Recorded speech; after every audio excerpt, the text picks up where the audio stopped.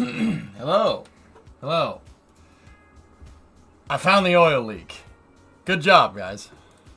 You guys, dude, you're not gonna believe me. You're not gonna believe me. You're not gonna believe me. So before we get into Satisfactory, I'm just gonna show you, okay? You're not gonna believe me. I don't have the lapel mics hooked up just yet, so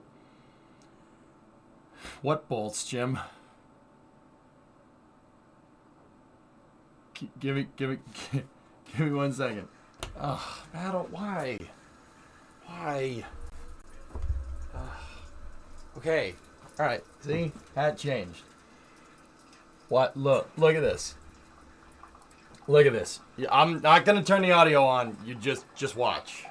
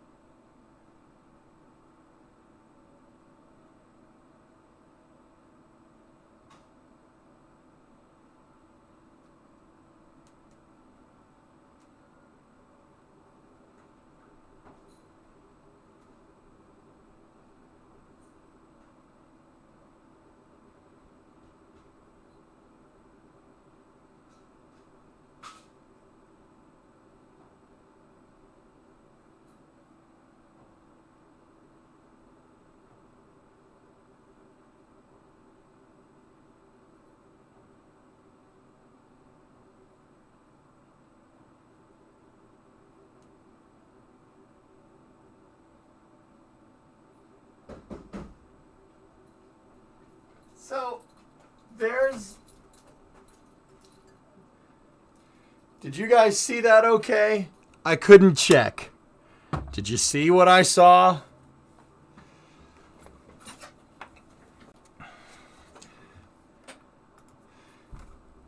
There's bolts missing.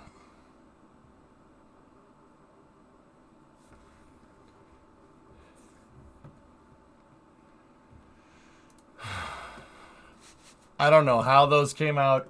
I don't know, dude. I'll be 100% honest with you. I don't know how long that's been like that. I don't know, Jim. I have no idea. I don't know. Trucks run fine. It's not losing that much oil. We checked the oil yesterday, and I have been changing it.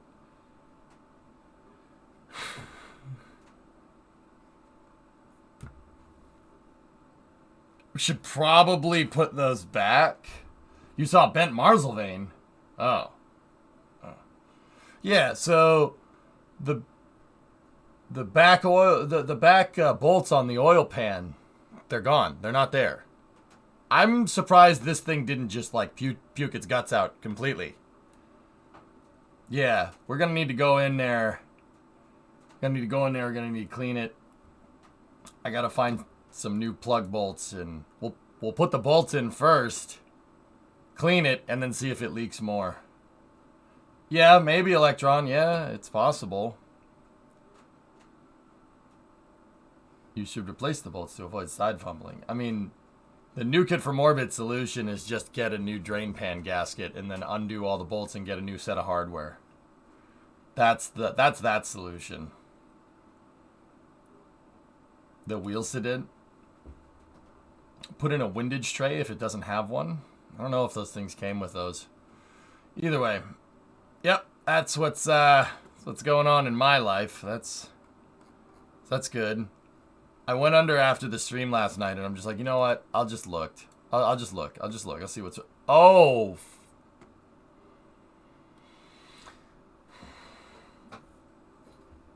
You lost a tire, nearly lost an oil pan. It's tough enough doing okay. It's old, man. It's an old truck. I can't, dude. I can't believe 2 bolts fell out of the oil. Fell out of the oil pan, and it's still like, whatever. I suggest a big block twin turbo conversion.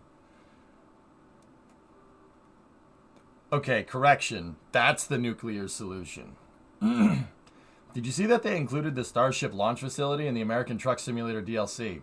Yeah, Sleepy. Yeah, I did notice that. Where is it?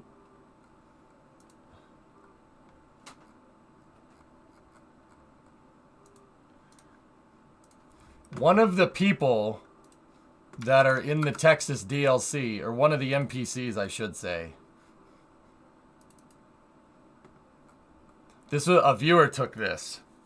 One of the NPCs in the that are around Boca Chica.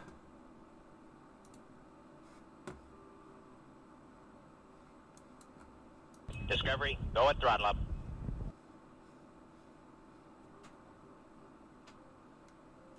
Is in the game, and that looks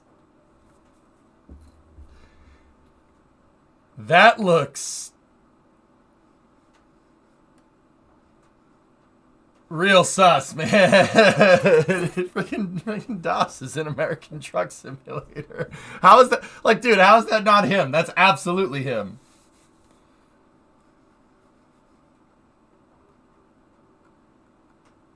That's absolutely, dude, like, that's absolutely it, right down to the hat.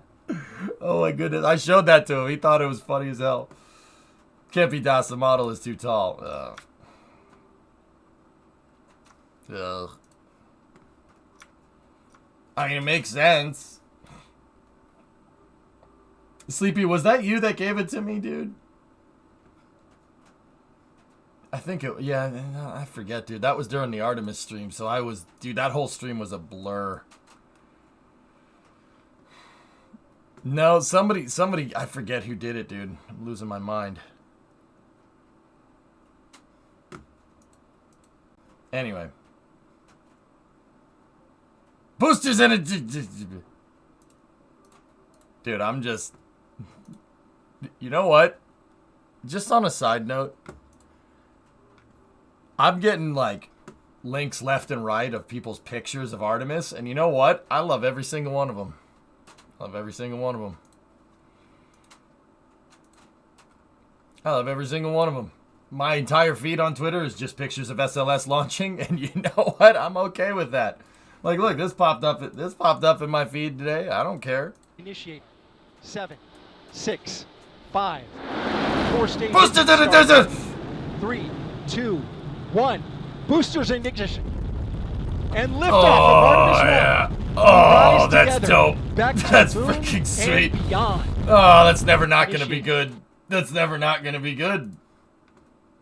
It's never not going to be cool. That's always going to be cool. All views synchronous from TJ? Oh, no. Oh, no. Oh. Oh, 5, this is awesome. 4-stage engine start. 3, 2, 1. Boosters in ignition. And liftoff of Artemis 1. We rise together back to the moon and beyond. Oh. 5, 4-stage engine start. 3, 2, 1. Boosters in ignition. Boosters in ignition. And liftoff of Artemis 1. Oh. Oh, yeah. Okay. Where can I find all these clips? It's the NASA B-roll, dude. Here.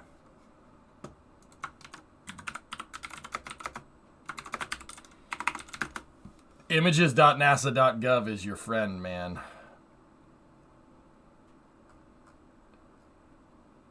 Wait, are these post-launch pictures? No, not post-launch.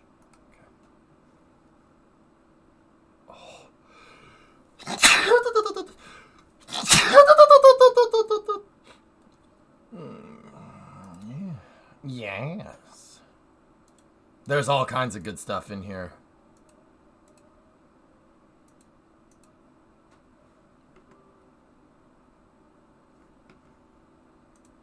Satisfactory? Yeah, we'll be jumping in a second. Post-launch Scorch? Man, that thing got messed up, dude. Look at that. Look at that.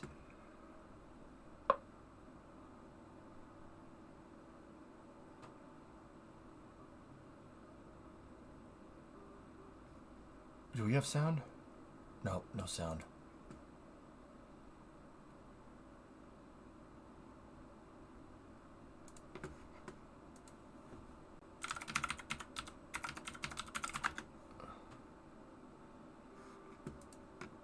Oh yeah. What a monster. It needs classical music.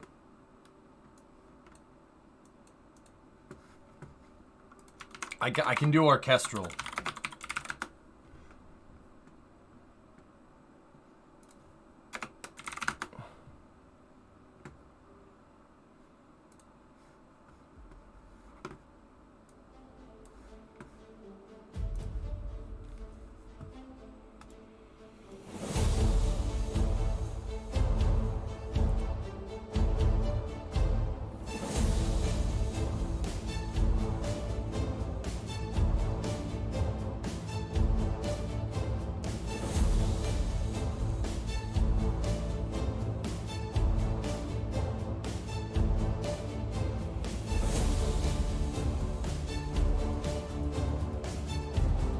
It is orange.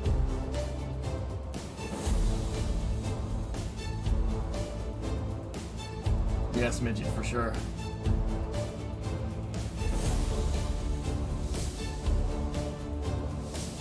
I like it. I like it a lot. It really is nice.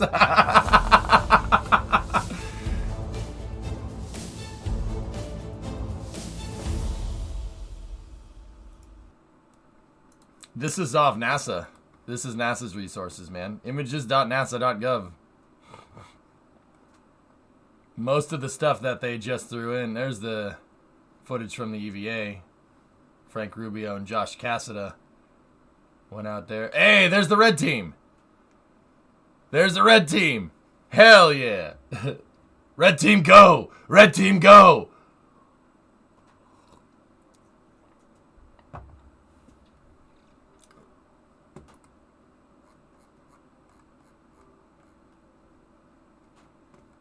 That's from the presser the other day. Boosters in addition. Yeah, there's all kinds of good stuff here. This is just NASA's image archive, man. Images.nasa.gov. You can find all kinds of good stuff in here. This is where I get most of my, like a lot of shuttle research pictures get put in here. Like, and it's all publicly available, all public domain. Just, hello.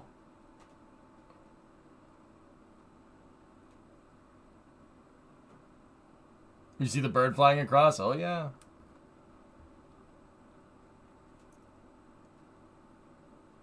Yeah, the search function is kind of terrible, but yeah, if you just like key in Artemis 1,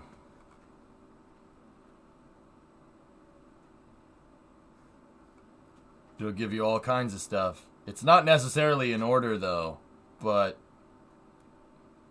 whatever.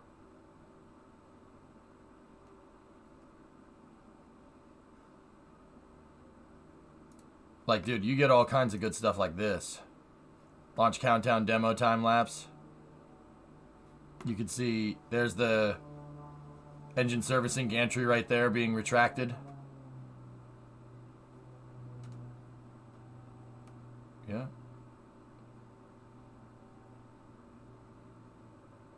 I know some of these guys. That's kind of the cool part. Cool, huh? You can get all kinds of good stuff in there. But we have factories to make. Let's go. Satisfactory was updating, guys. That's why we did SLS stuff for a second. That video on Twitter has all the engineering cam footage. Where is that available? I'm not seeing it.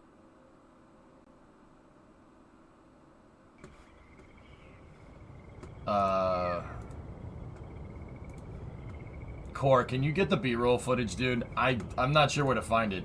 Yes, to be honest. NASA's search function is terrible. Are we into update 7? Views from 26 minutes forward are awesome. Oh, yeah. Yeah, those onboard views. I really wish we had live shots, but... yeah. The one at basically about 30 minutes in is just... yeah, that's something else, man.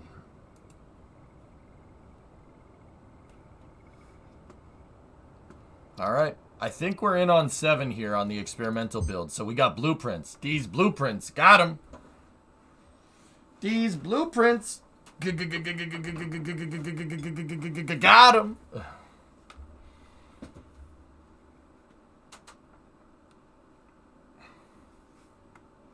So with this update, the belts lag so bad. This is so bad. Oh my god.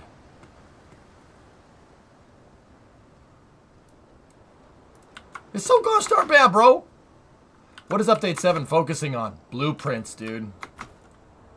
I know there's many ways to get to the moon, but what is the quickest route? Light takes the quickest route, which is a straight line, T-Man. Quickest way that we've done it is the Apollo missions. Actually, Surveyor may have been quicker.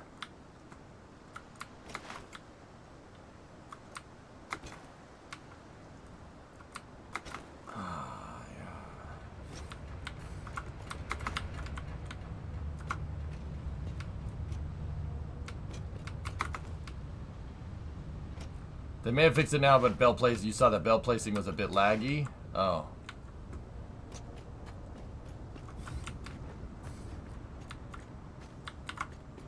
Dude. I always come back and I'm always taken aback a bit. I'm like, eh. Surveyor was direct landing. No lunar insertion, direct landing.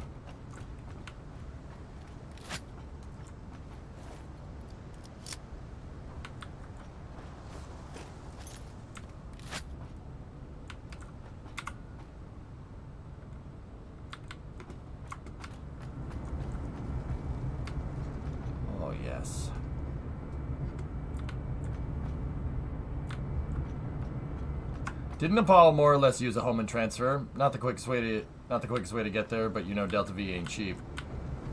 A high energy Hohmann transfer, Jonas. Yeah, I mean technically Artemis 1 is on a Hohmann transfer as well. It's a lower energy Hohmann transfer though.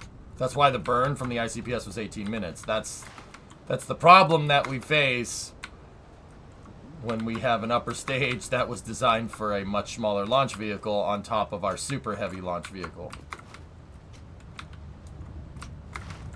Guys gotta remember, versions of the Delta cryogenic second stage flew on Delta 3. So, yeah, we need a bigger upper stage. So they brute forced Surveyor.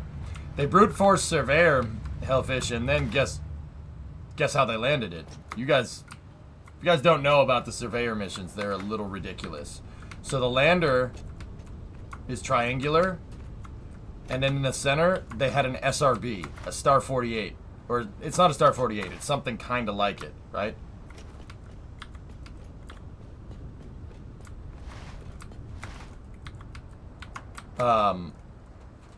So basically there was a vacuum-optimized SRB in the middle of Surveyor. And that burned off basically all of the Delta V. It was a direct landing, no lunar orbit insertion. They just shot it from Earth. And then it landed straight on the moon.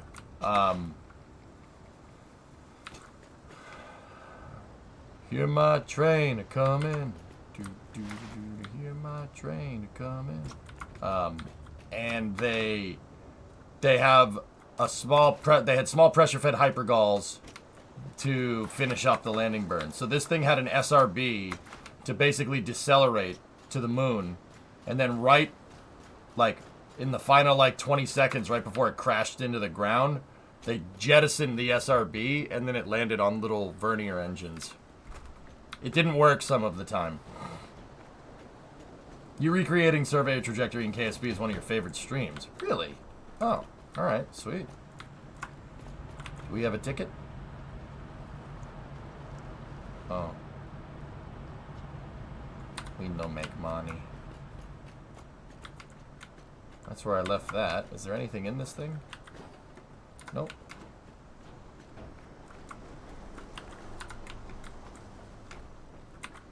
No, not here. Wait. We can take a power shard. There we go.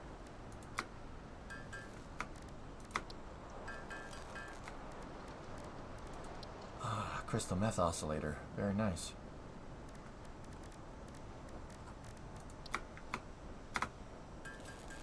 Is there a VOD of that somewhere?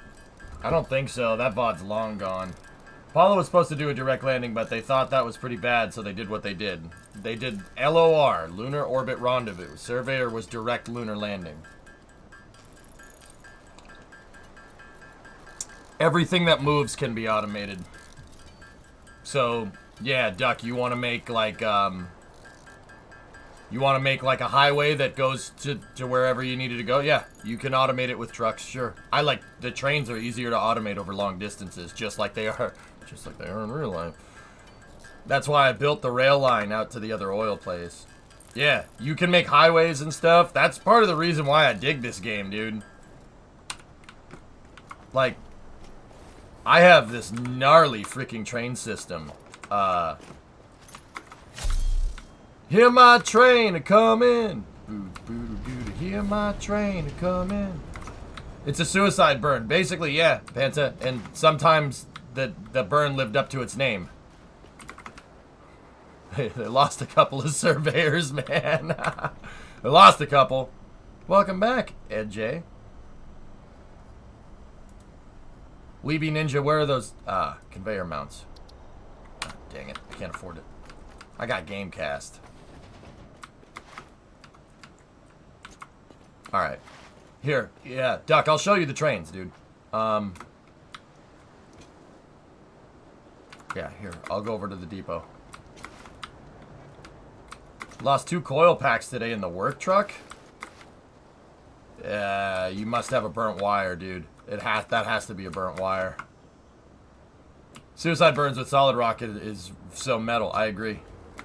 Alright, here, I'll get in my NASA train here. Ready? Discovery, go at throttle.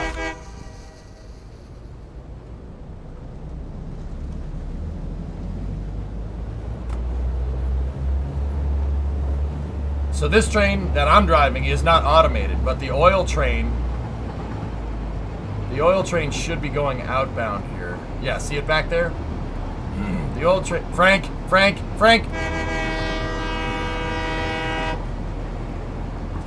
Frank was on the tracks, but it looks like he's okay. I think he's all right.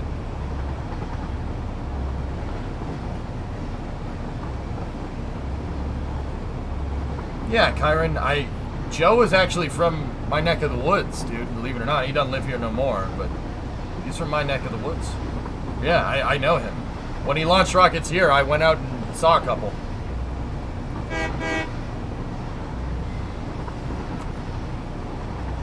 So see the oil train over there? That train is automated.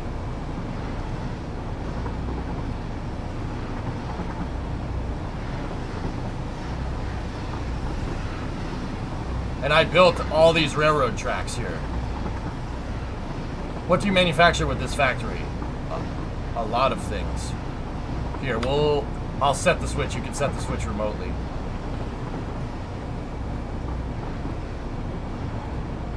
Logistics floors hypersonic? Elaborate. So this is where the old oil refinery was. When they redid the biome that's on the other side of these rocks, I basically deleted this track. And the road. There was a road here. And then I built this new track out here. Down to the new biome.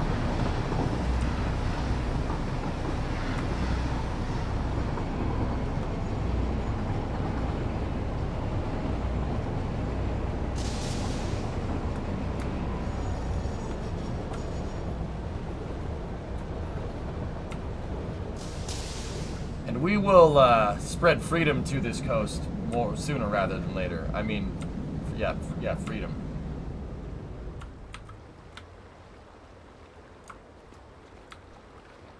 Boosters at a distance. Yeah, there's oil over here. There's a bunch of oil deposits. If I crude oil, we go searching for the crude oil. Let's see.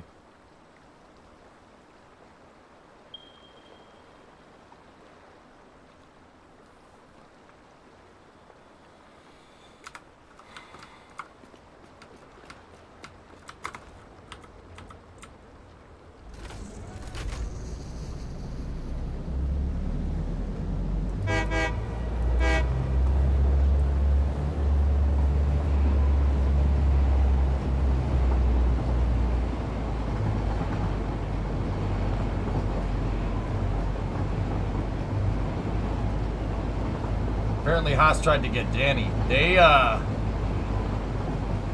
got rid of the kid, man. Not too happy about that, but whatever.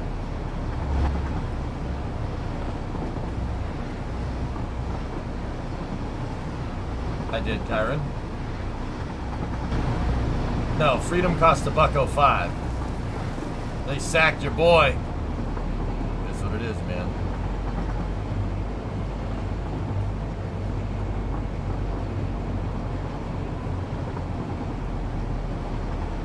Yeah, Snib, it's annoying. Still got Alonso, though.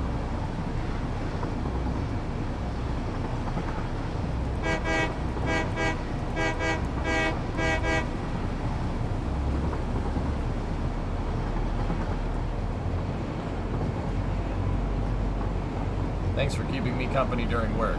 Yeah, thanks for keeping me company during work.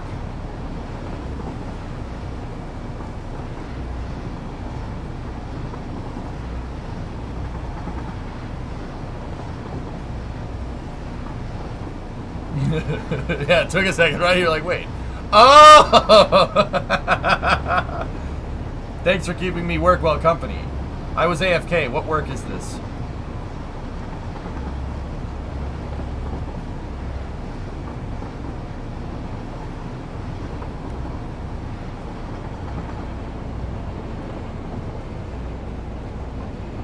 Frank! Get off of my train!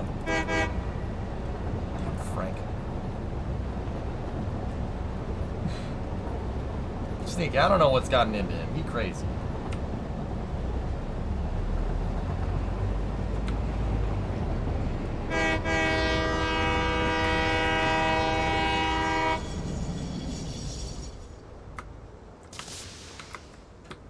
This is my depot. I have another train here ready to go, and we have their service depots here ready to go, but we haven't implemented that yet. Yeah, guys, remember. Three honks to go backwards. 2 honks to go forward. Okay? It's train etiquette. It's train etiquette. Train etiquette. Okay? I don't understand what John did, to be honest with you. John got suspended from Twitter for posting media that... He got suspended from Twitter for posting media that didn't belong to him.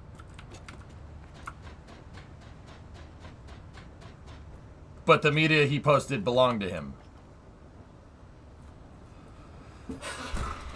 I don't, yeah, I don't get that. That's a little weird. John Kraus, dude.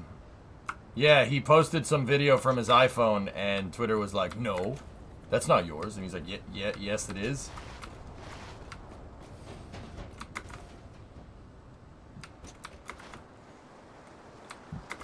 We need more concrete here. That's what I was working on.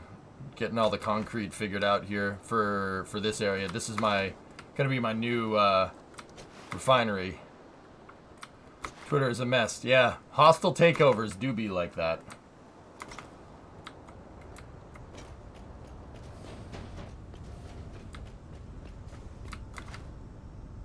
Nice bunker. Hey.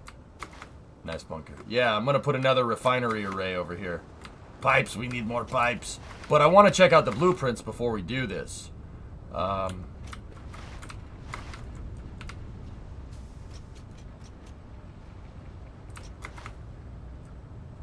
Yeah, I want to check out the blueprints before we go any further. Because that's what Update 7 really entails. We have a blueprint printing machine now. But the blueprint machine is really more a sub-assembly machine than anything. More pipes than a real-life refinery. I actually... Yeah, I don't know if I based this off of a real refinery. I think it was inspired from one. But I wouldn't be surprised if they did it better than me. Because, you know, it's their job.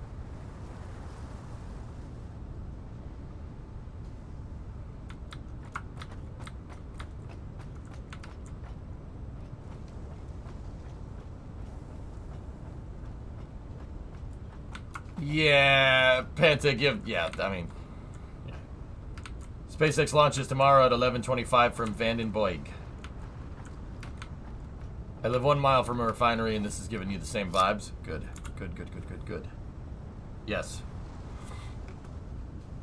Dude, I spent way too much time looking at San Jacinto Point in Texas to freaking not get this right. Blueprints are buggy at the moment. Placing and connecting a blueprint with train tracks will crash the game. Isn't that launched today?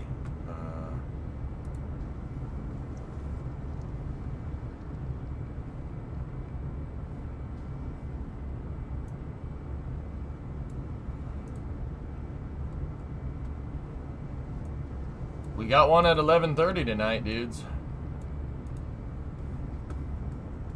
I've been there. I've also seen the USS Tejas. Yes. Static fire of Falcon 9 complete. Targeting Friday, November 18th for 52 Starlink satellites. From Slick 4 in California. Okay.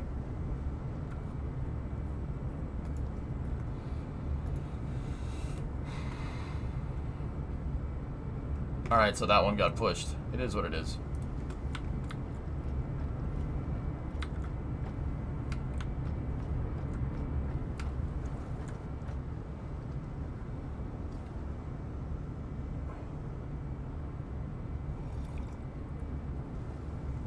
Alright. We gotta build a blueprint building area. Yeah. Gotta figure out a location for that. Gotta figure out a home for it. Oh, I hear my train a come in. Hear my train a come in. We really need to get the bauxite line figured out. That's what that other train is for. The orange train that's in the depot. Oh, nice. We have plenty of crude oil. You know what, fellas? I'm really more interested in making building blueprints than anything. Buildings are the things that take long times. The conveyor belts don't take very long. But, either way.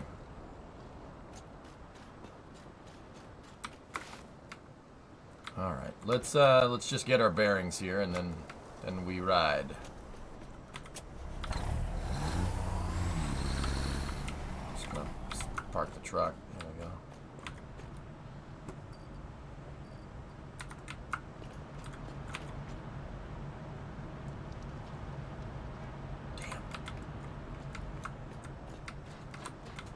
I hope they give us steam locomotives in Satisfactory. Steam locomotives? Why would they do that?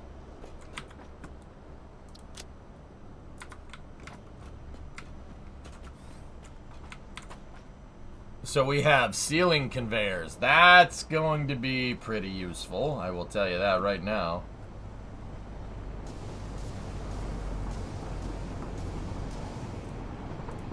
Alright, where is the blueprint builder? Blender? I don't remember that being there. But then again, I've never gotten really far in this game.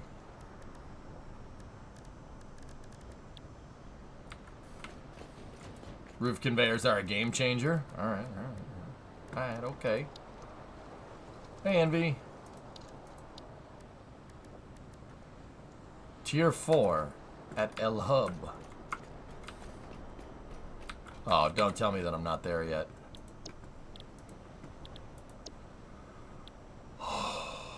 Okay.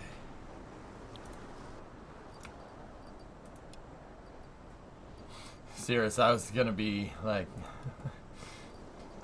what do you mean I don't have? What do you mean it's not loaded? You gotta push the little yellow button to load it.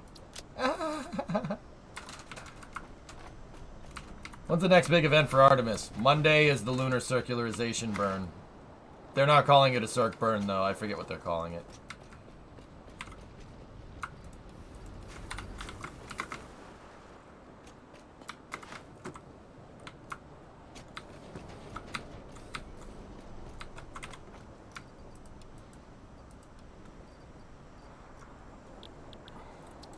Frames, frames, frames, frames, frames, frames, frames, frames, frames, frames, frames, frames, frames.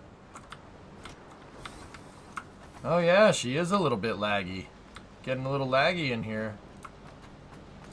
When 4K moon view. Yeah, something tells me that that's not happening based off of the coverage that I saw from the other day. Oh yeah, this is super laggy. Ah, this was never this bad before. Oh no.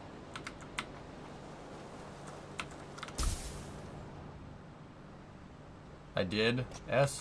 Haven't gotten a reply back.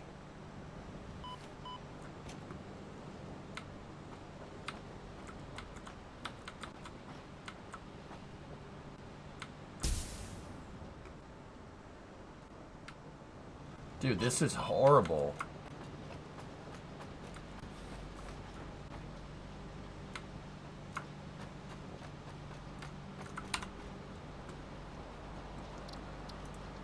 Oh no.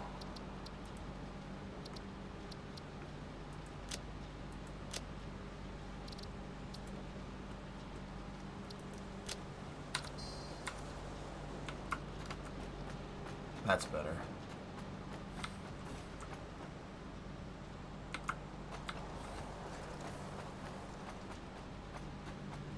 Yeah, you guys see the lights flashing around?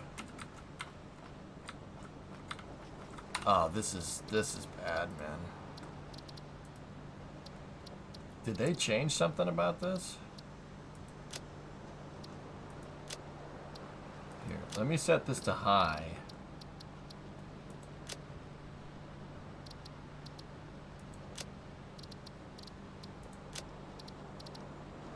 Yeah. Just move the VFX and anti-aliasing down.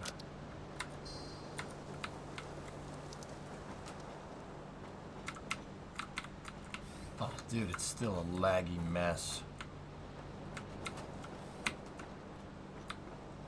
The VFX, or not the VFX, the graphics, there's some serious lag here. It's input lag, guys. I don't know if all the lights that I made screwed this up. Maybe.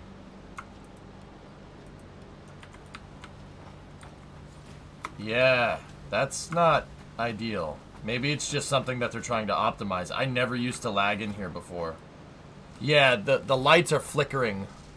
The lights in game are flickering on and off. They did see him? Did you see it? See him? You guys can see that, right? Yeah, you can.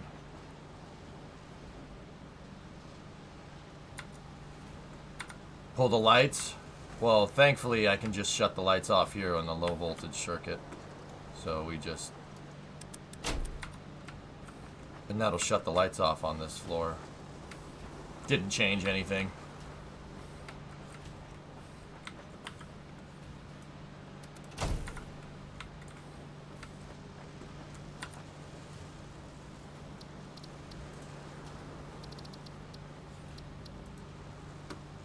Maybe we'll go to Maybe we'll go to 11.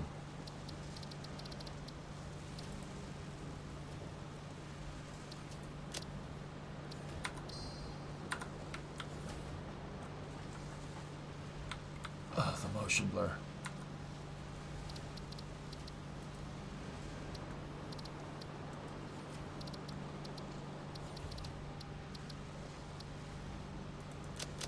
Lights really screw with, like real-time shadows and lighting really screw with the... Well, figured out what it was, because this is buttery smooth now.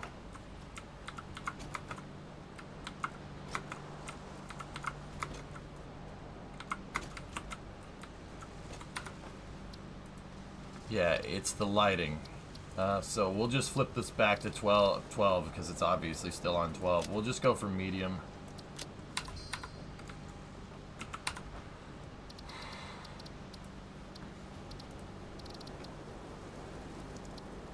Laglander, how are you?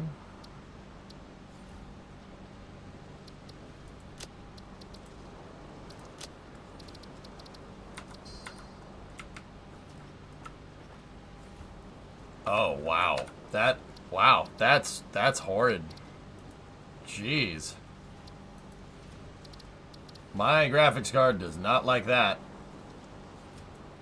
Yeah, definitely the lights. So, here, I'm curious. Let's flip everything. All right, reset to default. Let's see what that does.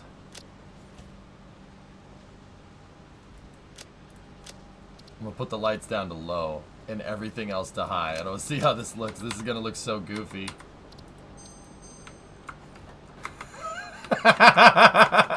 That looks so bad. Oh my god, that's funny. Here, turn them off.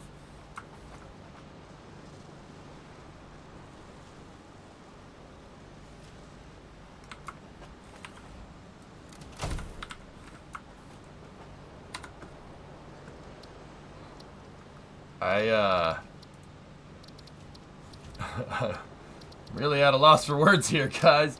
They must have changed the lighting. It's still good on medium. Oh. Oh no.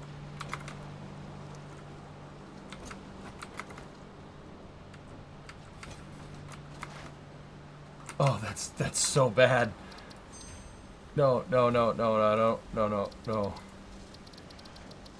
Snut! Why would you do this?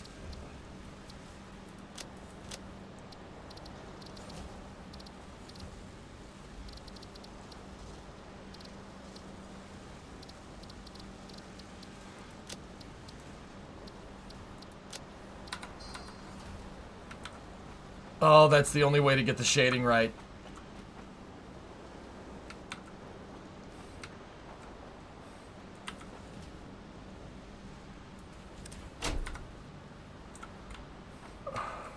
Ugh.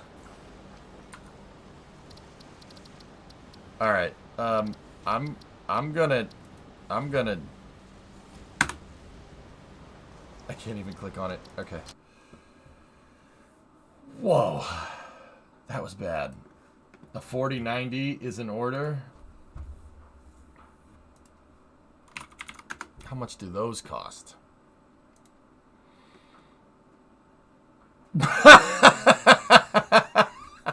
You think I can afford that?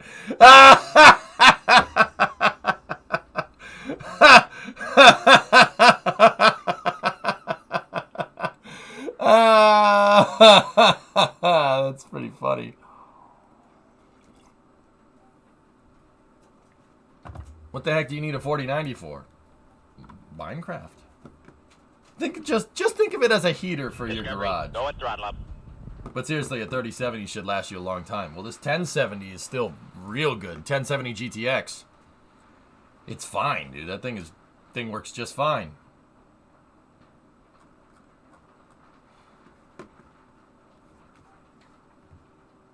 A 3090 is cheaper and is on sale for Black Friday. On sale for $1,200. Yep. Nope. I do need to update my graphics drivers though. So maybe we'll update. We'll do the poor man solution and just update the graphics drivers.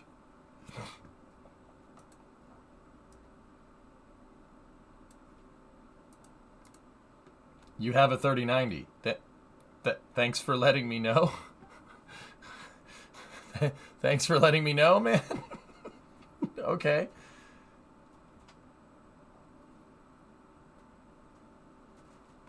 I think EJ will buy a truck for $500 first, then the 4090 for $2K. Yeah.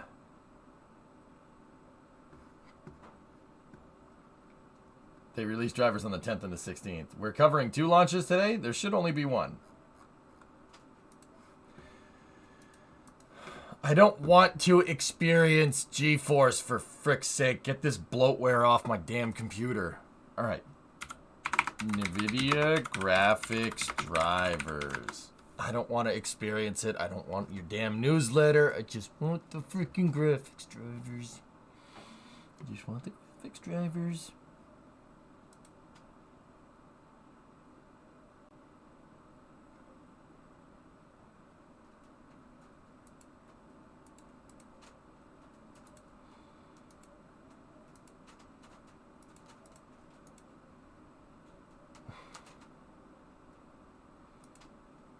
What do we have? I have a 1070 GTX.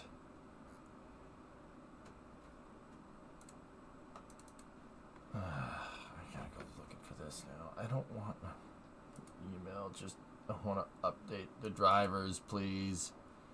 Why does everything have to be an experience? I don't need an experience when I want graphics drivers, damn it.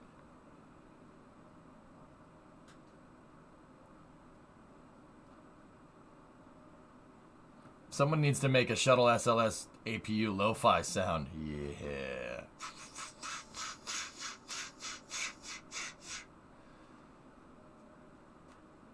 ABL is not going to stream it. They're just trying to make drivers more fun. I really just want drivers. Like, is this hard? I don't understand why this is. I don't need an experience. I don't need a damn newsletter. I just want drivers, and I don't want to sign in. Leave me alone. How else would they mine your personal data and sell it? Yeah. Discovery, You go know and what? throttle I'll up. just go looking for it on the internet. The hell with this. All right, let's go. Racing Bro, hi. You requested a driver? No, not that one. Not that kind. Oh, the GeForce experience. So GeForce.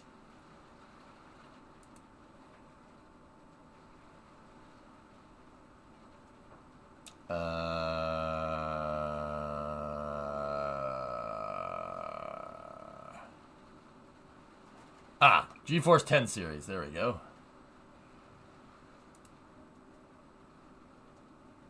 We have a 1070 GTX. GTX 1070. There we go. Start the search.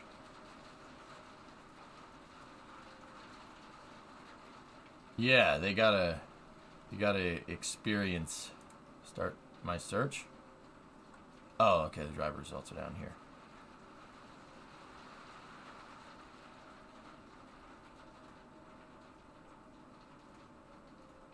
F2698. Yeah, okay. Get the latest GeForce news. I don't need the latest GeForce news, you stupid piece of poo-poo.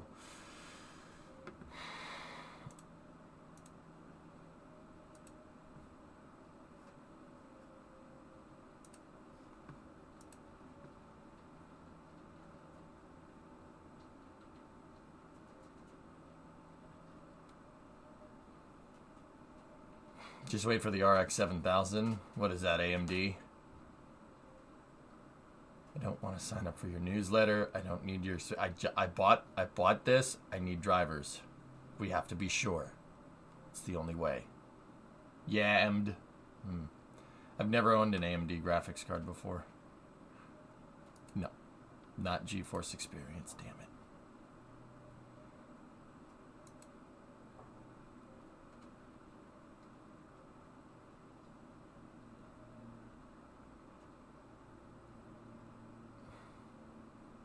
I don't want a large farva. I want a gosh dang liter of cola. I just listen to the radio while she's falling, and I'd be able to listen to the radio while I'm collating, and I don't see why I can't listen to the radio at a reasonable volume from 9 to 11.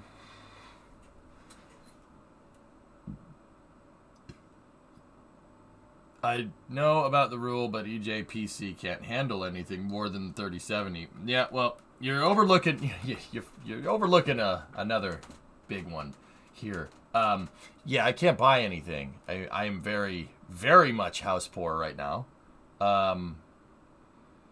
Yeah. Why do I get falling down vibes? Because defense is one of my personal heroes? No. He was up until the very end. Yeah. Yeah. Yeah. What's wrong with the street, Kyron? What's wrong with the street? Nothing. I knew it. I knew nothing was wrong with the street. We need more heroes like defense. Amen to that. Except for the end. The end part is like, okay, you're getting a little weird, man.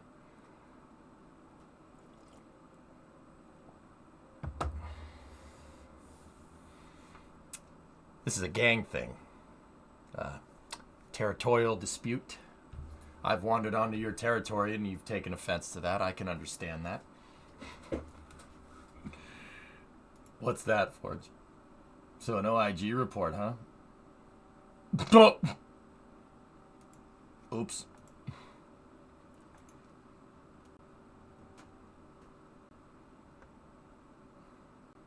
Rick, it's Rick and Sheila, Flykin. Rick and Sheila. I gotta give the computer a restart here. I'm talking to you like you're my friend, like you've been my best friend. You don't even know me. Someday I will convince you to play Factorio Space Exploration. Blue, I played Factorio. The community pissed me off so much that I don't play it out of spite nowadays. Yeah. Their loss.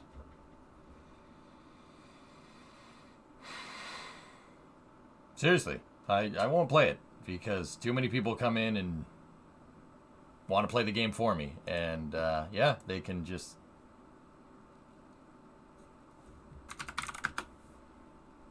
KSP2.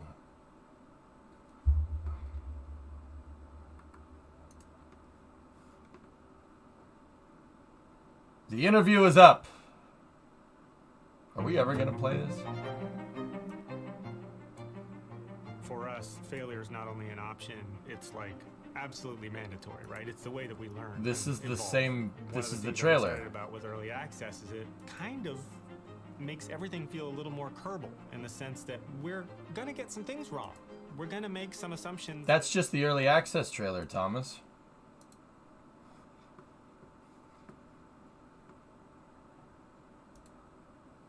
KSP Twitter said it would be a new thing. PC game. Oh, right now they're showing KSP 2. Oh, man. And all the new things to explore.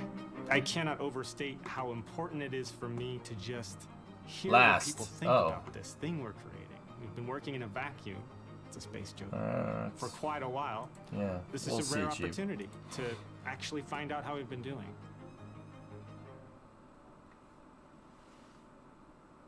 Hi there, I'm Imogen Mellor from PC Gamer, and I am joined by Kerbal Space Program 2, Nate. Simpson. Would you like to introduce yourself, Nate? Hi, I'm Nate Simpson. I'm the creative director for KSP2. Okay, so Kerbal Space Program 2 coming up, early access, all that jazz.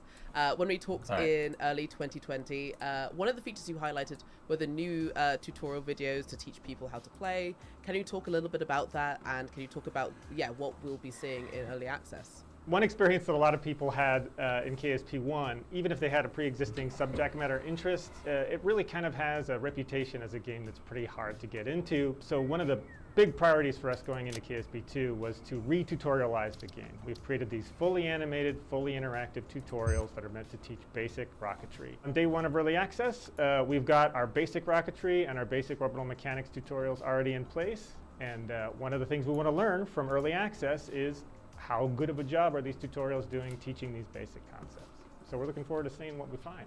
And can you talk about how you expect to be layering the features in early access? What comes first? Right out of the gate, day one, early access, functionally sandbox. What we're doing is validating the basic physics, basic flight system, construction, all the things that make Kerbal. The second big rollout is going to be science mode. That'll be our first progression mode that we're bringing into the game that rewards exploration with kind of increasing technology levels and new kinds of parts. And then going forward from that, we have colonies, which is a big new thing for KSP2.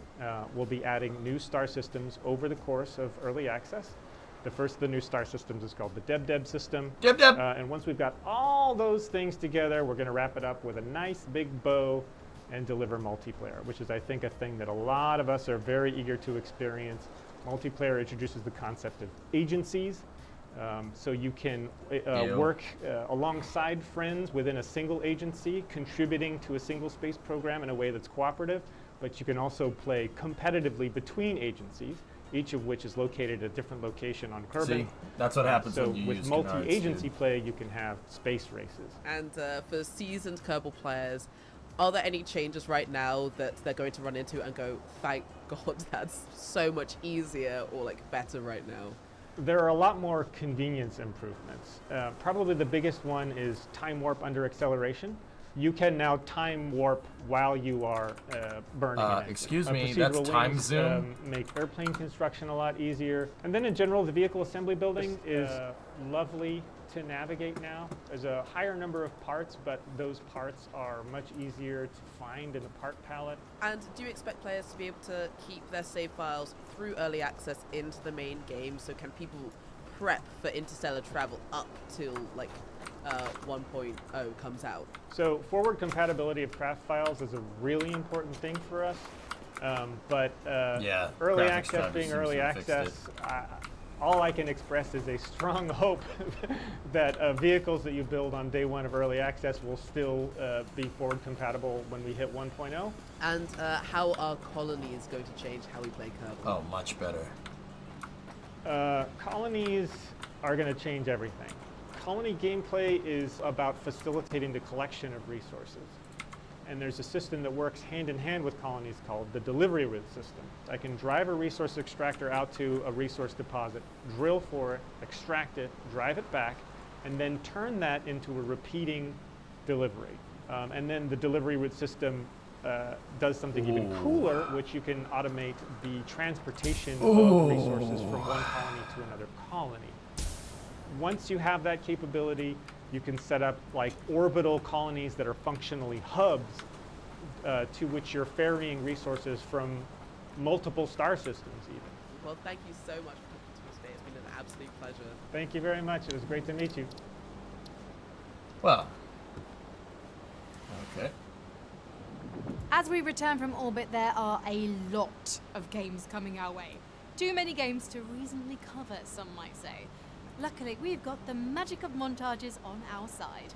Here's a rapid-fire look at what's on the PC game. Okay, I don't care. Alright. Well, that's pretty cool. That's pretty neat. The frames are still horrid down here. Like, so much so that the mouse is lagging.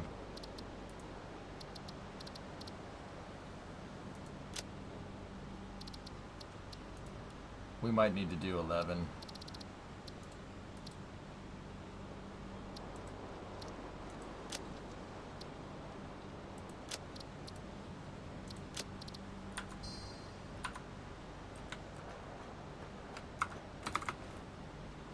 Oh, it's so bad. 11 requires a restart. Oh, thanks.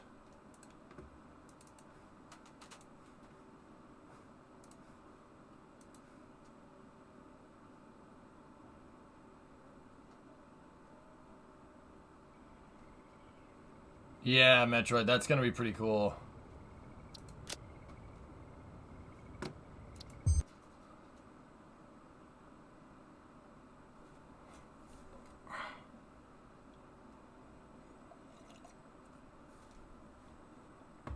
Jay Leno is undergoing hyperbaric chamber treatments for deep second-degree burns. Wish him the best. Yeah, he was doing something and it didn't like it.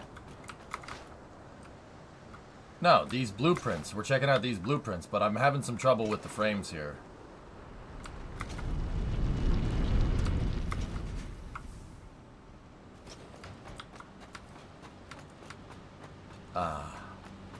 Yeah, that's better. Yeah, we'll just run it on 11.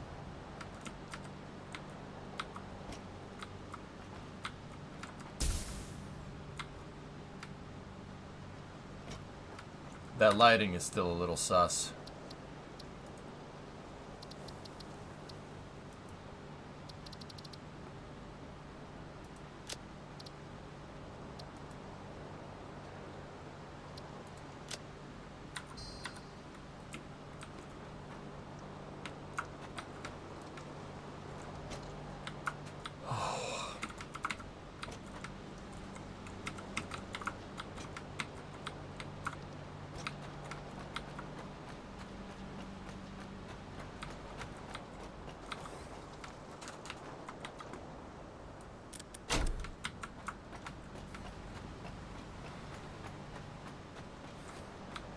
Are the lights set to 100 brightness? I don't know.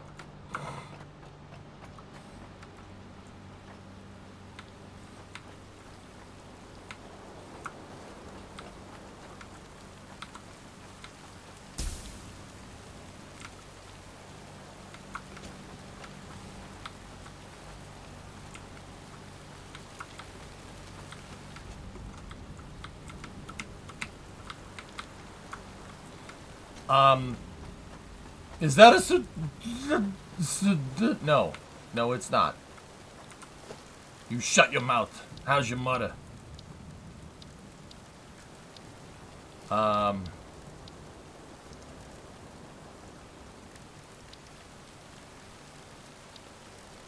Where's that light controller? Cause yeah, it might be the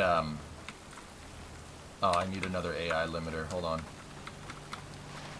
It might be that the lights are cranked to maximum intensity, and that's probably screwing it up.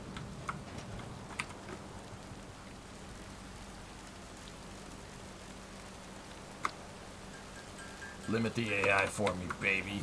All right.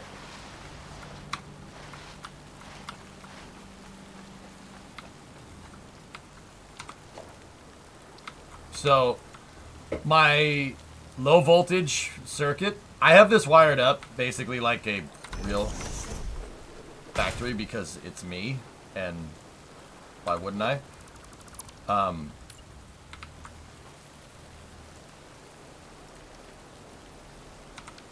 And if I put the light controller here in the right spot,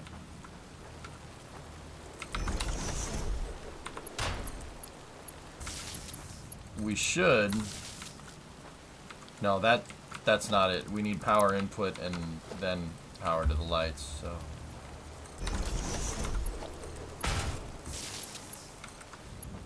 That goes to all the lights there, and if we go in here like this, then we turn the lights on, it's gonna. Yep, okay. And then we just.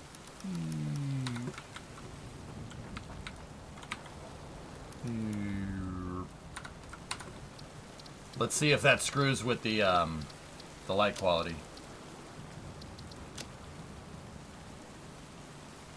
Yeah, W, I saw the Hermes engine. Unbelievable. Oh, yeah. Okay, wait, did that change? Did I change it? Yeah, okay. Alright, cool. So it is the lights, but the lights were being overdriven. Alright, that's cool. The intensity. Good call, whoever, I don't know who said that. I forget.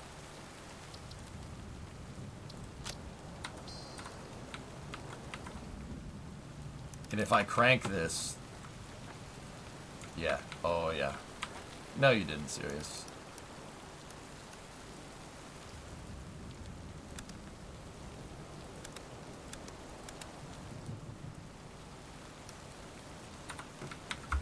let's go out here.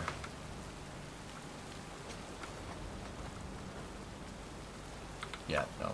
That's...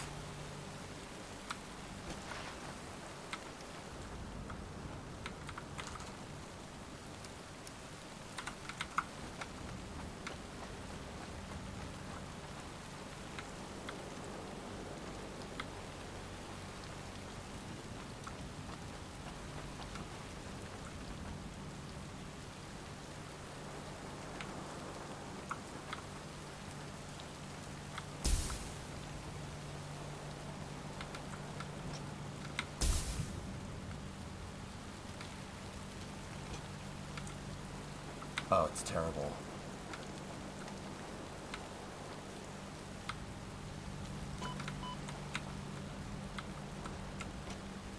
Yeah, Fard, this didn't used to be this bad.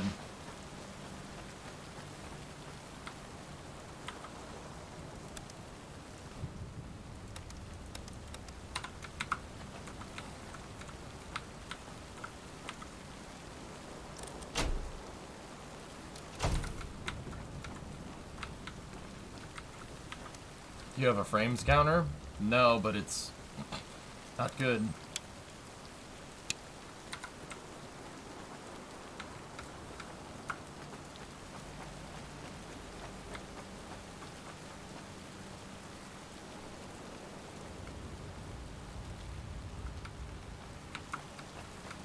See, like, that one isn't even casting a shadow, dudes. Or it's not even casting any light, only that one is.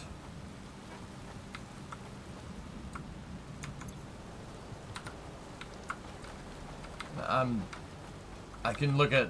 I know the frames just by looking. Like, and we'll yeah, it's alright.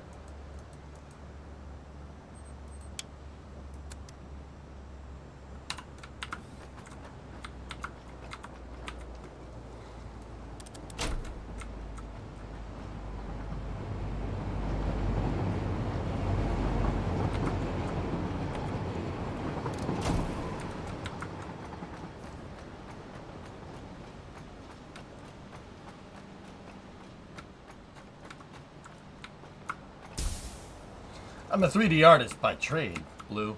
I know what's bogging down the system.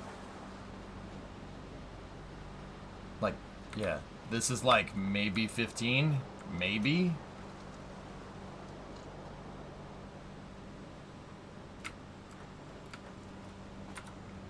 The other thing that'll croak a graphics card is shadows. Shadows are very, very intense. So if we turn the shadows down,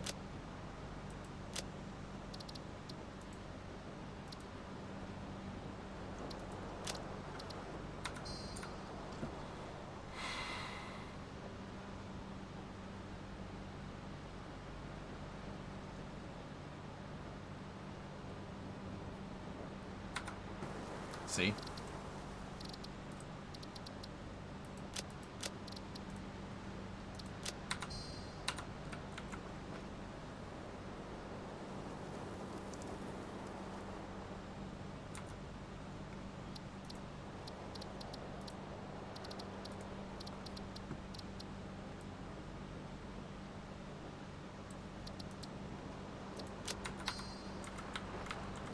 Oh, it's so bad.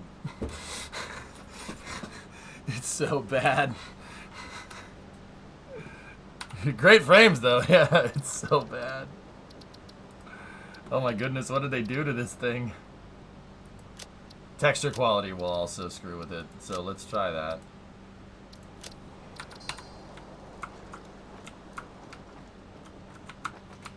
Frames are fantastic now, but this... Stat FPS. You know, Blue, I'll be honest with you. I didn't really even ask for the frames. But, you know, and I even said like 2 seconds ago that I don't need that, but people are still suggesting it. It's very strange. It's very curious.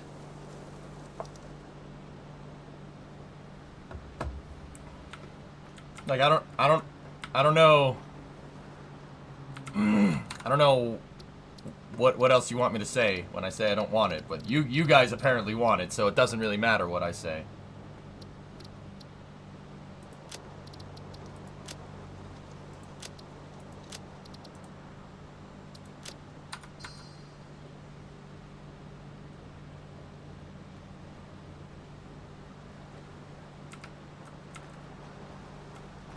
Hey, what did your boy say?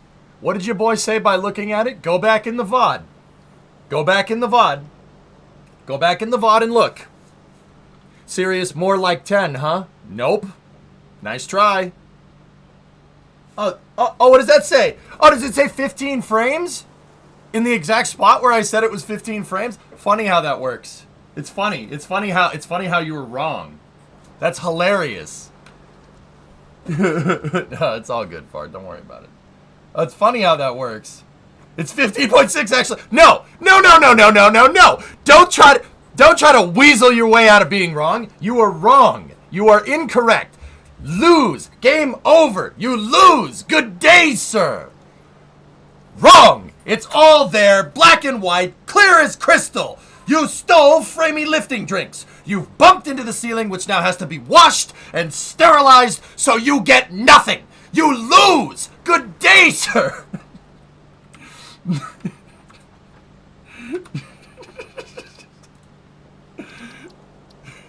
You stole fuzzy lifting drink. Actually, that was well rehearsed. Thank you. That's a good movie.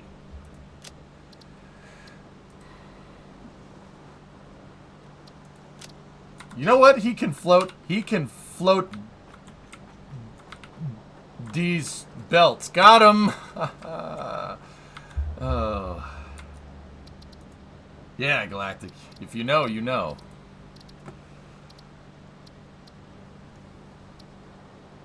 It's not Charlie in the Chocolate Factory, man. It's Willy Wonka. We could try VSync. VSync might fix it. What is that? Hierarchical Z-buffer occlusion. I like that word. Lowers the quality of the depth buffer. Maybe a performance impact on some systems. Alright. Let's turn that off. Oh, buttery 60. Oh, yeah. Yeah, Jesse, they screwed with the lights. They screwed with the lighting. Yeah, it's funny because they didn't want to have lights in the game originally, and then the community got up their butt about having lights, and now lights really lag the game.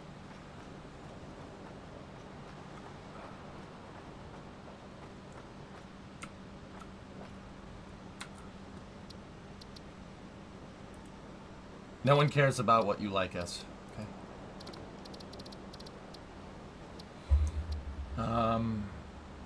Let's try turning off contact shadows.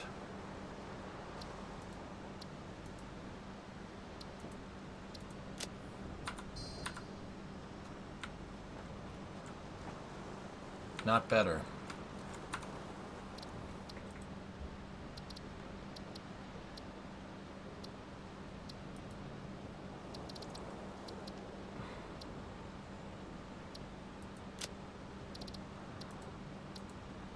The light could be casting a particle emitter.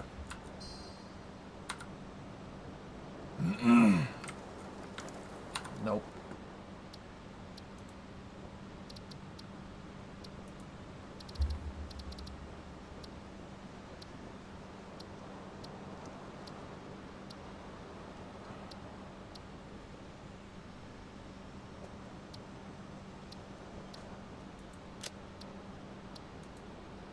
This is the old save. I've had this save since like update 2 or update 3.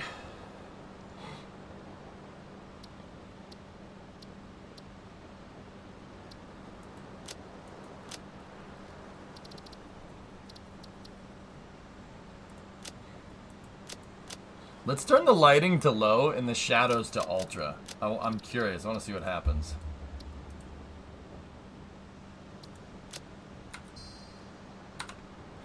I'm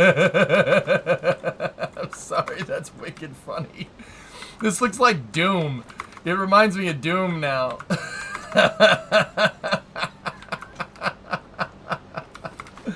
That's awesome. Turn everything to ultra?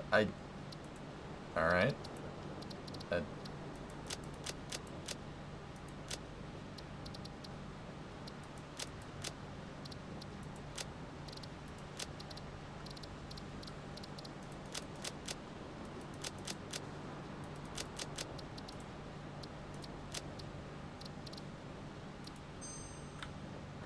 I mean, hey, it's actually not too bad. Oh, that's really bad.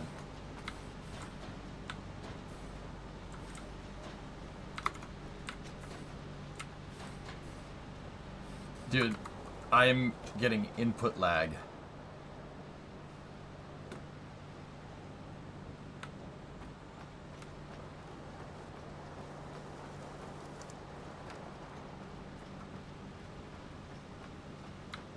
Your gamma is set to 0. Yeah, so? So what?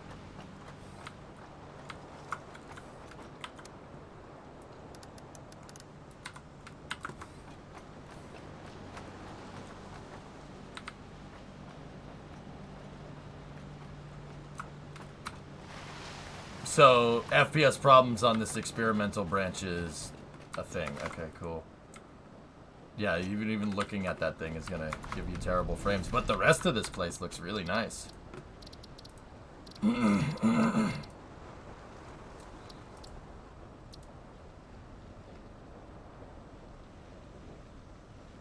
me the default. Oh, it didn't like that.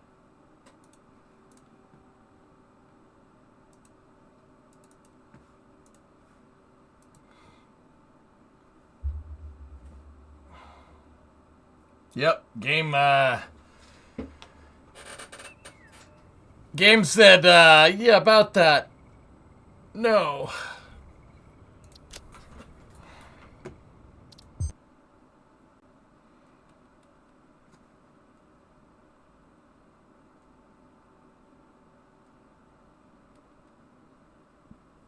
I just want to mess with the blueprints.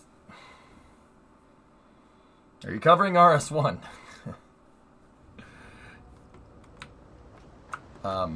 No. They're not even covering it, dude. There's no stream. I told you this already. When you asked me previously. Like, I don't...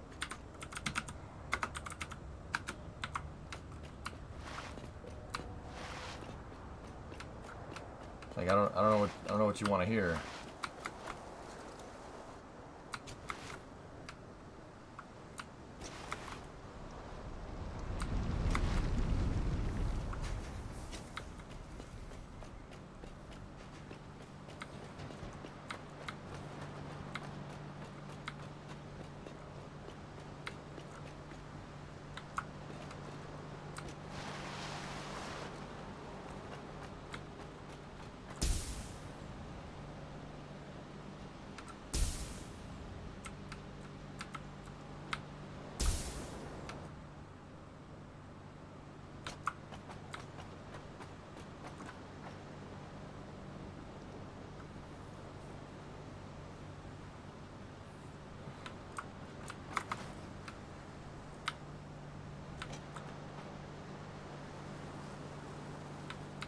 Nothing, geek.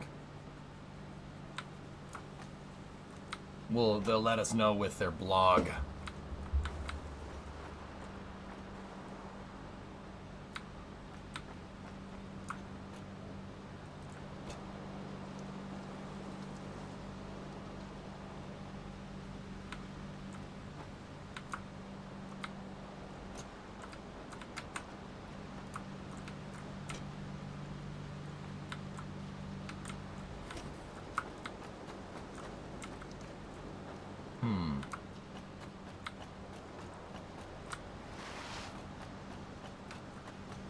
Okay.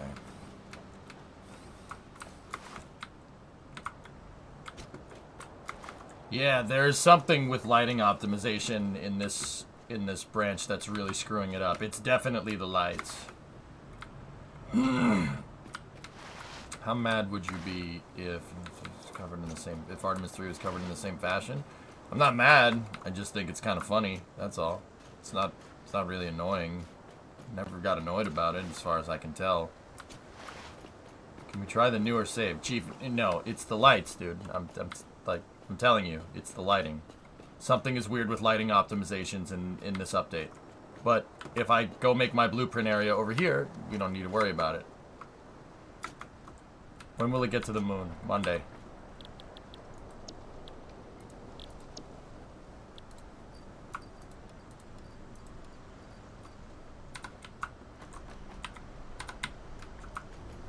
See if I got any frames or anything just lying around. That's gunpowder. Oh, there we go. Sweet.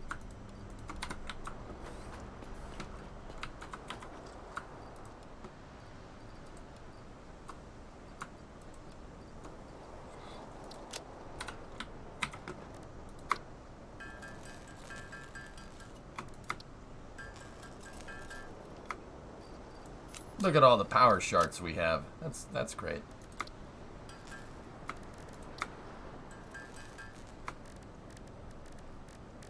Oh yeah. Just gotta get all the stupid ore out of here.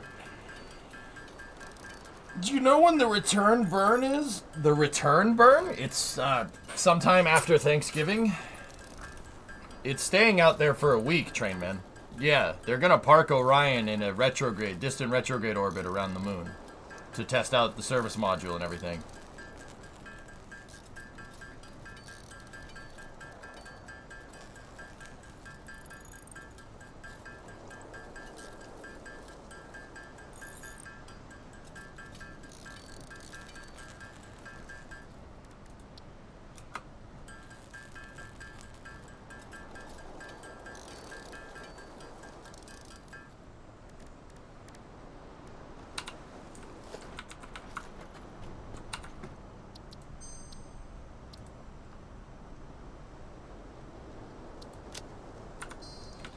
Try switching to DX12. The dev said it should be way more optimized. We started on DX12.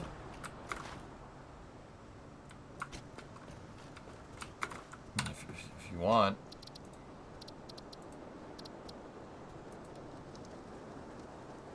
What's Vulcan? Let's try that. Screw it.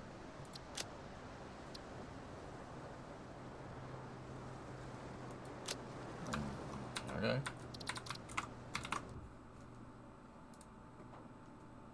Ah, I love the sounds of tinkering in the morning. Me too.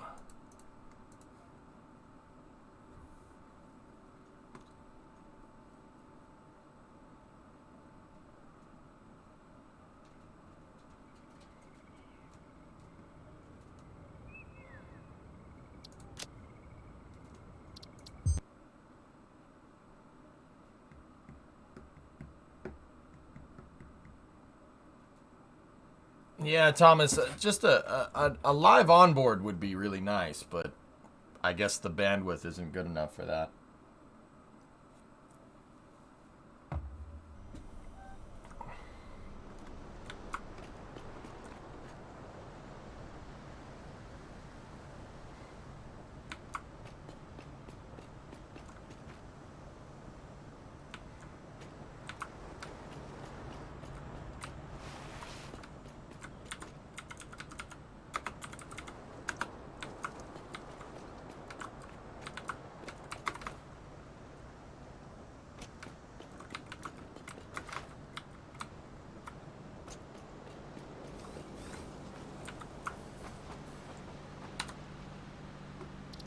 Oh.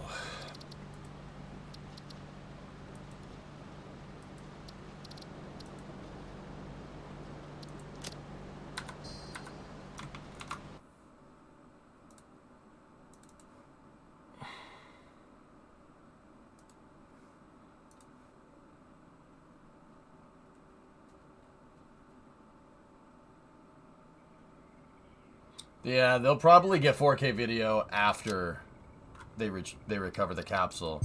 They are recording. The cameras are recording in 4K. They're not transmitting in 4K though, because my bandwidth.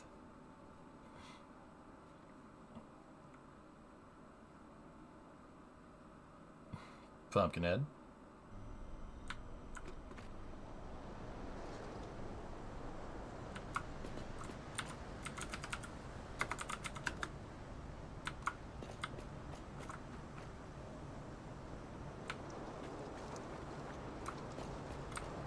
Yeah, update 7 is not very stable. Not entirely stable. I'm glad you're here to tell us these things. Chewie, take the chat upstairs and plug him into the hyperdrive.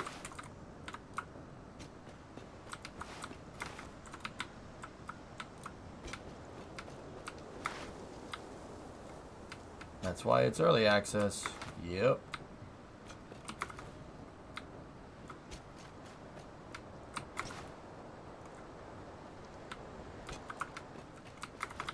Okay, we need a site for blueprints.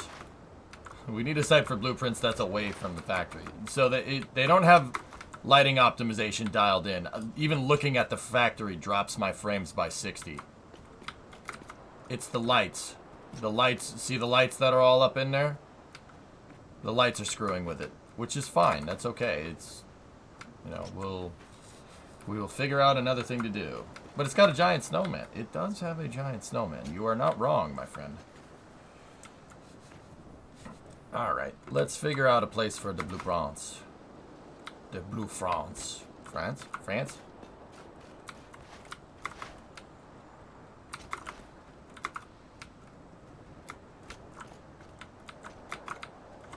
Where's the tunage?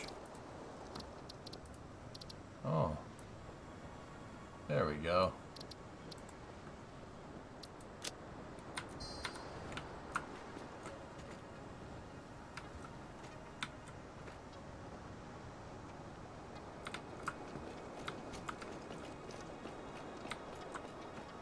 I already got my Christmas decorations up.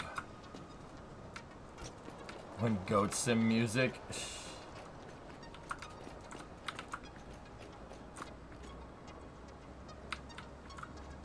Hey. Hey. Hey.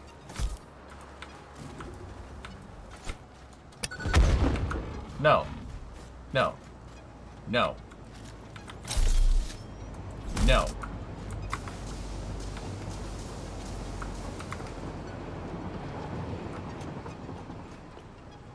Speeda does not improve.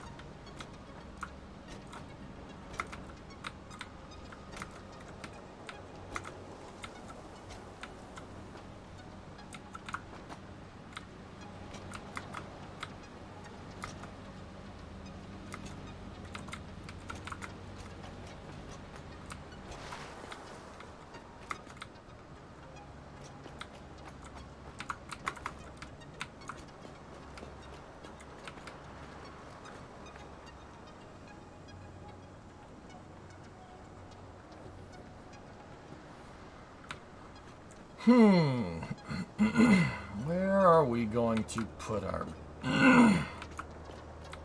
blueprint area? Let's see. You know what? I think I'll just temporarily put it out here.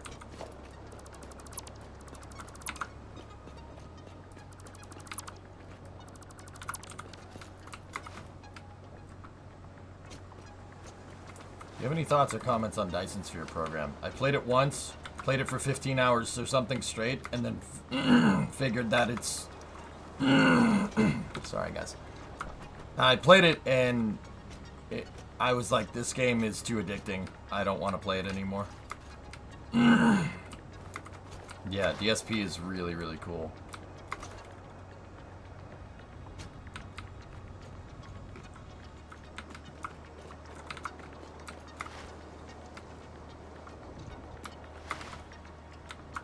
Gotta find a good spot for this thing.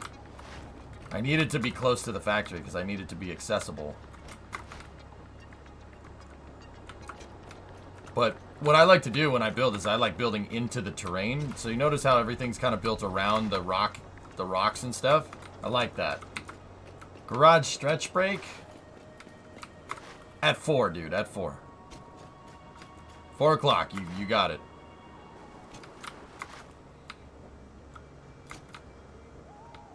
I'm thinking right here might be good. This is close. Oh, I'm sorry. Come here. Where are you going?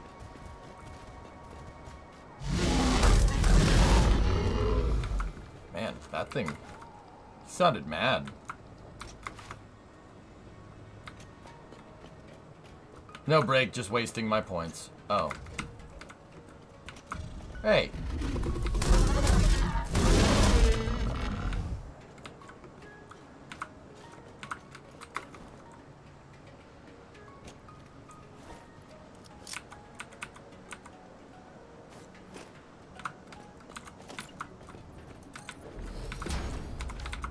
Yeah.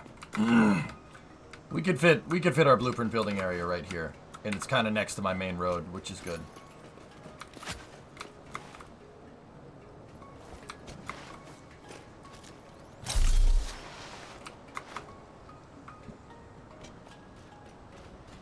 I need more concrete to lay down a foundation, and we need more concrete to finish up the phase thing. So let's just take all that. Why not? And we need more concrete to finish up the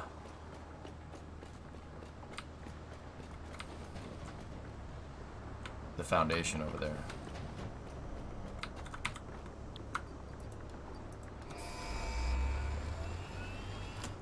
GLS's go for auto sequencer start.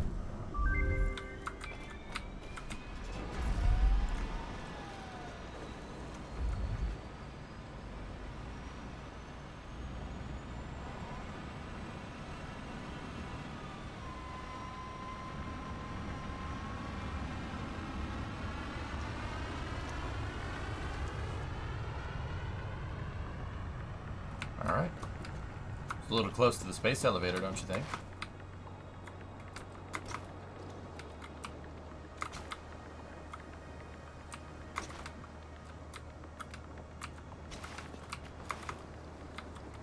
So yeah, there seems to be some things that need to be kind of updated. But we're on an experiment. It's experimental, I get it. We're on the experimental branch, so I'm not gonna make a gripe too much.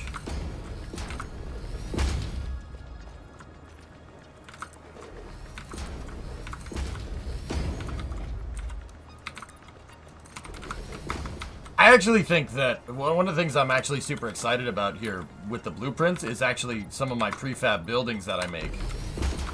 Those will be really nice for blueprints.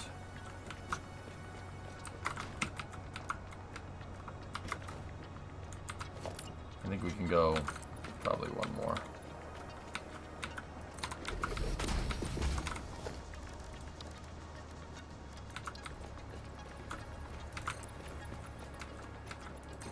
You gotta put the railing in or else Space OSHA is gonna get mad.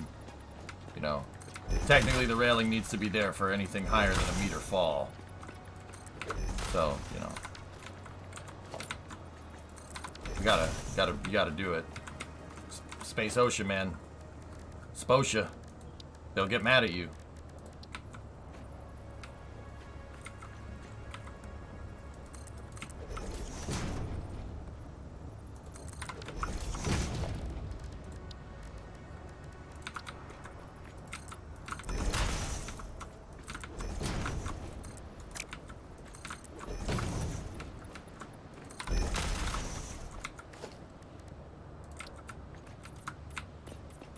And they need to be high visibility yellow.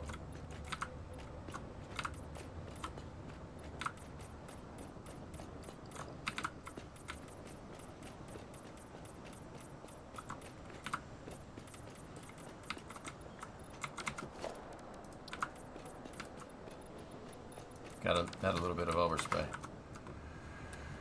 They're doing a conference on the lofted results. Okay. Welcome everyone. Thank you for standing by. All participants will be in a listen-only mode until the question and answer session. During that time, if you'd like to ask a question, you may press star 1. Alright, so that's lofted test I'd like results, to inform man. all parties that today's call will be recorded. If you have any objections, you may disconnect at this time. I have an objection. When do we eat? Ms. Sarah Fraser, you may begin whenever you're ready. Thank you. All right, hi everyone and welcome. Thanks for joining us for today's media briefing. I'm Sarah Fraser with NASA's Office of Communications. Last week, NASA and United Launch Alliance demonstrated the largest ever inflatable heat shield. Lofted, short for Low Earth Orbit Flight Test of an Inflatable Decelerator, launched on the ULA Atlas V with NOAA's JPSS-2 weather and climate satellite. After JPSS-2 separated, Lofted inflated, deployed, and re-entered Earth's atmosphere, splashing down in the Pacific Ocean about 2 hours after launch. Boosters in addition. Over the past week, team members have started the process of inspecting Lofted and getting the heat shield and its data back to NASA's Langley Research Center for study. Full study of Lofted's performance is expected to take about a year, but today we're going to hear from a few of the team members about how the demo went and what they have learned so far. So here to talk about these early results are Trudy Cordes, Director of Technology Demonstrations in the Space Technology Mission Directorate at NASA headquarters, Joe Del Corso, Lofted Project Manager from NASA's Langley Research Center, John Donano, Lofted's Chief Engineer from NASA Langley, Johnny D. and Greg Swanson, Johnny Donano. Lofted's Instrumentation Lead from NASA's Ames Research Center. Johnny D. We got also a on the line is RJ Bodkin from the Lofted team to help answer questions. So we'll start with some brief remarks from our speakers and then open it up for questions. As Becca said, to ask a question, you'll dial *1 on your phone. And just a reminder that the call is also being streamed on nasa.gov. So our speakers are going to reference some images. If you RSVP'd, you should have gotten the link in your inbox to these images. The link is also posted on nasa.gov/live. If you scroll down to where this call is embedded, just above that, there's a link to the webpage with those images. All right, so with that, I am going to pass it over to Trudy Cordes to get us started. Okay, thank you, Sarah. Hi, everyone, and welcome to the audio conference today in what seems like a series of briefings we've had for you all. So thanks for your continued interest in our demonstration, our Lofted demonstration. And you're welcome. I'll just start off by saying it's been a really exciting week for NASA, for the agency, and you know, we haven't had just one flight test in the past week. We've had two. One is still in process, but to have that in common with Artemis is pretty cool. Lofted and Artemis launching in the same week. Left Artemis. So I just wanted to say that. You know, in technology demonstrations, we mature technologies that are in the higher TRL, technology readiness level regime. These are cross-cutting technologies with multiple applications. Rick, I'm getting ready to put the blueprints in right now. Give me 1 second. With both commercial and government applications for what we're developing. We do think that at system level, we put components and subsystems together at a larger system level to demonstrate them in relevant environments in which they need to ultimately operate. So these are risk reduction activities, and it's a way for us to develop new capabilities as an overall objective. And in this case, to meet the agency's future mission needs for future Mars exploration, landing large-scale cargo or humans on surfaces through atmospheres. And so that's our overall objective, specifically with something like a technology demonstration. The basic question we're always looking to answer is does it work? Does this work at a system level in that environment? And I think last week with Lofted, we got that answer, and it looks to be a pretty resounding yes. Yeah, Lofted worked great. So, good. You know, we launched last week out of Vandenberg, and I don't know if any of you... I'm a STEM communicator, Kendall. I've worked with NASA before, but I don't work for them, no. For us, we've had folks on both coasts, project team. But I can tell you about what they do. To see the launch, and some of us were congregated I've been endorsed by them. Does that help? Which led this project for us. So we were in Virginia, had a watch party, and watched it live on NASA TV. And I'll just say, I knew this was going to play out as program director in that way, where it would be a joint with JPSS2 on the NASA broadcast. And yet, I was still in absolute awe to see it all play out on NASA TV, and to even have them stay on with us for an extra about 45 minutes. While huge space there with a lot of curiosity. You'll like it here. In the Pacific Ocean. And yeah, man. Speaking of that, an image that I would point you to is image 1 on the webpage that you've been. I have to go build the blueprint thing, Signer. Give me 1 second. So you kind of see a glowing round article off on in the distance coming down into the water. So that's a particularly cool video. So I would say demo. Last week, you're going to hear from our 3 experts today on the preliminary results. But last week I thought was just a banner day for this particular project. Cool. For Langley Research Center, for United Launch Alliance, our partner, all of the participating organizations, and then Space Technology Mission Director could not have been more proud last week at the execution of this project. So, you know, we look forward to the results, both the initial look at this that you're going to hear about today, and then the long-term, more future detailed report that we're going to get to this in some months' time. So those are my opening remarks, and thanks, Sarah. Back to you. Thank you, Was that always there? All right, next we'll hear from Joe Del Corso, Lofted's project manager. Thank you, Sarah. I appreciate being on. Welcome to everybody, and I agree with what Trudy said. NASA has had just a spectacular couple of weeks with JPSS-2 being on orbit, Lockheed success, and then following that up with that little rocket some of you might have seen off the East Coast, Artemis 1. Now today I'm going to talk to Lockheed. You guys see it? I saw it. And then I'd like to explain some of the larger context for why all these successes are so important, not just to NASA, but to the nation. So Lockheed, as Sarah mentioned before, is the low Earth orbit flight test of an inflatable decelerator. And that's an orbital entry demonstration, which is what we did. We demonstrated orbital entry of the HIAD technology, that is the hypersonic inflatable aerodynamic decelerator technology. For anyone who still doesn't know what HIAD is, it's a deployable aeroshell that's stowed for launch and during cruise, then deployed in orbit prior to atmospheric entry in order to decelerate payloads at destinations with an atmosphere. So Lockheed was flown as a secondary payload on the Atlas V launch vehicle. After the Centaur, the second stage of the Atlas vehicle, delivered JPSS-2 to Earth orbit, the Centaur stage then fired deorbit motors and began deorbiting the Lockheed vehicle. If you look at the images on number 2, I believe they're referenced, you'll see some of the activities that we were able to see shortly after downloading all the video of the aeroshell inflating. So the Centaur second stage deorbited the Lockheed vehicle, turned the vehicle on, inflated the aeroshell, and then released the Lockheed reentry vehicle.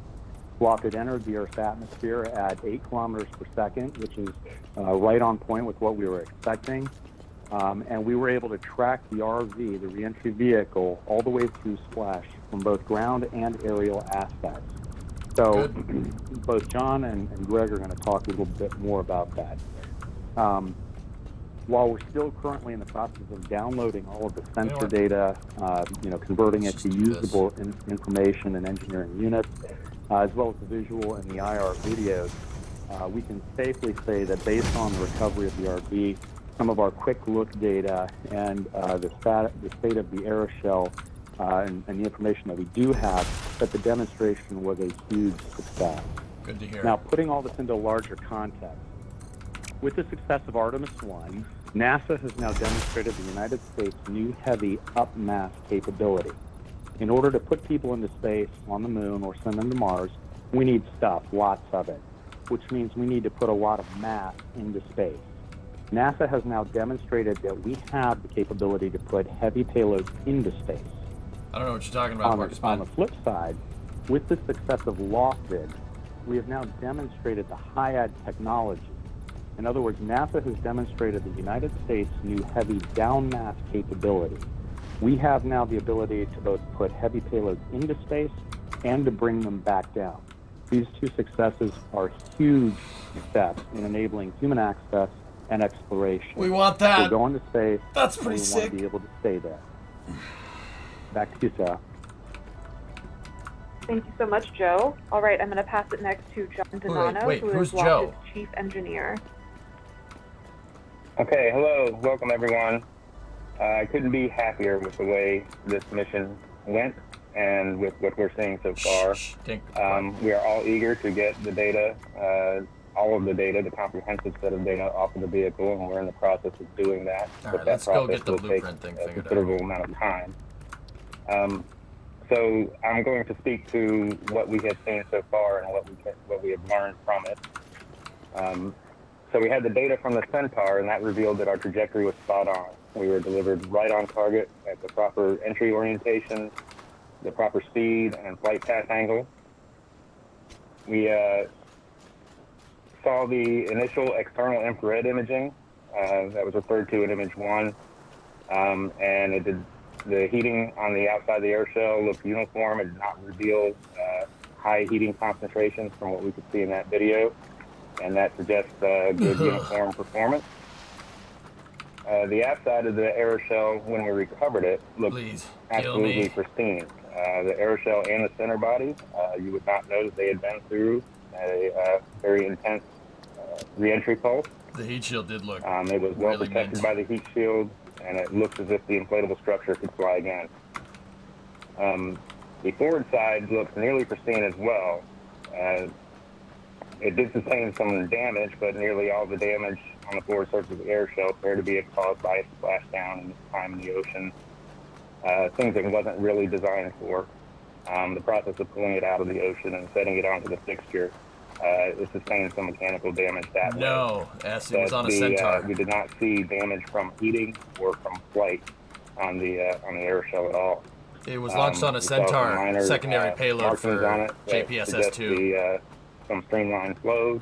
It's an inflatable heat shield, dude. Really, really cool would, stuff. Come close to penetrating through the protective layers. The water, it had made the forward layers heavy and applied loads in the opposite direction for the intended design. That's the video. In flight, so this damage wasn't surprising, and we knew that risk going in. That it could sustain much more damage than we actually observed. So we're very happy with the resulting vehicle that we retrieved from the recovery ship. Yeah, the LDSD, the low density supersonic decelerator core, didn't work after we recovered it. We did download video data from the uplook camera, and those, if you look in the packet online, that would be item number 5, which is that's the money shot for us. The view of the reentry plasma is it was incredible to watch. That guy just said money shot in a NASA press and conference. Item 6 shows how stable we were with the descent and parachute deployment. Yep, there it is. So this uplook camera is a camera at the aft end of the vehicle, looking up behind the vehicle through a protective window. And it showed terrific images of the clean separation from the Centaur, and we could observe the Centaur doing collision avoidance maneuvers as we drifted away from it. And then it gave us these amazing images of the plasma wake behind the vehicle. It first begins as a glowing softly orange, and then it becomes much brighter. And you see the wake field converge towards the center, well behind the vehicle. And this convergence stayed remarkably well centered in the camera view, and this reveals qualitatively that the vehicle is very stable. It's an inflatable heat shield, Rec. The orange color then transitions to an intense blue color from the heating, and the plume, you'll see, includes an axisymmetric pattern, kind of like spokes on a wheel, that coincide with physical features on the aeroshell. Yep, there it is. And all that looks nominal. Nothing, Dead Crew. It was just testing the heat shield, dude. That's it. Isn't that cool? That's after they picked it up off the recovery ship.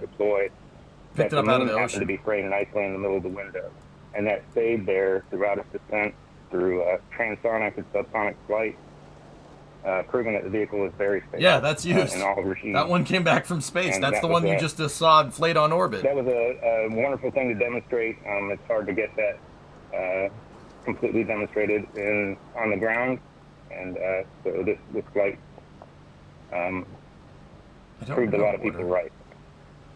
So the uplook camera saw the parachute deploy in darkness, but we're working on ways to enhance that and see it a little bit better from the images it captured, and it was picture perfect all the way down to the splashdown. So I guess the natural question is, what's next?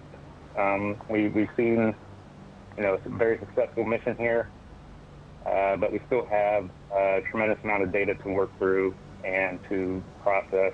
That thing was in space, man. We extracted the internal data recorder from the vehicle, and we retrieved the ejected data recorder from the ocean. And so we now have to go through the comprehensive data that was recorded on board. I don't know, Warden. And this includes thermocouples, pressure transducers, heat flux gauges, load cells. The inertial measurement unit is a big one that will help us with the reconstruction of the flight. Fiber optic sensing system. This is its first flight, and we're hoping to get a good map of temperatures in different locations. GPS data, we have avionics housekeeping data on board, and obviously we have the video and the infrared cameras that will help us with the onboard imaging, along with some external imaging data from the SciFly team that were airborne and tracked the reentry of the vehicle spin stabilized, and so they got the performing the sci-fly lofted imaging mission, we're able to capture that. So we do have the data downloaded from the data recorder, and it's being processed now. But it will take some time to go through it all and make it usable. And we extracted the single board computers from the camera pods. They were physically extracted from the vehicle and have been sent back to Langley, and they are being processed for eventually getting higher definition images from the onboard cameras. And we will be using all this data to assess the reconstructed trajectory. We'll be correlating our CFD, or computational fluid dynamics, entry environments. Turbo. We will be examining the inflation system performance, the structural performance of the aeroshell itself, with the internal pressures and load cells against the applied environment. Dankeschön. And of course, the thermal response performance, which is Bless one of the major items we want to get from this. So that's all I have for where we are right now, and I'll pass it back to Sarah.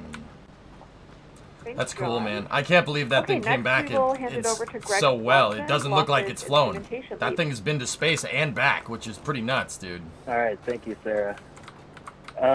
So as everybody was sitting at Vandenberg for the launch, and the rest of the team was sitting at Langley for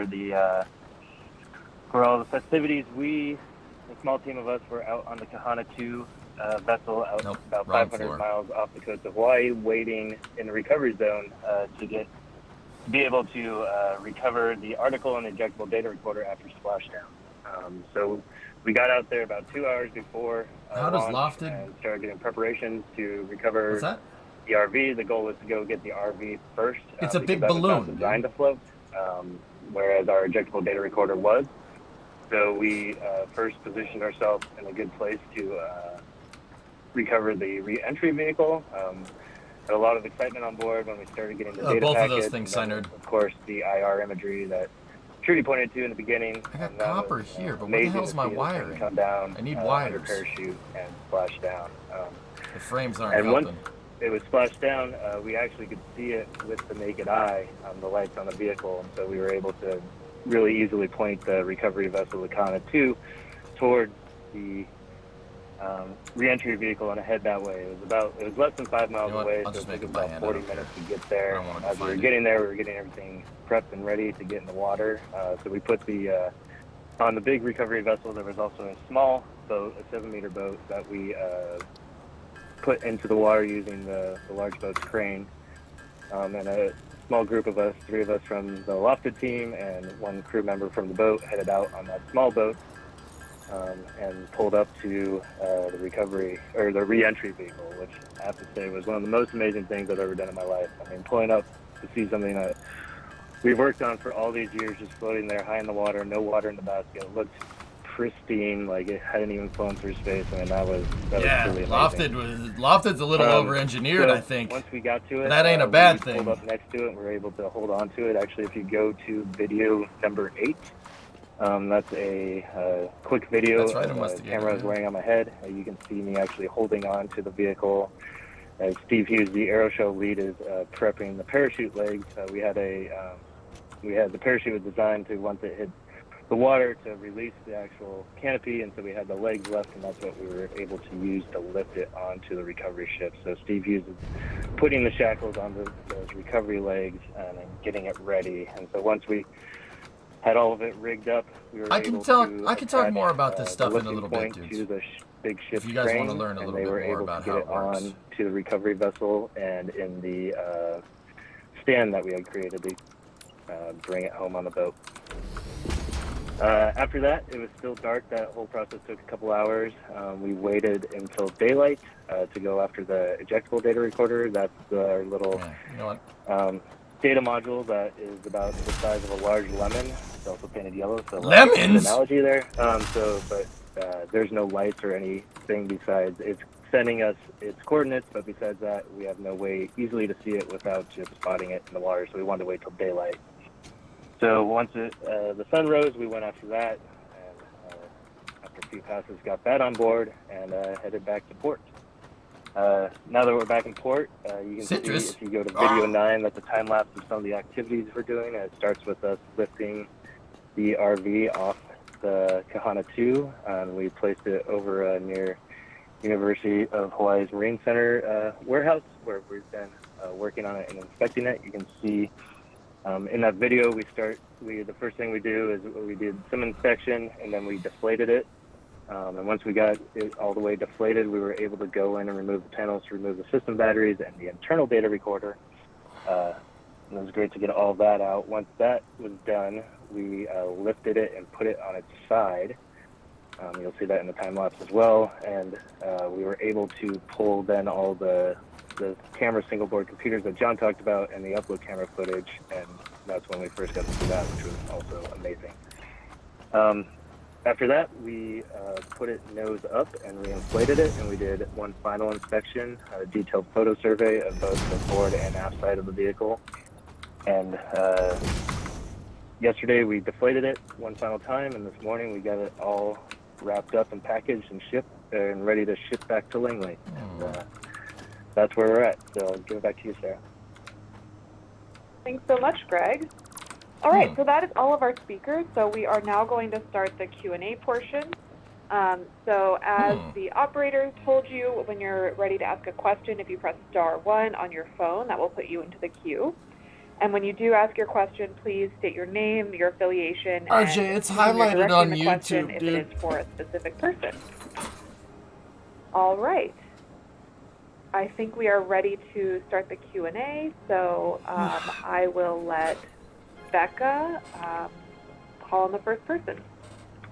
Yeah, this is a sub-assembly David thing. Curley, It's not your a line full is now blueprint. open. You may ask your question. Thanks very much. I guess this is for Joe. You suggested that maybe the inflatable part could be reused again. I've never heard that that's a possibility. Are you now considering it, or was that always part of the plan? By the way, congratulations. You all sound extremely excited. And Joe, I think you said it. The breakthrough that this really is, that I'm not sure how much attention it's gotten across the industry. And what does ULA have to say? Thank you. So, thank you. So as far as the first question, Dave, thank you. I need for another one of these congratulations. buildings I really, right here. What I typically do is I point to the team. I say, look, this team has been spectacular. They've done a great job. So we're all extremely excited. When it comes to the breakthrough of the technology itself, ULA is very excited. We've already got Space Act agreement in place, or about to be in place. We're working on final signatures now for their smart reuse. They have clearly been very excited. They want to utilize this as part of their engine recovery operations. So, we were standing there in the LVDC-1 as we were seeing the vehicle splash down, and John Reed, their chief engineer, chief rocket scientist, was calling into the ULA folks. And Let's saying, build that hey, in the blueprint thing, and then we'll see if we can place it. This is just a pumping everybody house. is incredibly excited.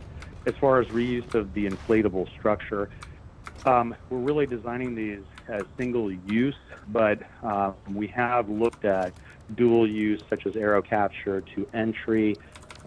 We just haven't validated a dual use application yet at this point.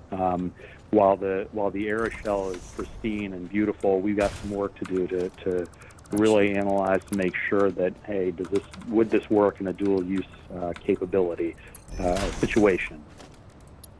Thank you. Our next question comes from Jeff Faust. Your line is now open. Hey, good afternoon. A question probably for Trudy.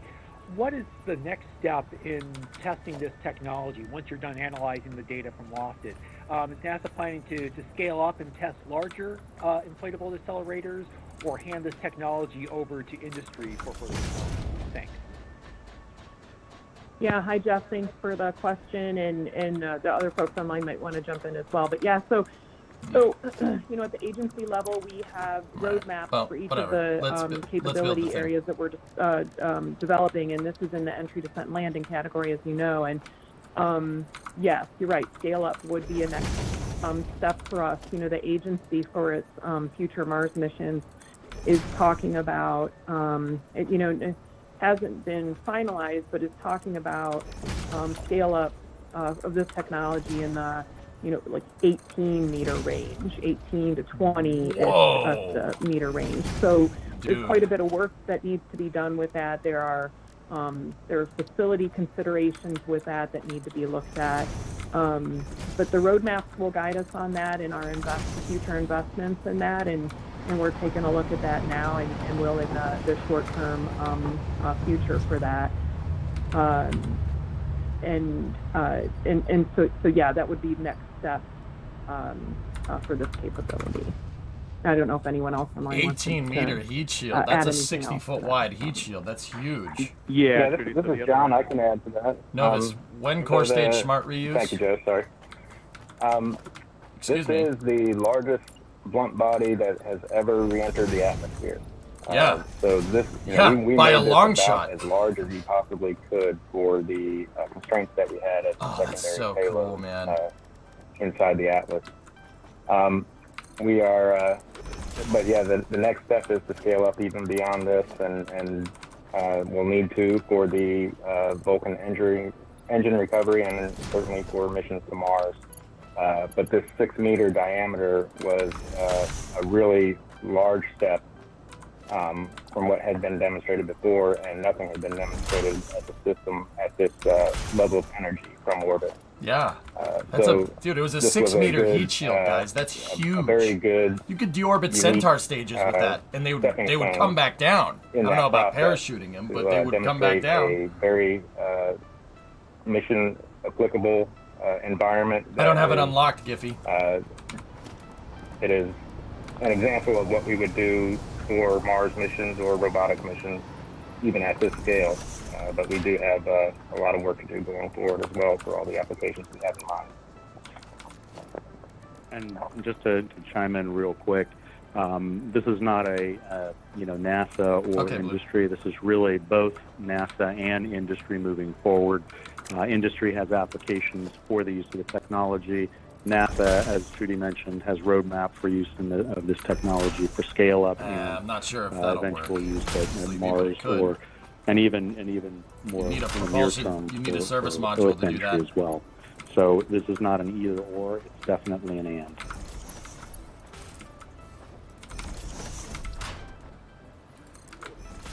As a reminder, if you'd like to ask a question, please press star 1. Our next question comes from Kenneth Chain. Your line is now open. Hi, thank you for doing this. Hi, thank you. So I'm wondering if the analysis followed and everything worked well as you think it does, what would the TRL level be? And is it ready to actually be incorporated in NASA mission?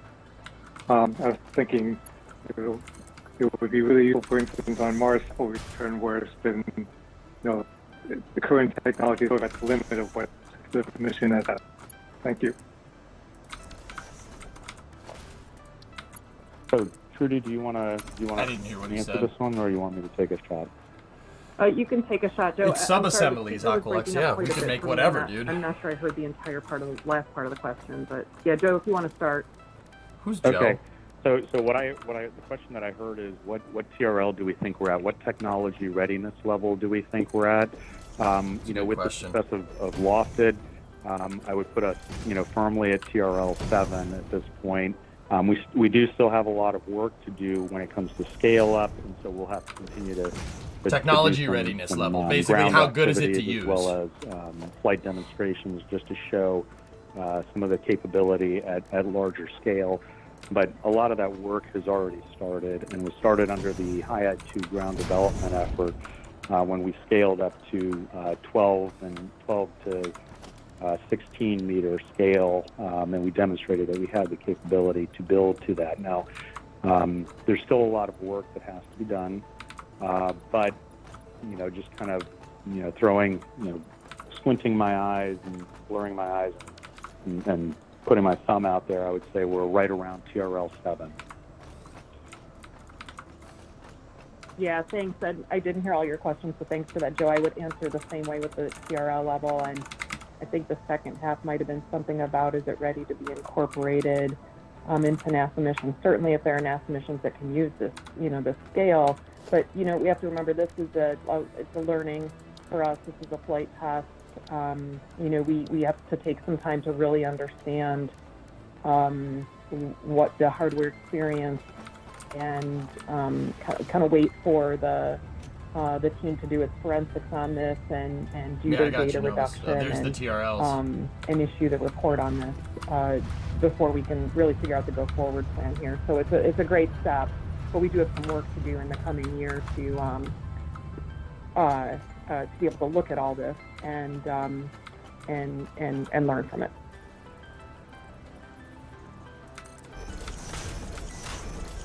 Our next question comes from Marcia Smith. Your line is now open.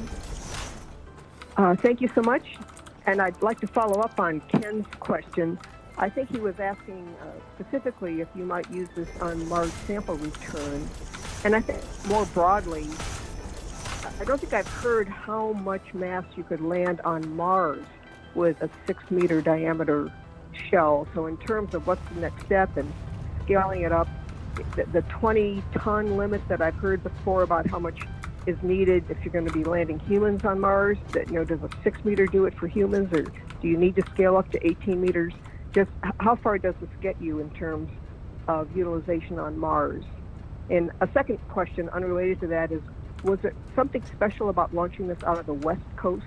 Can this be launched from either coast? What? John, do you want to take the math? Yeah. So this is John Donato. Regarding the mass at Mars for a 6-meter, I don't have those numbers directly in front of me. I would think it'd be somewhere on the order of 2 tons. Regarding the launching on any coast, yes, we could. The reason we were on the West Coast this time was only because of the ride share that we were on, and they were going on a polar orbit. So that's why they launched out of the West Coast. We could, we stow in a vehicle and can launch anywhere as long as we get our flight path correct for the re-entry. And how much Someone's would you under need arrest. to land humans on Mars? What diameter aeroshell? I think Trudy was speaking to that. That's on the order of 18 to 20 meters. Yeah, I've The heard, Popo's coming. I've heard numbers from our counterparts in exploration systems in the range of 18 to 22 meter diameter high I put a odds. valve. And you might not want to quote me on that, maybe 18 to 24, but it's in that realm of probably scaling this up times 3. Is 3 to 4 is what I would guess. Wow. 3 to 4, man. That's, dude, if they could, you could smart reuse the core stage for that. Like, you could, if they could re-engineer a way to jettison SLS's engine section, that's a big enough heat shield. It'll do it. But yeah, we have not had those discussions. There's that whole jettisoning the engine section thing. That's not easy. At this point, so that is not a discussion that's taken place yet with our colleagues in SMD. Thanks so much. All right, just a reminder. If you land in the low areas, water, sure. If you want to ask a question, please press *1 to get in the queue. I don't think we have any more questions at the moment, so I'm going to ask one of my questions, and this is for anyone who wants to answer. Can you tell us something about what was surprising about the flight demo? Was there anything that was unexpected for you? This is the pumping house. This is John. I'll go ahead and try since no one jumped in. For me, I was pleasantly surprised with how nominal the flight was. We had prepared for, dispersion in the trajectory, and everything was right down the middle to the point where we could see the article coming down and undershoot from the ship. I was not expecting that. I didn't want to allow myself to expect that. As engineers, we're always trying to think of how things might go wrong and how we mitigate against those. And so you don't get comfortable assuming a nominal flight, but I was surprised by how nominal it was. It was right down the middle. And I would just say, Sarah, from just a casual viewer, which I was that night watching on NASA. No, the NASA seriously, with areas that are a lot of lower, other people. deeper holes in the groundwater. I was surprised at how the proximity in which the test article landed. Yeah, I know, Ian, but it'd be awesome. Respect to the recovery vessel, that did surprise me somewhat. I did know that the recovery vessel was within the ellipse of the landing ellipse, but still, how close it landed was surprising to me, and I think probably speaks to our expertise in trajectory analysis and those folks who do those things. So that was great. Yeah, and I'll say from my perspective, just seeing the article, post-flight, we had a lot of preconceived notions going in. When you look at the data for long periods of time, and you look at the expected, heating environments and entry environments, and as John said, you plan for all the dispersions, you kind of get sidetracked in some ways. So when the vehicle came in and looked at it, I expected charring, I expected some, brown spots, I expected the outside of the vehicle to have some indication of, significant heating, but the vehicle looks just beautiful. It looks pristine, and I really can't say that enough. It was surprising to me how good the vehicle looked. So that was to me the biggest surprise out of all of it. Yep. Yeah, to expand on what Joe just said, that's one of the things that going into this mission, an area of the highest uncertainty, you can't really get African a or ground European. test. You gotta fly these missions to confirm is the heating on the outside. You get some recirculation flow from the hot gases in the plasma, and there's a concern that recirculation can concentrate in a certain area. We will be assessing data for that, but the qualitative observation is indeed, like Joe was saying, looks pristine. And our principal investigator, Neil Cheatwood, had predicted a lot of these things that we're now seeing, and it's great to see that he was right about so much of it. All right, thank you. We do have a couple of press questions in the queue now, so I'll turn it back over to Becca to call on those folks. Our next question comes from Mr. Mike Wall. Your line is now open. You may ask your question. Thank you all for doing this. Mike Wall from space.com. Just a quick question. If you want to scale up to say the 20-meter range with the HIAD, if like that's a legitimate next step, I mean, can you test a vehicle of that size with a reentry test? Like Dan, like you did with Lofted? Are there rockets big enough to do that, or is this just something?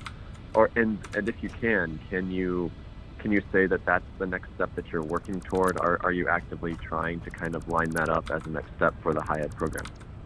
Thank you. So if it's okay, I'll take a stab at this one. Scaling up to 18 to 20 meters is definitely one of the areas that we are looking at.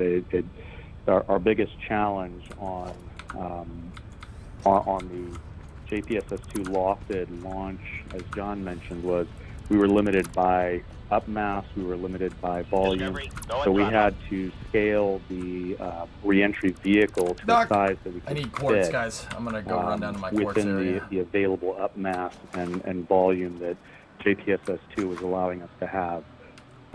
When it comes to getting to 20 meters, when you start talking about like 18, 20 meters, really what you're talking about is bringing back, say, a Cygnus capsule or one of the elements of the International Space Station. That is something we've looked at in the past.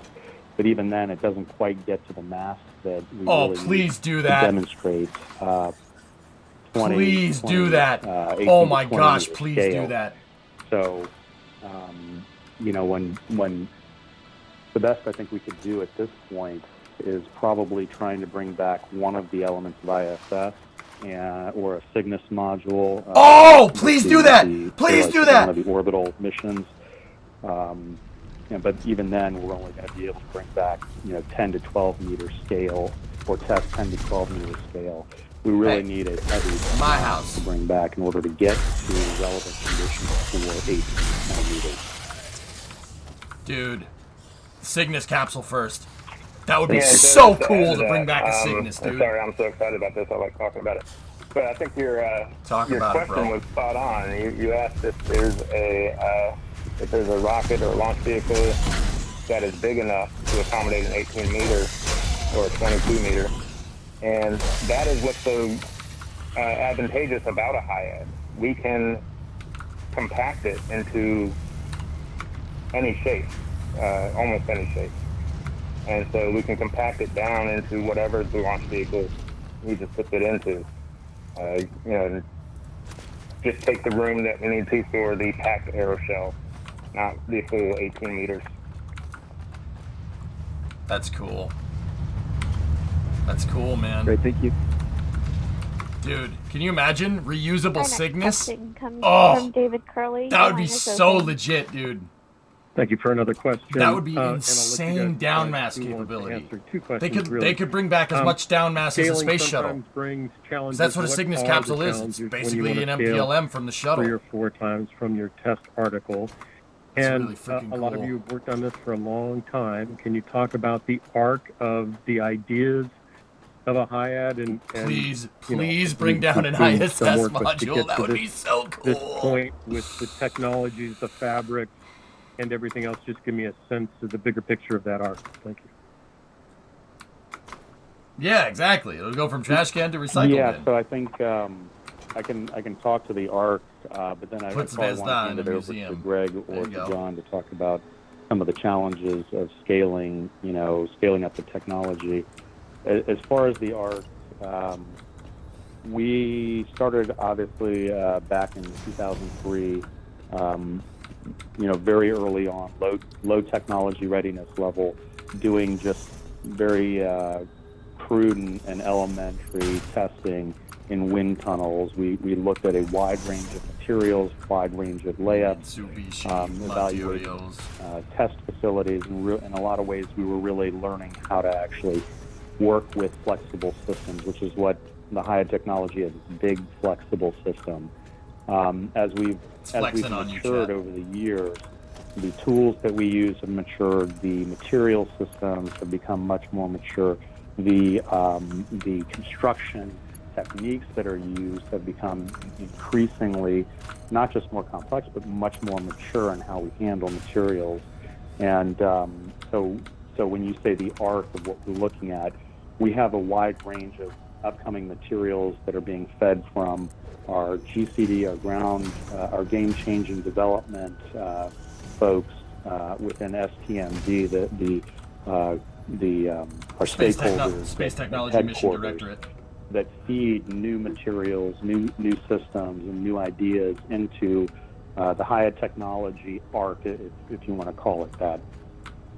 So we are constantly in a state of evaluating new capabilities and materials, and then developing new methods for verifying material viability for the application that we're using it, which is taking a material, compacting it to small volume, and then letting it sit in vacuum for extended periods of time, and then putting it through a giant heat pulse and pressure load during an entry phase. So you take all that together, and it becomes a big smorgasbord of work and ground development that ultimately leads to demonstrations like Lofted.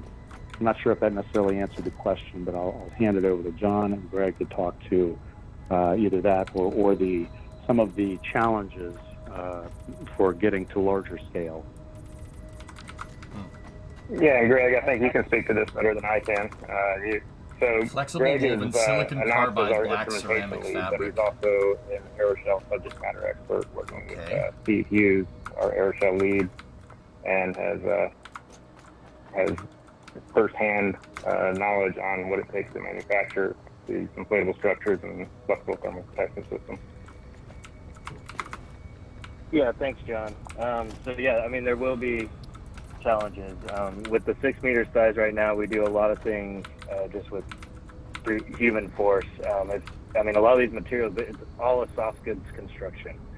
So all these materials are alone, a lot of them can be somewhat delicate until they get manufactured into the full assembly. And so one of the things is right now, most things are done by hand. Most things are moved around by hand, things like that. Once we get to these larger scales, we get these larger swaths of material that we're going to be using. And so we're going to have to be careful how we do our assembly to not put added strain onto these materials as we move them around and things like that. So there's a big challenge just in the actual hands-on fabrication. There's also, material limitations in the width of what we can get. And so some of these materials, we have to get a little bit more creative, how we do our manufacturing processes. And I can't really go into detail there, but we'll have to get a little bit more creative. And we have actually looked at this in the past under the HIAD 2 development ground test campaign. We actually built the first 3 tori of a 12-meter design. So it wasn't a full 12-meter assembly, but it was the first 3 tours, which I think came out to about 7 or 8 meters, somewhere in there. And we learned a lot there because those had a section diameter. For lofted, our section diameter was for the smaller size of the tours 15.7, and these other ones had that we did a while ago were 24-inch minor diameter of the tours, so 24-inch wide tube. And that was really good experience for us, gave us a lot of ideas on how to do these manufacturing steps as we move forward. One of the things is with the ULA Smart Reuse that we're working toward with our partner ULA is the engine recovery, and that is going to be on the order of that 10 to 12 meter size. So that is a near-term step that we're working towards. Yeah, and one other thing on that, I want to introduce RJ Bakken, our reentry vehicle lead. He could probably speak to, there's also challenges associated when you scale up with the inflation gas, so the amount of gas you need to get it into shape and maintain pressure. And we've been looking at developing different ways to inflate aerosols that are beyond what we are using in these flight demonstrations, which is a blowdown system. So RJ, I don't know if you want to speak to those challenges. Sure, John, thank you. We've been working with various SBR contractors for a few years, but we've been using blowdown systems because up to now we've not really focused in on some of the support architectures. And when we do our trade studies, looking at humans to Mars and some of these other commercial entities, we believe gas generators are more efficient from a mass standpoint, from a processing standpoint, and we've been trading various gases and how we can store those gases as solids to increase the mass efficiency, and then also remove some of the potential failure modes. Regulators and control valves, and some of the infrastructure we've used on going back to OB2 and ULA OB3, confirmed that already. All the way to lofted.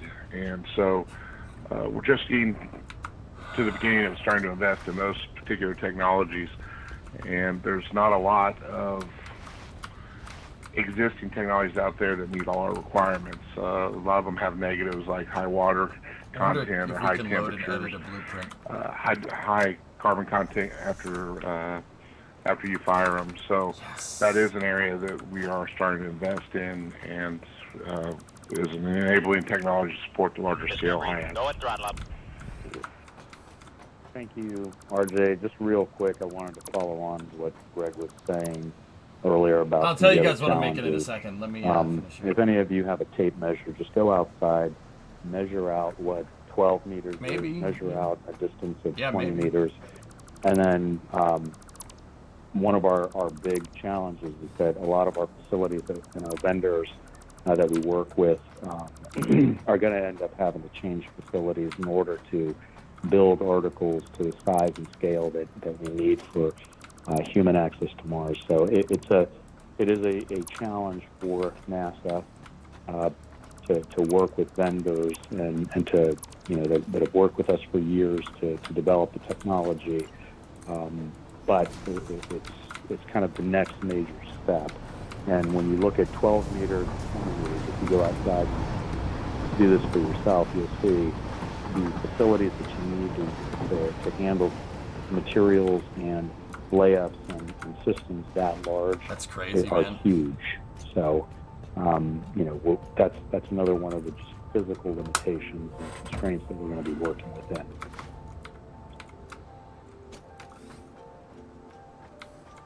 Thanks all. We have a couple more questions in the queue, so I think that'll probably be it for today.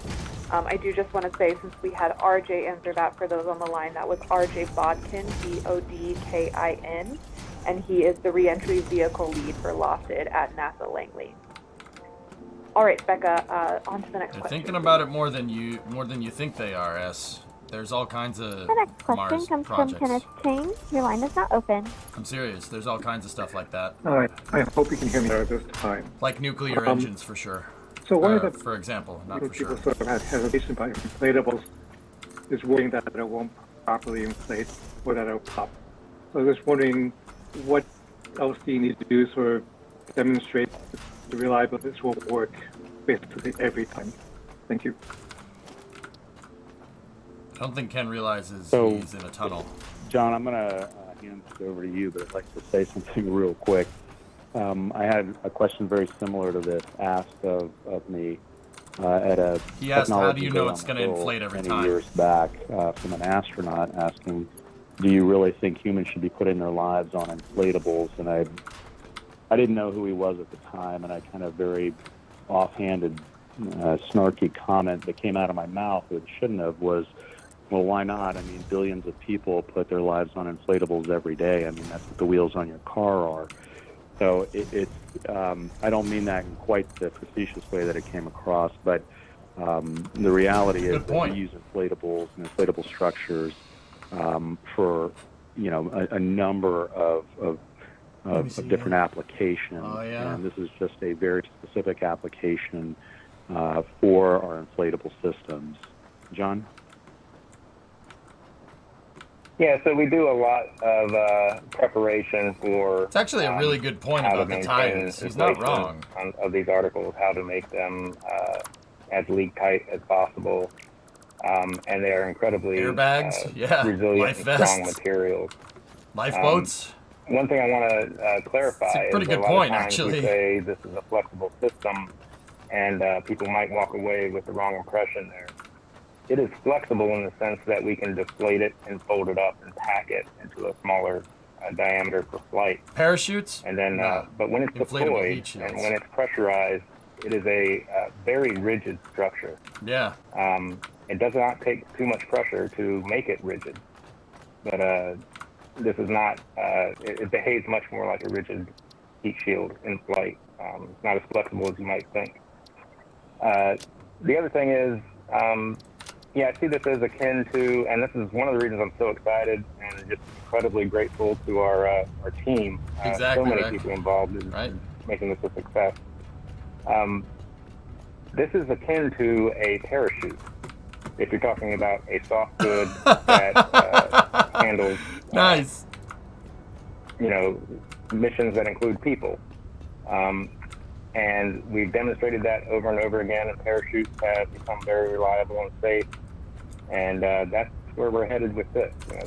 This is akin to a first successful parachute test. Oh, word.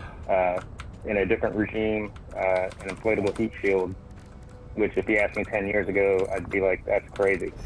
But here we are. And This is crazy. What, you run out of Marines? Thank you. Before we go to our last question, which we'll have to answer quickly, I just want to give a few closing pieces of information. So first of all, there will be a replay of this call available on the phone line, and I will send that information to those of you who are dialed in. For anyone listening, it'll also be available at the YouTube link that is currently embedded on nasa.gov/live. And if you have any follow-up questions or interview requests, please feel free to reach out to me, Sarah Fraser, sarah.fraser@nasa.gov. And now I will hand it over to Becca for our last question that we will answer quickly. Our last question comes from Marcia Smith. Your line is now open. Thanks so much for letting me ask the second question. And it's actually two questions, but they're quick. The first one is, how much did this cost? And the second one is, when you're doing this at Mars, of course, the Mars atmosphere is completely different from Earth's atmosphere. So do you know enough that you can do it through modeling to know how this is going to perform in the Mars atmosphere? Or do you need to do a test first? Yeah, so Hi, go ahead, Trudy. So I was going to take the first question, and then you all can take the modeling question. So Marcia, thanks for the question. That the cost of the Lofted project, 5-year duration project, was about $93 million, and just to clarify, about a third of that was hardware in the $30 million range, and future versions of HIAD, depending on what the application is, we estimate, because you're getting rid of the non-recurring engineering costs that are in there that you don't need to pay for again. We estimate in the $2 to $5 million range. So I hope that was helpful. And Joe, then if you could take the second question. Yeah, actually, so thanks, Judy. As far as the second question is concerned, yes, we definitely know enough about the Martian atmosphere. At the surface of Mars, the atmosphere is about the equivalent of what we have here at Earth at 100,000 feet. As my PI would say, if Mars had any less of an atmosphere, we would say it didn't have one. John, do you want to say anything more about that? Sure, yeah, thanks, Joe. This test was a very Mars-like trajectory. We targeted the upper atmosphere and a shallow flight path angle at this velocity and this ballistic number to simulate what we have analyzed for Mars. So it has applications for return to Earth, obviously, and we demonstrated that, but this also has direct application to the environments we see in Mars. About the only difference would be the species of the gas itself. The chemistry at Earth is different of the atmosphere at Earth is different than the chemistry of the atmosphere at Mars. But we did fly a very similar trajectory mechanically through the atmosphere. You know what? Never mind. And just to follow up on that, when we flew Medley and Medley 2, we did characterize the species of gases at Mars. So we're very, very aware of what those chemical species are at Mars. So and the modeling for that has been validated. Oh, why is it? Yep, never mind. Yeah, correct. Good point, Joe. We know how to account for that. So we have we'll have this flight correlated data to put into our models, and we will have a very Mars-like entry. Change the layout to use a smaller font. I don't like that the sign is floating up against the wall, dude. And let me just clarify on the question. Your first question, Marcia, was the $93 million I quoted to you. That's the NASA side of the cost. It does not include combination with there doesn't include any ULA costs in there. So that was strictly NASA. All right, thank you so much, everyone. That is all the time we have for today, so we are going to wrap up here. Thank you again for joining us. Interesting. That's very, very interesting that they had ISS or Cygnus deorbits. Dude, Cygnus deorbiting would be a very cool way to test that. Can you imagine Cygnus coming back down? That's actually really, really cool. To be honest, that's really neat. And they even said, we could bring back some ISS stuff too, which is... That'd be cool. Not the way I would have expected those modules to come back down, but hey, whatever. They're down. So, yeah, that's pretty freaking sweet, actually.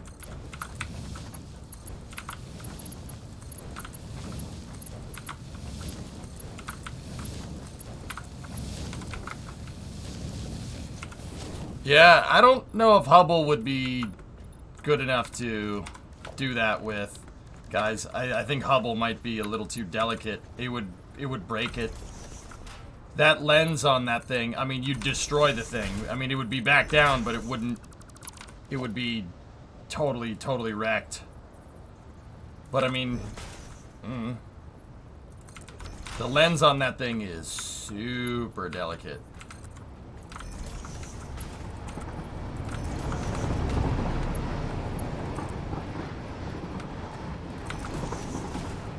It survived a launch, so maybe, yeah, I mean.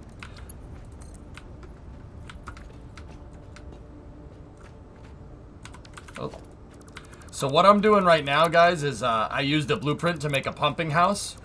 The pumping house is for, actually, the pumping house needs to be on the other side. It needs to be over there. Because, so this is for water. Water's coming in here. We need water because my new refinery array is going to...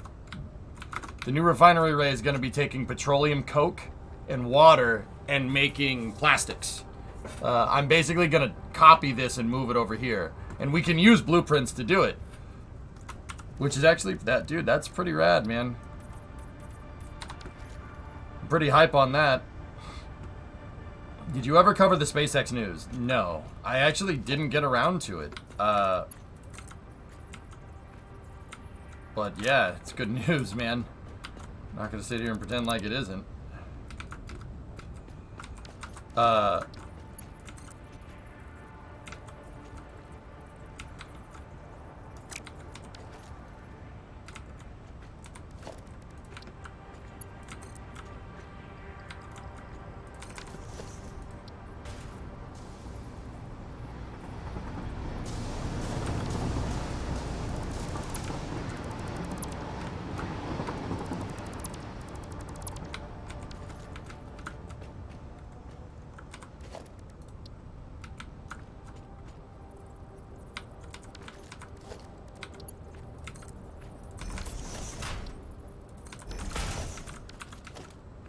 Something is weird with the I-beam colliders here, too. The I-beam colliders are... You can really only select them at the base of where you created them from, which is kind of strange. But, alright.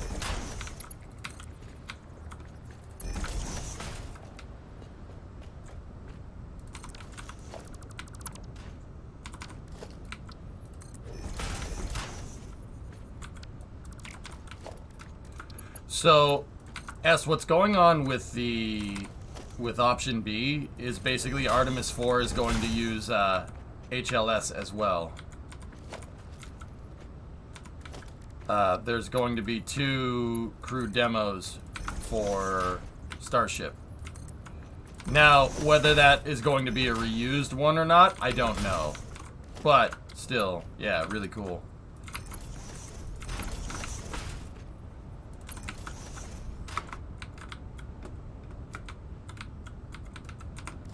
Yeah, I'm basically just making a tray, like a server rack tray for the pipes, though. What the hell? I can't... Yeah, something is wrong with the colliders for the I-beams. Something is very wrong with the colliders for the I-beams. I thought Artemis 4 was Gateway.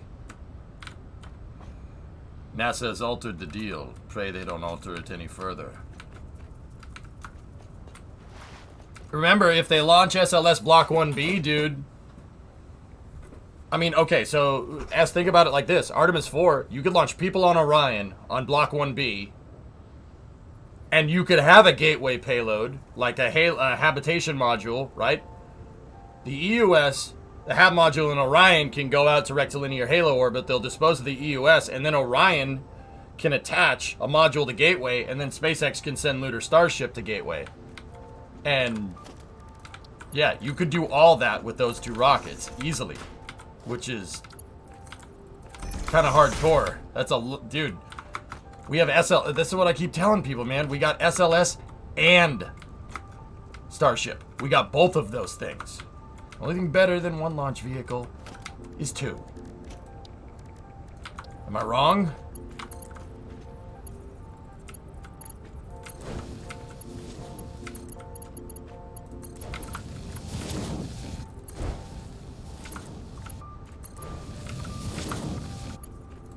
I'd have to read a little bit more into the details, but yeah, man, they could do all that, no problem.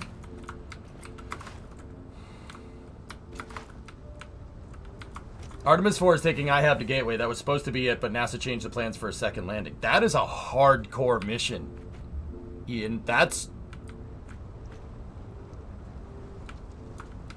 a complicated mission architecture. Like, I mean this in a good way. That's good. NASA should be doing cool stuff like this, but jeez. I can't color ladders. Recently, the U.S. passed through the latest critical design review step.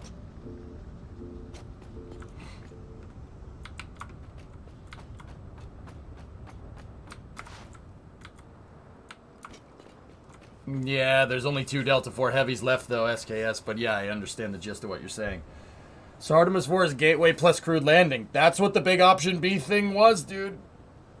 Yep, that's what that article was. Yeah, That's pretty gnarly, man. That's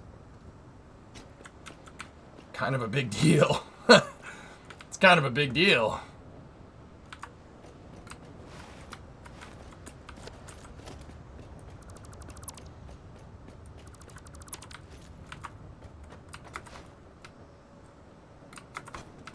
It actually would be good if my blueprint house had or the blueprint area had, like, service gantries around it. So, like, I want to put it inside of a building with catwalks in it and stuff.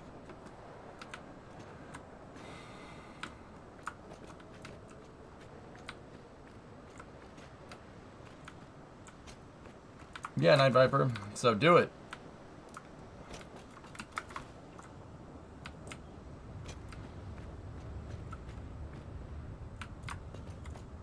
Alright. Okay. You're a big deal. Why? So the blueprint designer here is basically, it's basically, I wouldn't call it even a blueprint designer, guys. It's a subassembly. It's subassembly. You guys remember the subassembly game mechanics from Kerbal, where you can make smaller components and make bigger components? You make use a bunch of small components to make bigger ones. That's basically what this is.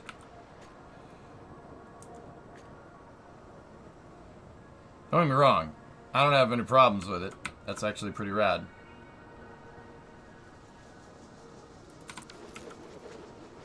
I'm hyped for the Esprit module, which will have a cupola on it. Word. Oh, I wouldn't be able to build a wall there, so.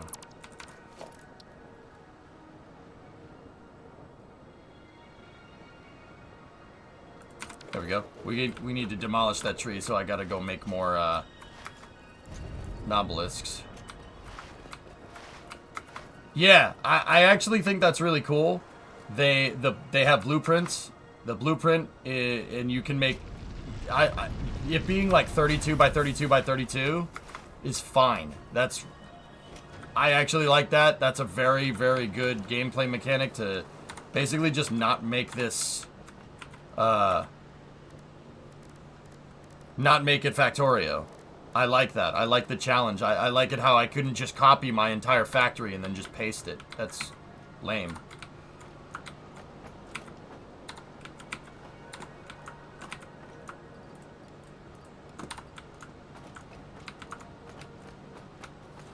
Yeah, they gotta fix the lighting, though. Do you have hoverpacks unlocked? Highly recommended. No, I don't, guys. Don't have aluminum. I know, it's pathetic.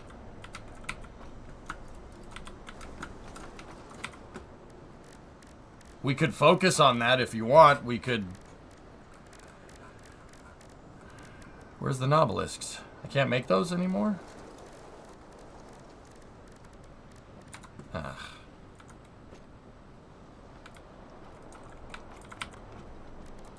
Or did they change it? Oh yeah, the equipment builder. That's right, they're over here. I'm stupid. Sorry, I haven't played in a little while. I was gonna say. Yeah, limiting in size is actually really cool. I like that. That's a good equalizer for gameplay mechanics. In my opinion, it's absolutely worth it getting a hover pack. Yeah. I mean, alright, we can do that, dude. If you guys want to focus on that, that's fine.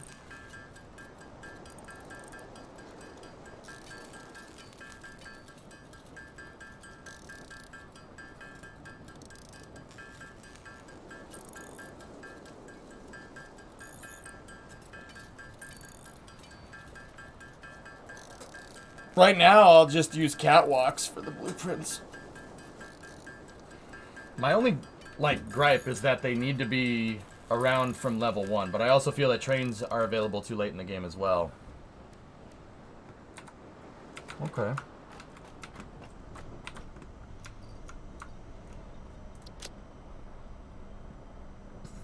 Okay, I used up all the powder. Let's put that in there because we don't need it. I'll put the ingots in there because I don't need those. Put that in there, put that in there. Just clean up the inventory. All right, well, yeah, okay. I was working. Jeez. Did we fix the gamma? We did fix the gamma. Okay.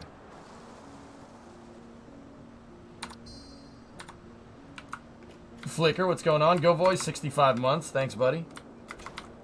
I will say, with the exception of getting the lights fixed up, dude, look at that. That's very pretty. Looks real good.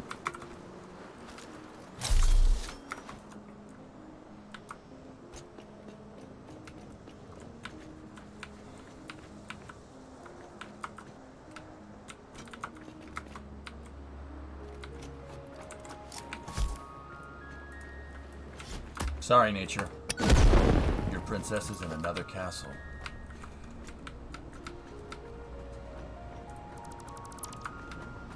Yeah, you can holster a weapon too. I absolutely like that.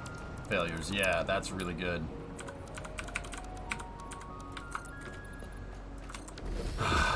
Failures, I can already see it. I'm getting addicted to this game again. I don't want to do that. We have Kerbal stuff to do, but also I really like this game. This game's fun. I think I can manage.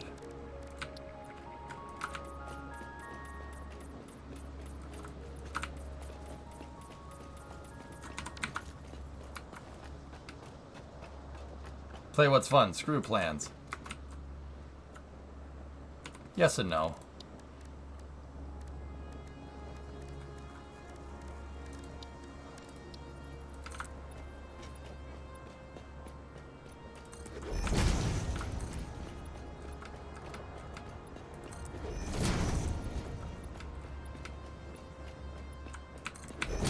Plans are for squares. Yeah, but what if my square? What if my plans are squares? Like the blueprint, you can only make square blueprints. See, it's only square. What am I supposed to do? Game over, man. Game over. What the frick are we gonna do now? What? Sorry.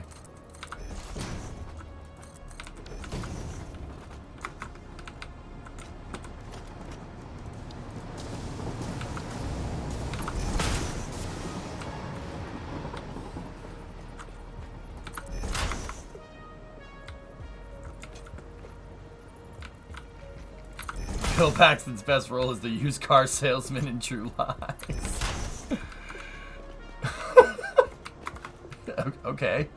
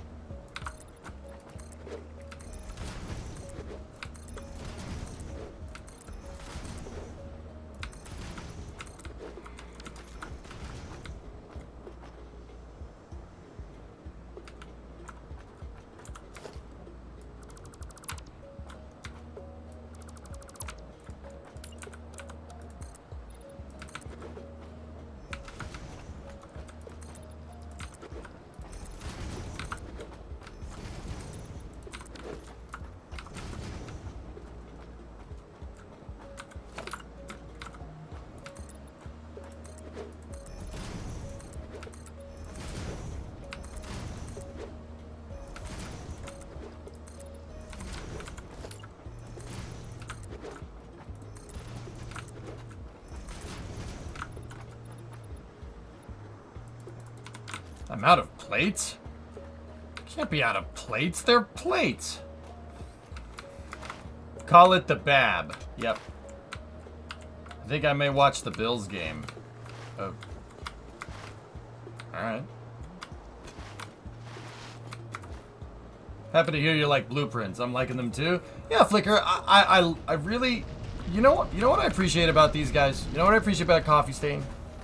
They think about things. They really weigh the consequences of implementing stuff in the game. That's something that I really, really appreciate. They're very careful about how they go about building this thing. And you know what? I really appreciate it. I freaking appreciate the hell out of it, man. You can tell in every one of Snoot's updates that they are really taking things, like, super seriously. Like, even something like changing lights and putting blueprints and stuff in the game. They really find the balance between community feedback and what's good for the game. And dude, I dig it. I dig it. I think that's great.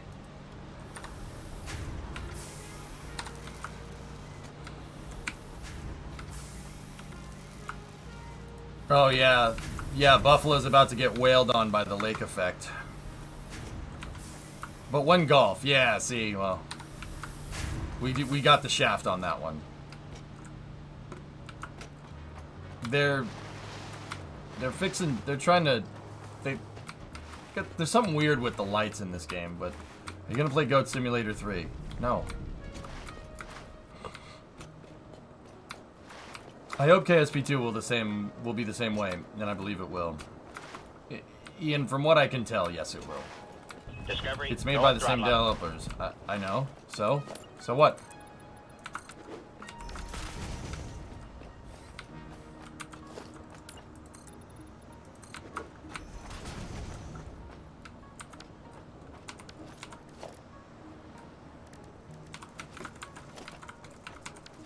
Hey, Postal. What's going on?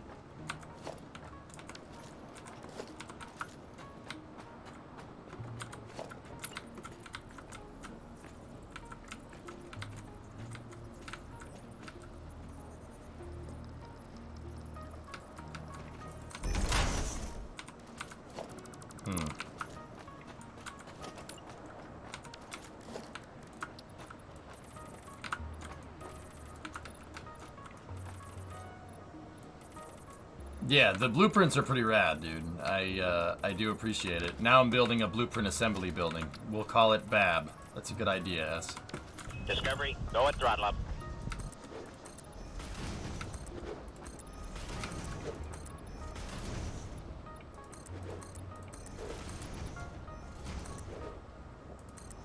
Postal, thank you for the sub. Do appreciate it.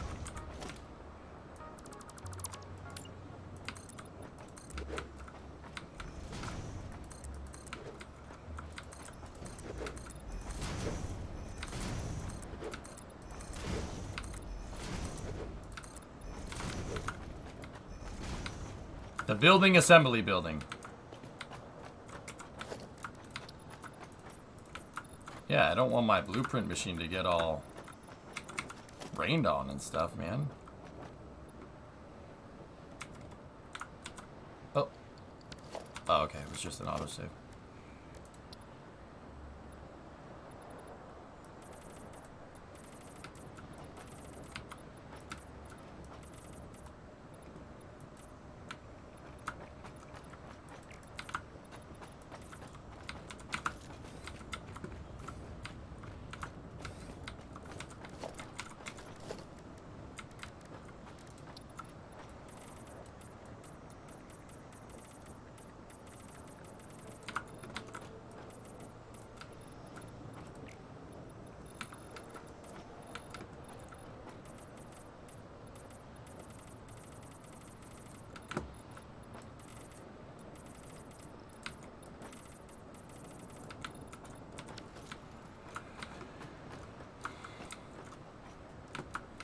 Very nice. So what we will do is use these beams. Got them.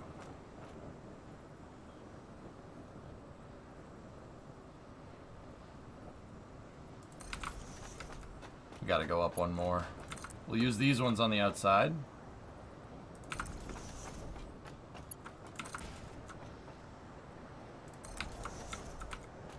These beams. Got 'em.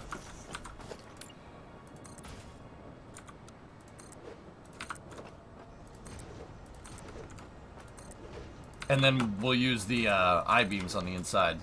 We got a freestanding building like this is going to have truss structure around the edges, just like the VAB, actually. That's kind of what I'm basing this design off of. Trying to make it look like NASA's vehicle assembly building. If you don't know me, you're coming in from the Satisfactory directory. You might not have noticed, but I do like spaceflight a good amount. Spaceflight is kind of my thing. Just a little bit, so you know, let's make it. It's a building assembly building, just like the vehicle assembly building. It's makes sense.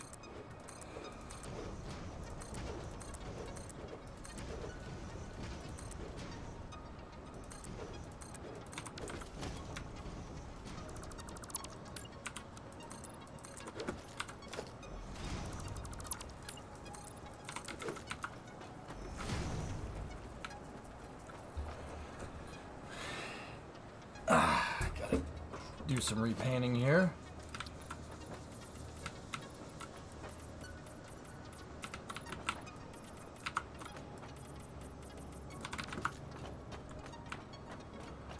Sweet. All right, so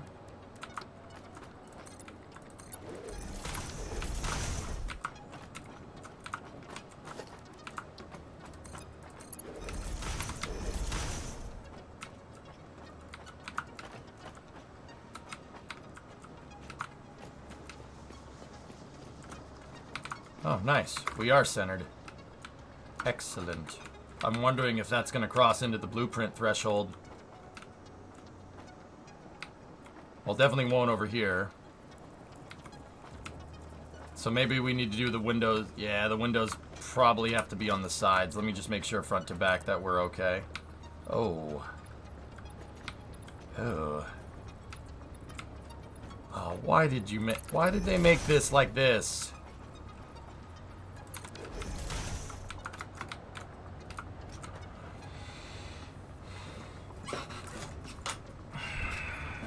I'm not mad. The blueprint designer is a odd shape.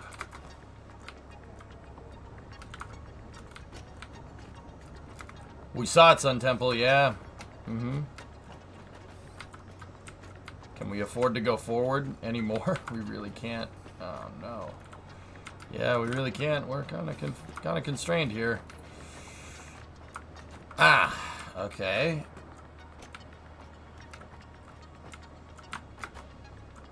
It's not an odd shape, it's a rectangle. It's not square.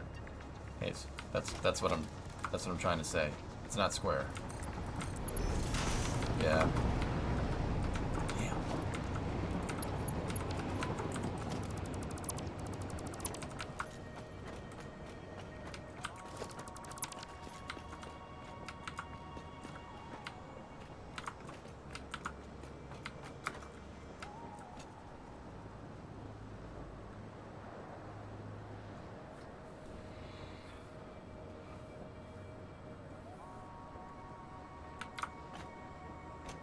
So we can't go any more forward with it. The tracks are there. Yeah.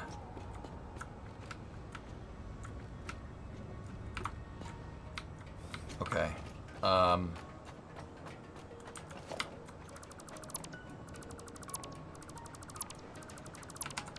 we go back much? Nope. Not really. Anything you like in this update? Blueprints. The blueprints are really cool.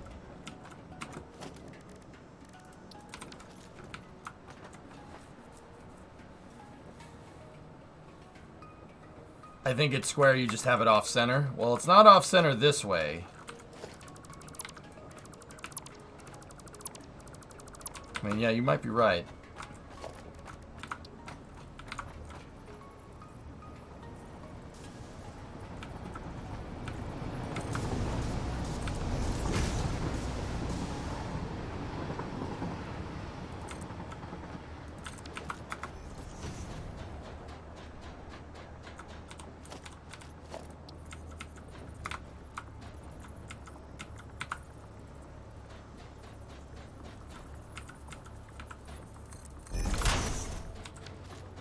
That's fine.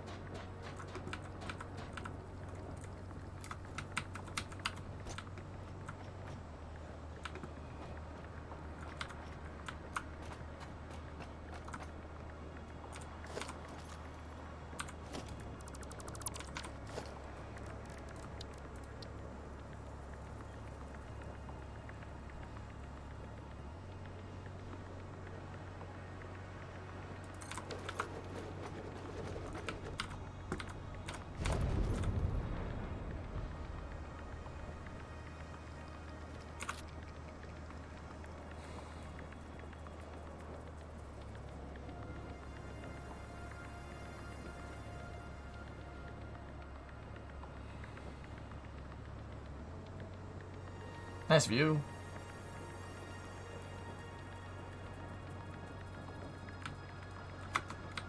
Uh-oh. Ow. Alright, well, we can make this work with... I don't think I can do...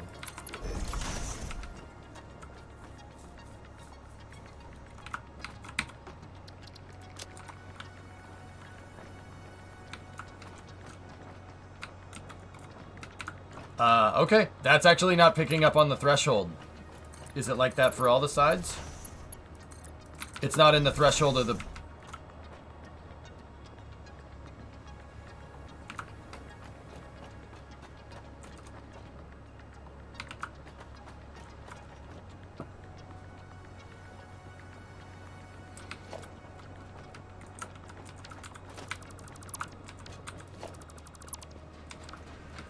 Excuse me.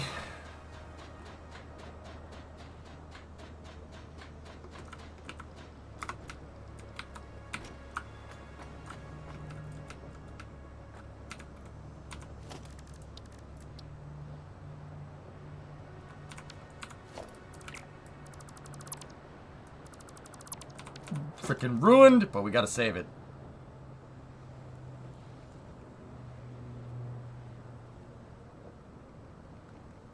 Double check me, guys. We good? I think we're good.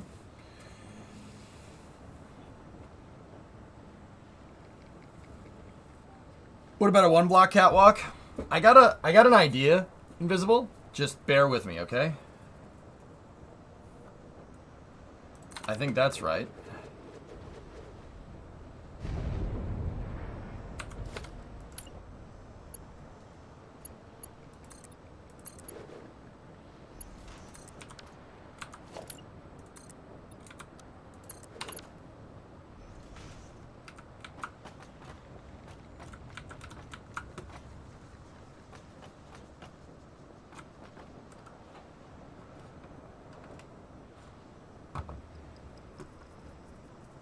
Good. Alright, it's not gonna hurt going down here like this. Alright, let's just make sure. Okay. Yeah. See, what I want here is the edge of the blueprint maker to be tied into the structure of the building. I think that would look cool. So let's just clear the blueprint designer and make sure that it doesn't clear any of those resources out, and it didn't. Excellent.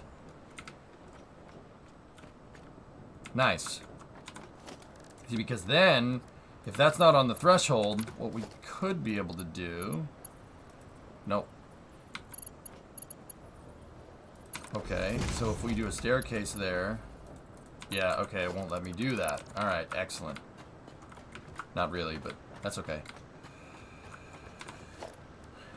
Yeah, and scaffolding like the VAB. Absolutely.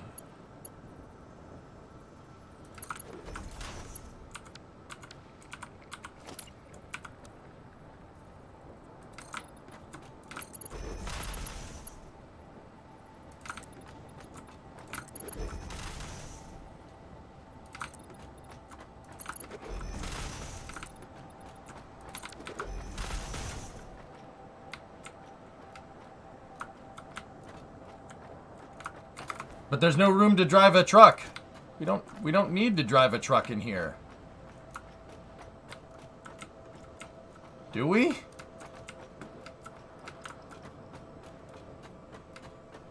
The Blueprint Assembly Building. We're calling it BAB. That's a shame that that doesn't work. But we want to.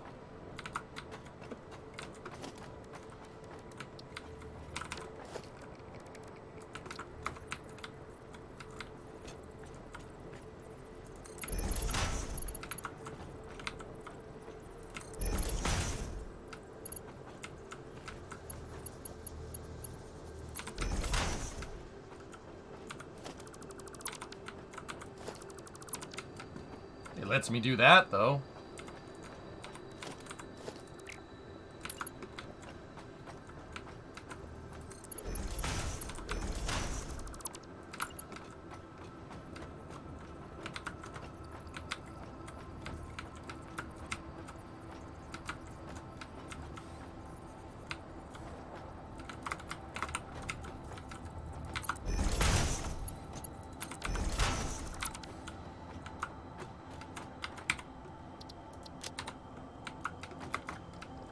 Spicy tweet.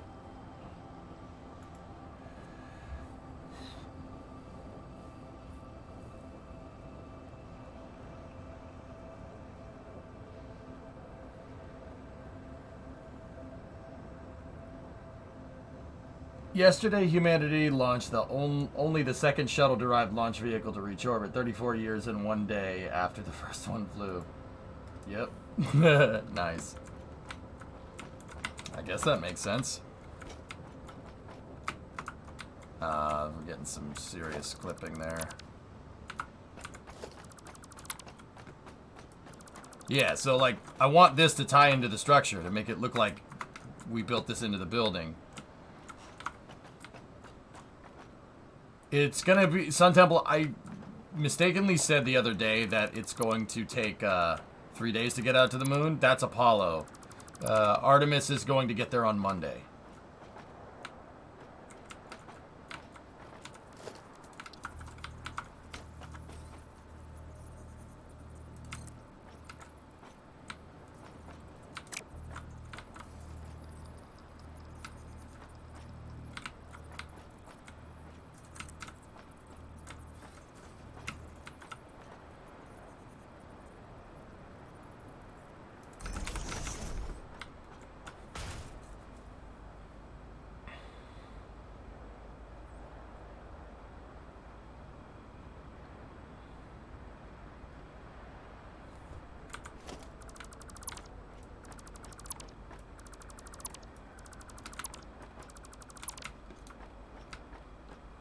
Okay.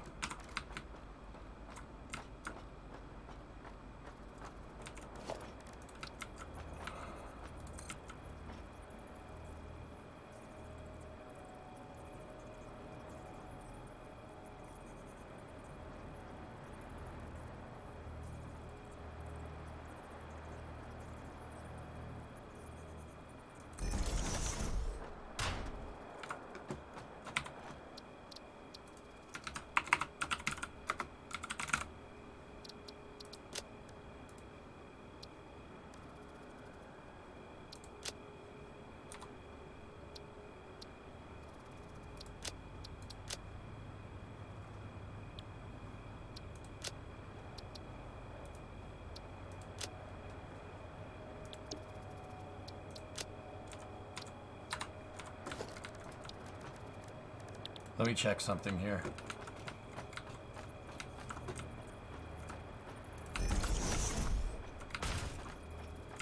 Right, so if I want to do another test print, can you stack the...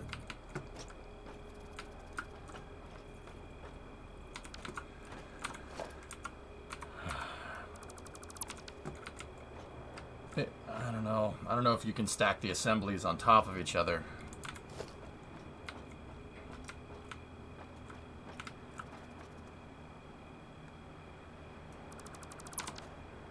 Let's try something. Let me build one of the corners of this building, and we'll see if we can print it a couple of times over. The thing is that I might need to do the top floor manually because I want the building to be 36, and the blueprint only goes up to 32, right? So... Let's try. We'll see if we can get it up to 32, and then I'll just manually make the end.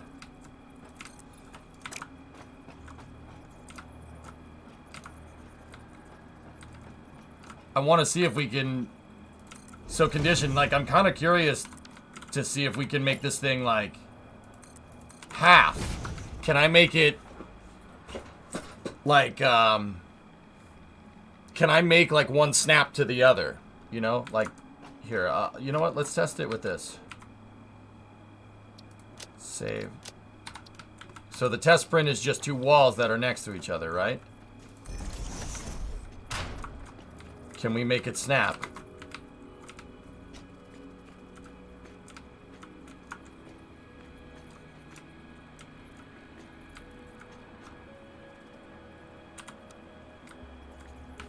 Press R.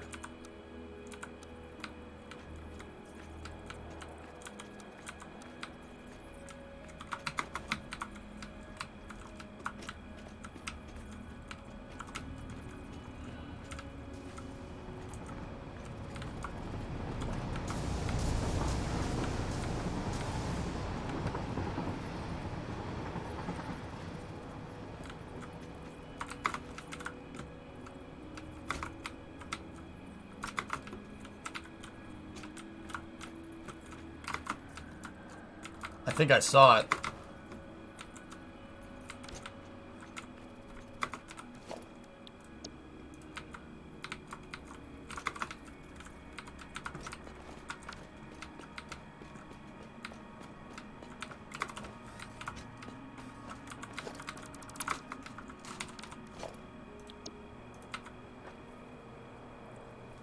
You can.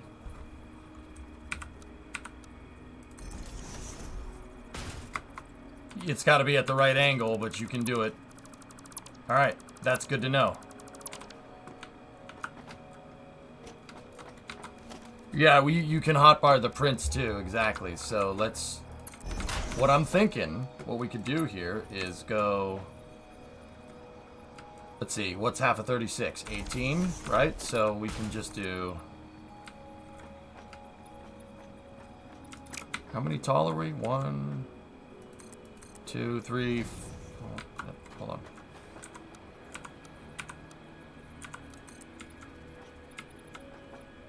Nine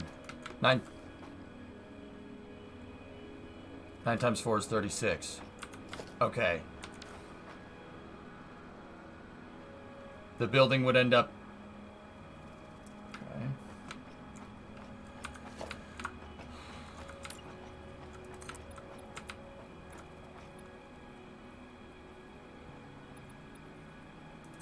Yeah, we'd have to make the thing 10 stories tall, which is fine. We can do that. That's cool.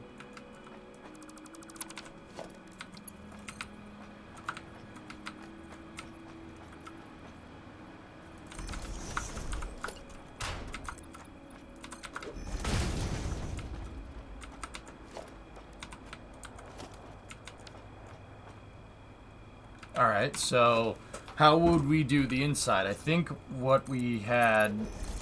We know that that works. It'll place that, but...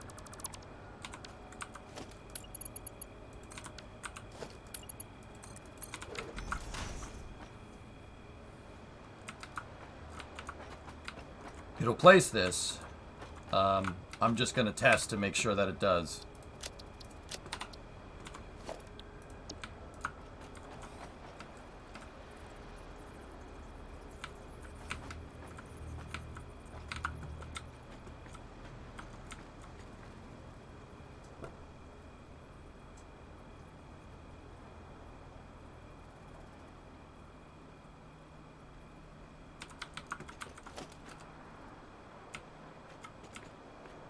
Yeah, okay.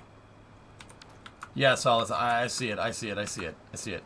So, yeah, once again, we're feeling out the blueprint tool here. I get it.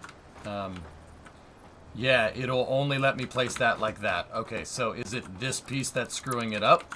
Let me save the blueprint again, overwrite, and let's go here to the print.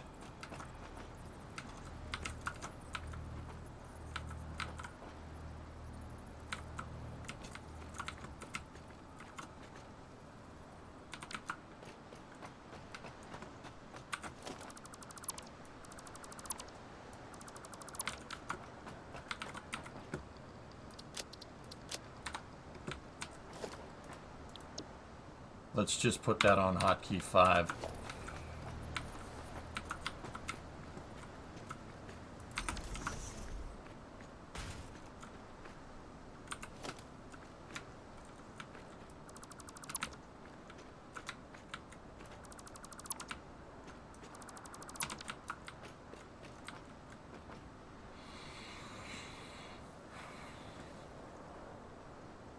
It could be the pillar base. Alright, we'll go with a straight corner stack of walls and see what it does. Oh yeah, got it down to 5.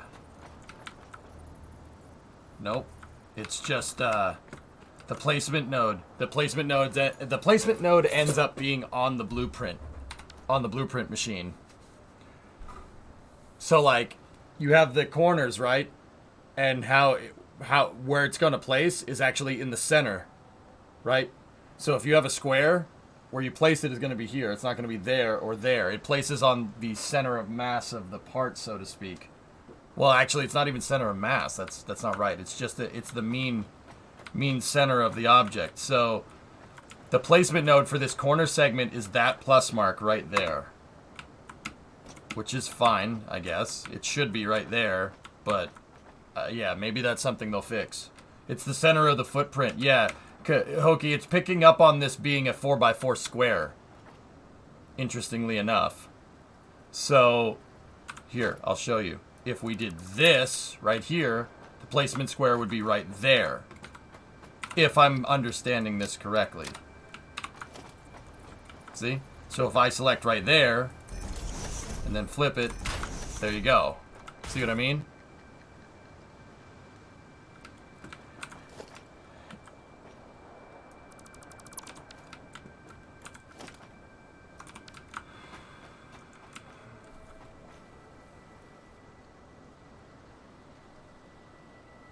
Interesting.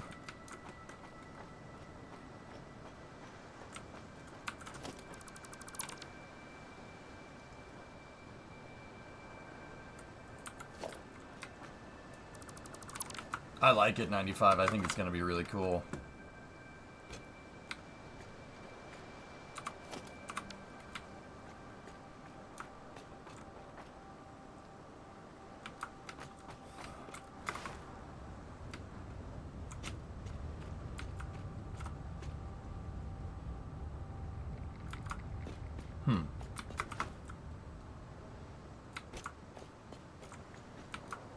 If you really put some thought into the blueprints, you could speed build huge construct from sub-assemblies like a madman. Yeah. That's why I'm kind of just taking the time to figure all this out, to figure out really how the blueprint machine works. I'm taking time to figure out how the blueprint machine works by trying to blueprint a building to put my blueprint machine inside of. Yeah, that sentence was right, I think. I mean, yeah, that was right, right? Left? The next thing that I'm wondering is maybe we could place the blueprint machine after. Like, if we go in here and we dump the blueprint machine and I go to make it again,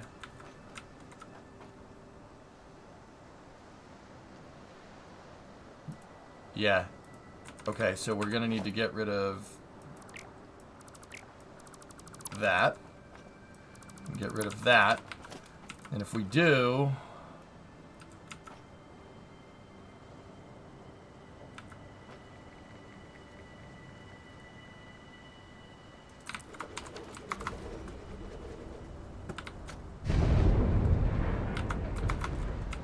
yeah, the only place it let me place it was the place, yeah. Okay, so there's the soft clipping mechanic stuff. Will turn yellow. S. Yep. Okay. Alright, that's pretty neat. Okay, I see what this is doing. Yeah, WD, it's addicting. Yeah, absolutely.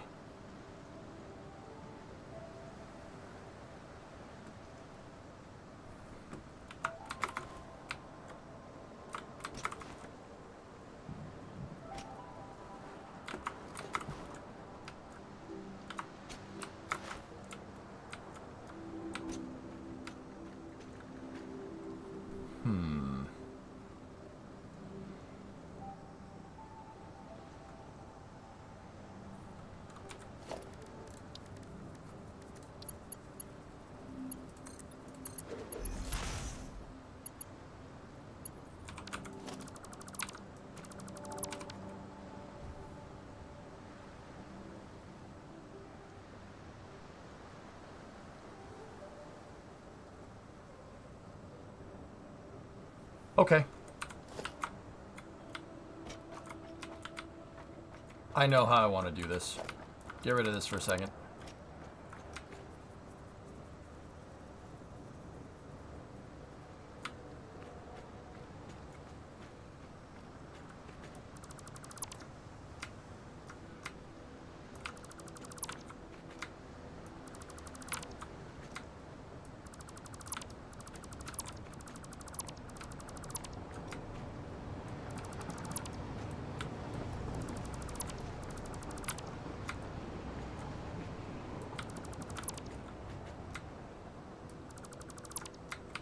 I'm really happy there's no physics simulation on the buildings in this. That would have collapsed.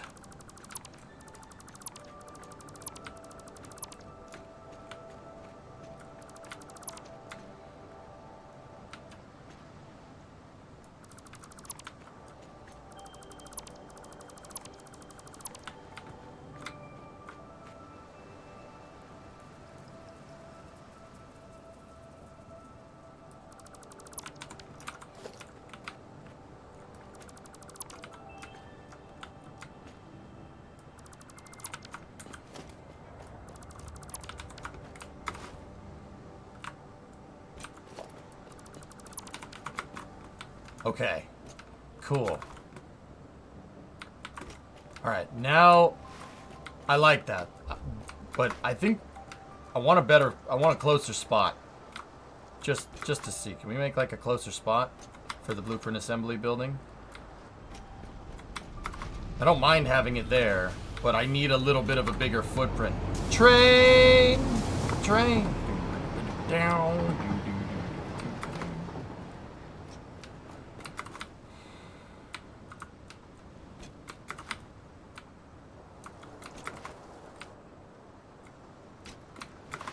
Get up on this rock, see if we can find another spot. I need a slightly bigger footprint than what we just had. Did I ever tell you about the time I built a trebuchet and medieval engineers that could legit launch things into orbit? That's just spherical in game because you can actually get to orbit with a big enough trebuchet. No, but that's cool.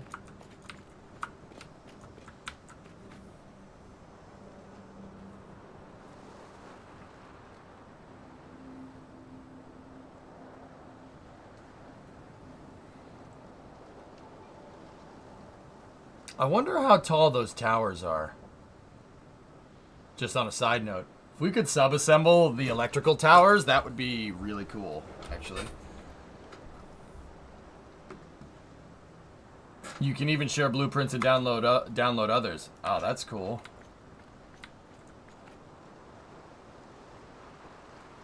That's a smelter. The smelter array is going to go on that platform over there. Which means I could put my blueprints right where the smelter array is, and we could attach it to the side of the building.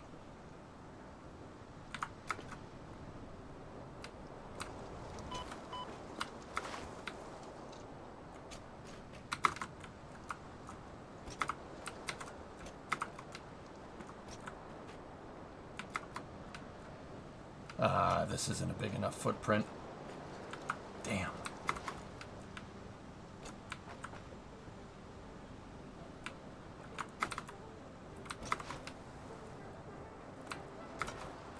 Here, while we're here, Havocs, let's, while I'm here, let me just see.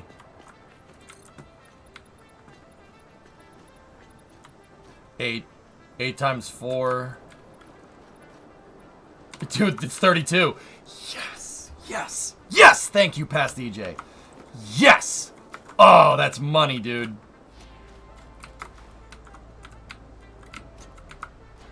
Excellent. Yeah, I'm telling you, man. It's a sub-assembler. Frickin' sub-assembler. That's what it is. Right? Did I look at that right? So that's 4, 8, 12, 16, 20, 24, 28,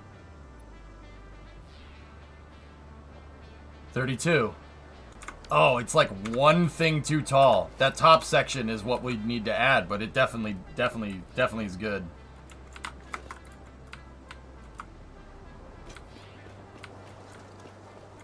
Yeah, if we sub-assembled them, it ain't gonna matter. Now, is it? Alright, I'm going to expand my depot platform here. Can we go 10 this way? 8. We can only go 8. 8 times 4 is 32. Crap. Not a big enough footprint.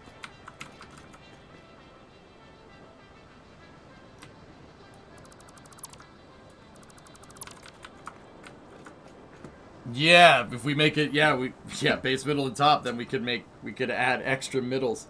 That's true. We could do that. Ah, damn.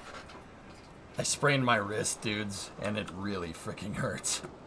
I don't know what, I think maybe from doing push-ups or something. I don't know. I hurt my wrist. Left hand freaking kills. I can't put any weight on it. So, you know, I'm sure that's good. I'm sure it won't have any negative repercussions at all.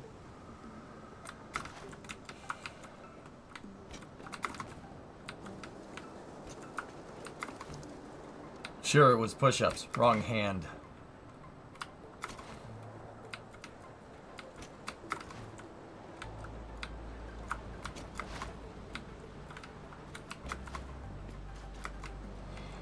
It's a bad joke. What can I say?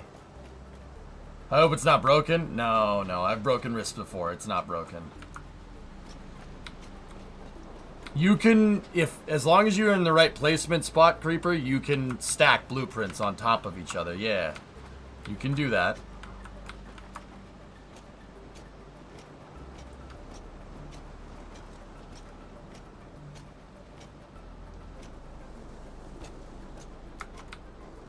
We're talking about doing push-ups, Dish. What are you talking about? It's a little weird.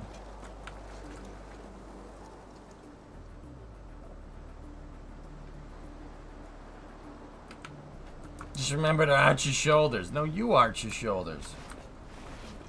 You're talking about being a jack of all trades. Right.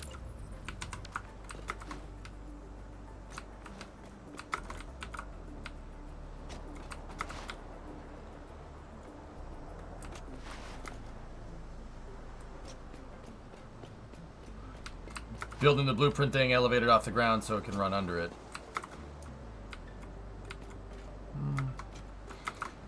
Yeah, maybe.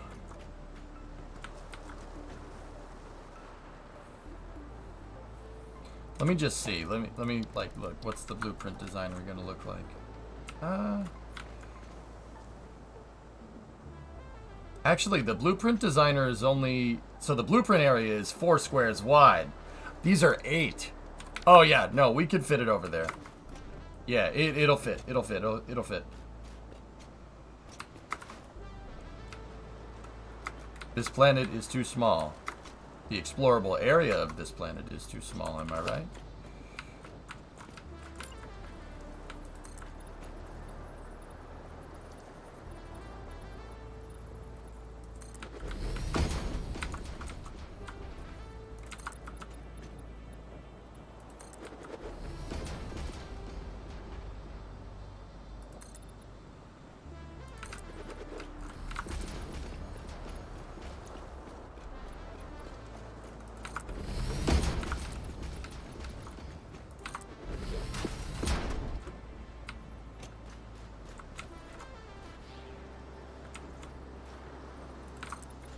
Yeah, guys, I don't want to go too crazy building, like, just building platforms above all the terrain. I really like the idea of building with the terrain. I think it looks cool, which is why I'm kind of doing this way, but this is going to end up looking like, you know, it's going to end up looking like we just stacked platforms everywhere.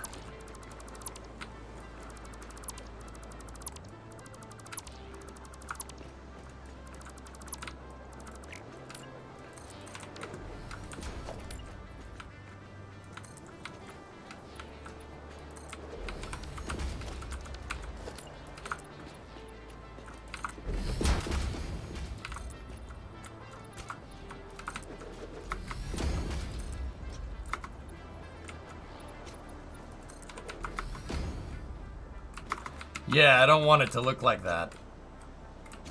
But the blueprint assembly building, if we were actually going to build this, it would have it would need to be on a pretty damn heavy platform, a building that size. So we would need something large. So what we'll do, come up with a solution here. Pillars. We'll put pillars down here to make it look like the girders that hold this thing up, or the columns that hold this thing up. Columns would be the structural engineering term for it.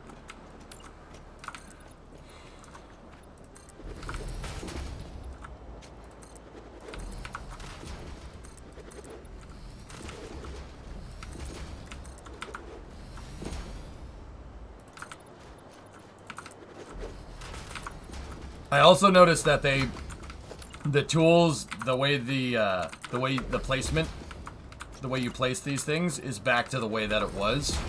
They had, if I'm remembering correctly, they changed it in experimental, and they like, the placement was different, and now it's back to the way it was, which is cool.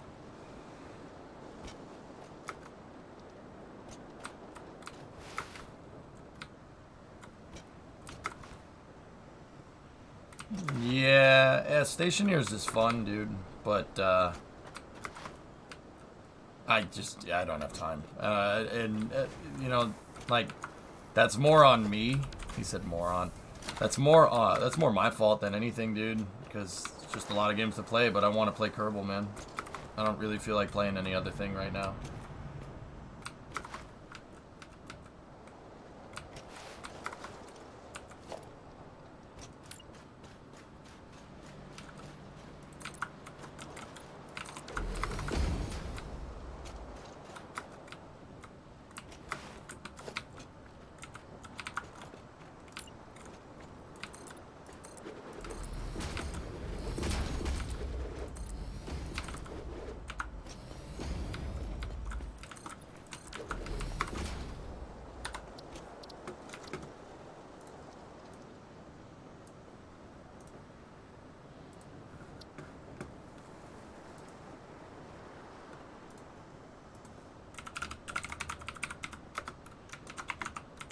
Give me 1 second, guys.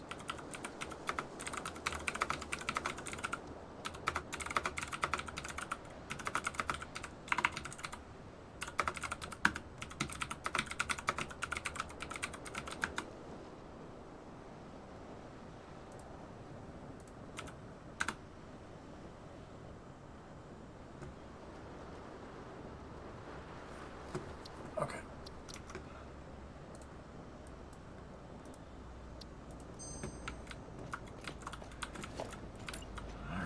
Finish up the structure for our blueprint assembly building here. Yeah, I don't want to just build an industrial hellscape over this. I like building with the terrain, man. It makes it look a lot nicer. It makes what you build look a lot cooler.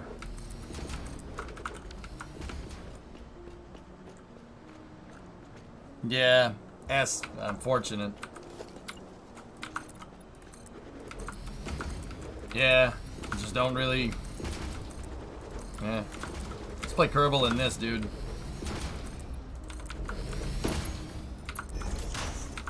I mean, maybe that'll change someday, dude. Maybe I'll feel like playing them. I don't know. I mean, like, to be fair, I kind of want to, but, you know, I really am into what we're doing in Kerbal and kind of want to keep it that way. I liked your idea having it next to the other big building. Yeah, we don't really have a footprint that's good enough to do that.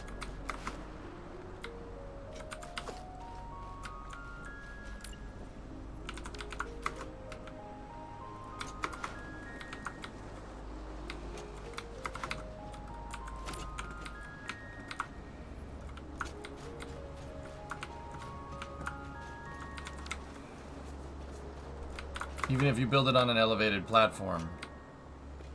That would, over there, it would look, I mean, yeah, we could, but then I have to move the smelter arrays, and that's another thing to do right now. I don't really want to. Is there any difference between SLS high flow bleed and the shuttle's high flow bleed? I was comparing SLS launch with shuttle launch back in the day. Not really. Same engines.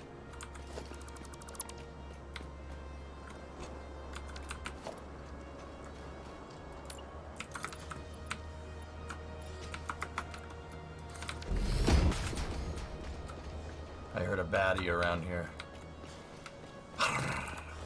Oh yeah, I see you up there. I wish I had ammo.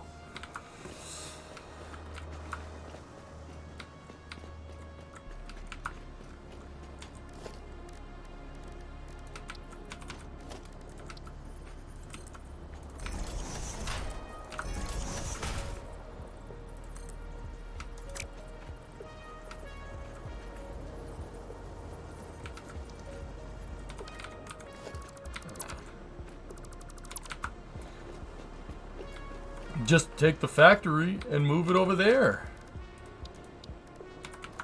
You know what? What's this thing's purpose other than being a dang foundation? And wait a minute. Oh, yeah, okay. Alright, yeah, it has to be at that height so it bridges the terrain correctly.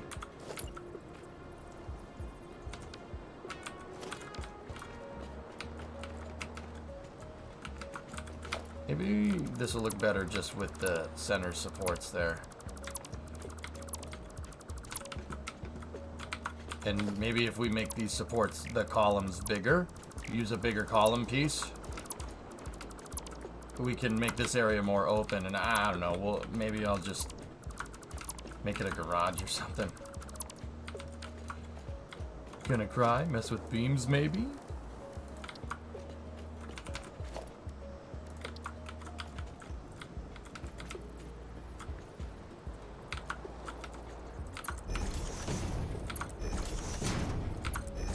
That's beef. Beefcake.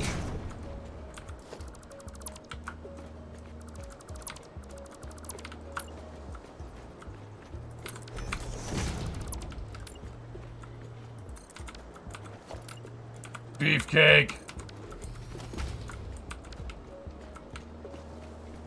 That doesn't look as bad.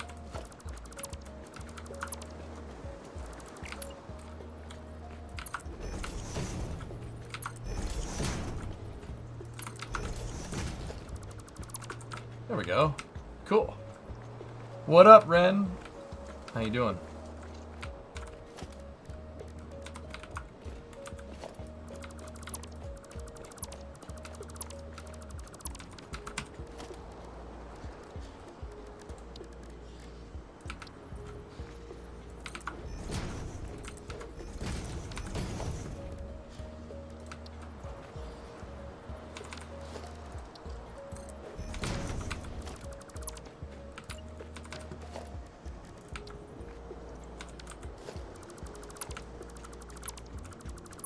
I don't know what this room will be used for. It has really no use case, but it just kind of looks cool. I'm sure I'll find a use for it. Maybe we could put wiring or something down here. That's what I've done in the past, and it actually is pretty cool. We got it.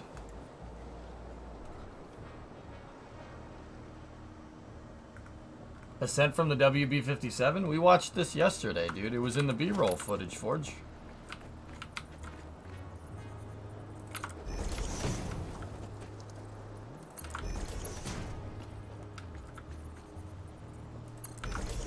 Just rent it out as office space. That's fair. Mixed use.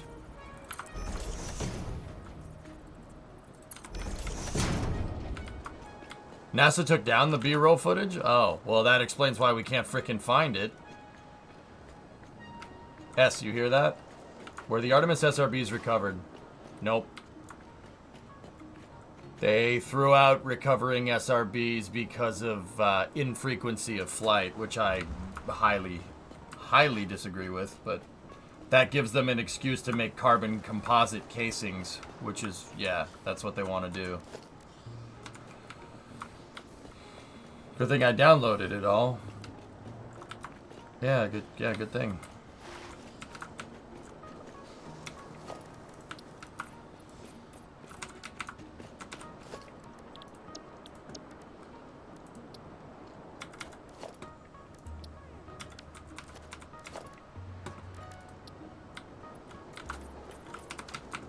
Yeah, man.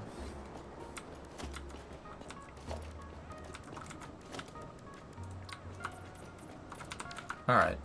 Cool.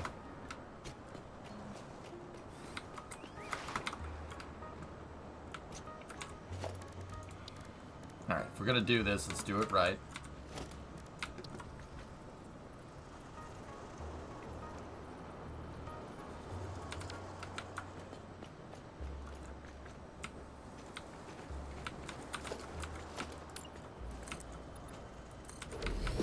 Average people aren't allowed here. Rule 1 is pretty harsh.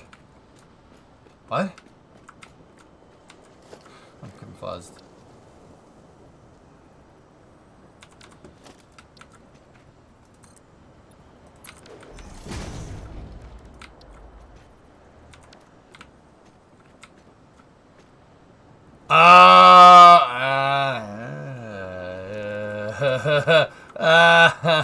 Okay. Alright, I got you. I got you. Well played, sir. Well played.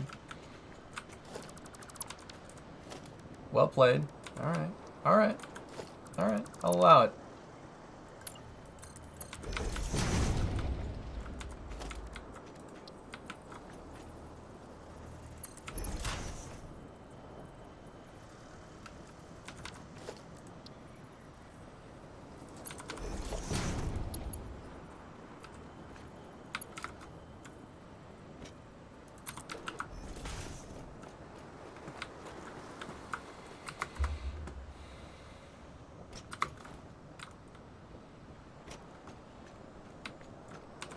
This only confirms that I have a child somewhere I don't know about. Dad jokes are on point. Oh boy. Alright, so let's get some floors in here. How are you doing, Respect? Dad jokes notwithstanding. Funny. Notwithstanding, though.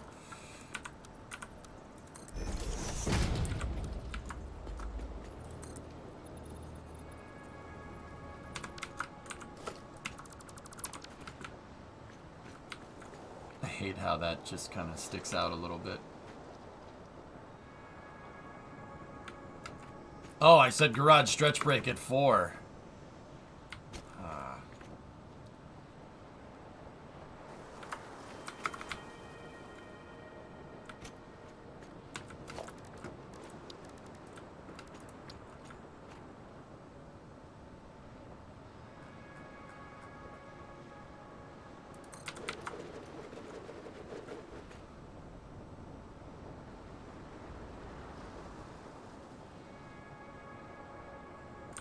It'll let you get away with that, huh? Okay. Pretty good. You're my top recommended channel, so I popped over. This game looks awesome. First person Factorio? Yeah, pretty much, dude. Yeah. And they just added blueprints. So, that was the blueprint tool that I just made. But, like, they limited it to, like, only a certain amount of blueprints. So, it's more like a sub-assembling. A sub-assembler, I guess, would be the right way to say it. Yeah, it's actually pretty neat. I'm just gonna paint some of this so I know where the perimeter is of this building.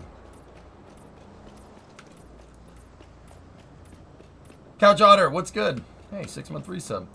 That's cool that I showed up in the recommended, Respect. Discovery. Right on. Thanks for clicking, man. I appreciate it. I'm EJ. I like space stuff. I'm a STEM streamer, dude.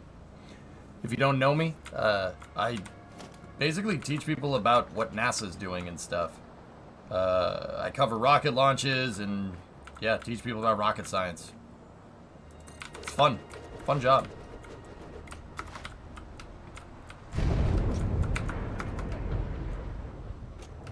And before someone codes Doom within the in-game logic, oh jeez. Kid, I've been so damn busy at work, totally missed the launch. You missed a treat, man.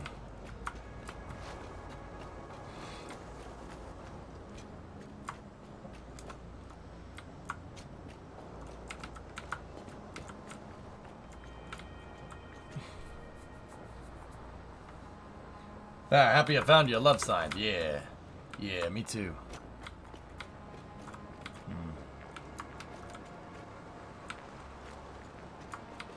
Boosters in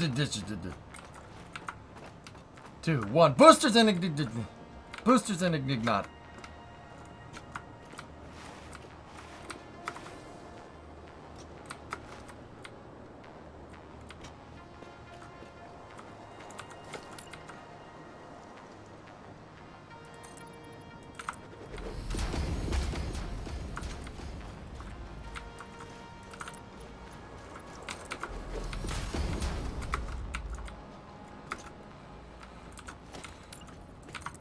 Once again, I don't blame Daryl. That was definitely what I would like to call a hype moment. Pro gamer moment.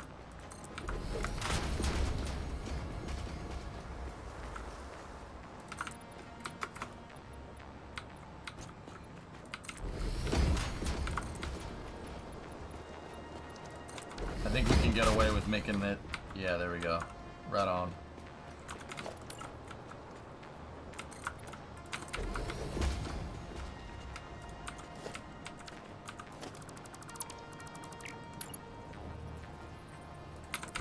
Anyway, Couch. Yeah, a lot of people have been busy with work, but people are popping back in slowly but surely, which is cool. Thanks, man. Missed the notifier. It didn't go off, did it? Oh, you gave... Did you... Gifted... Oh. Tier 1 to respect. Oh, right on, man. Thank you. I'm just used to ignoring anything with your name in it, so sorry about that.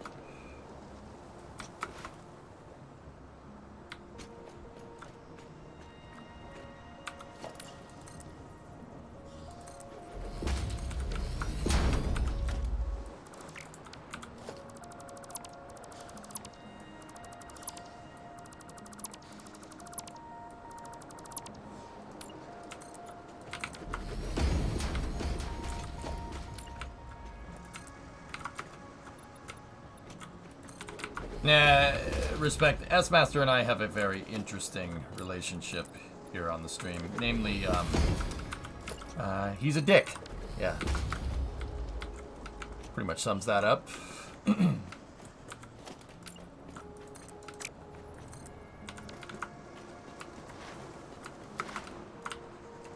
But I'm just being honest.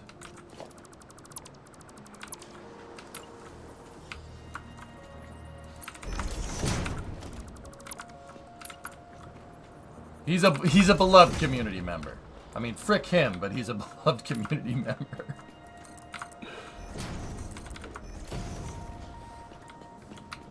Did you build decks? That's pretty neat. What? What? I'm wondering. Ready? Catch. Can we?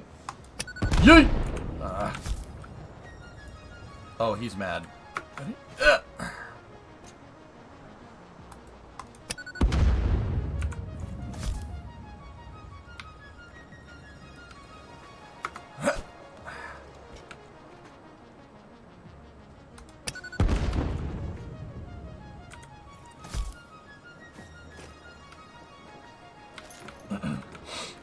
This is fine.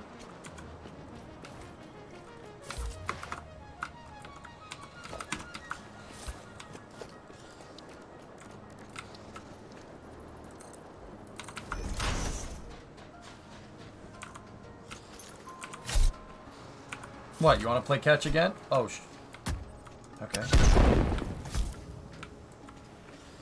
Yep. Yeah. Bye-bye. Why won't you die?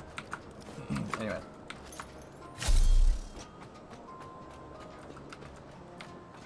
Okay.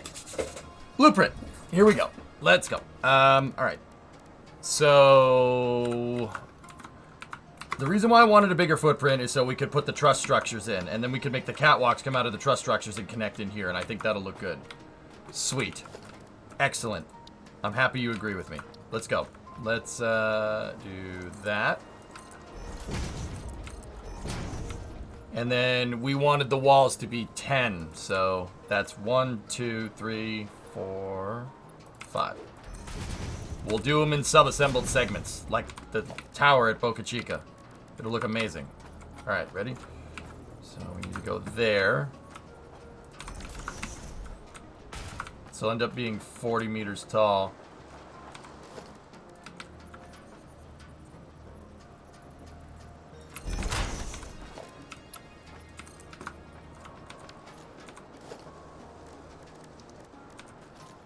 I don't agree with you, but I like it. Shh. So? Yeah, they just added the blueprints, dude. Mm-hmm.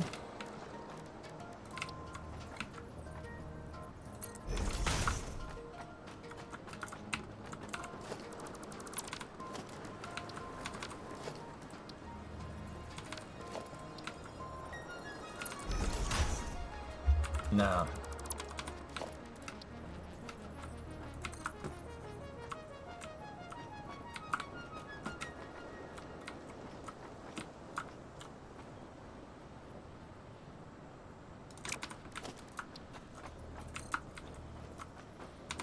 Okay.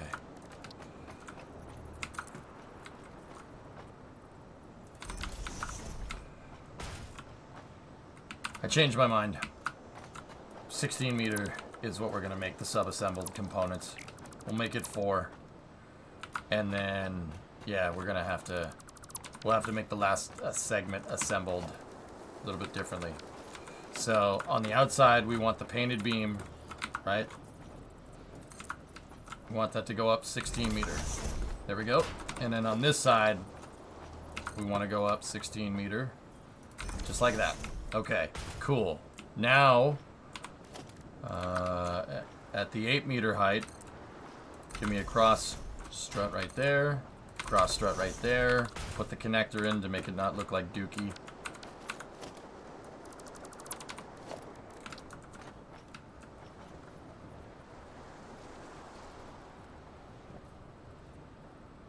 The hell?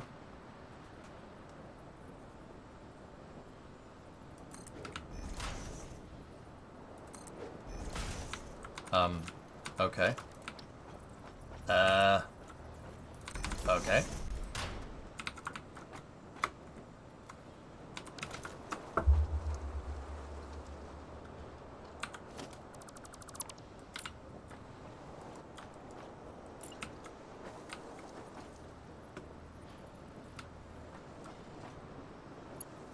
The gliders are only 4 meter.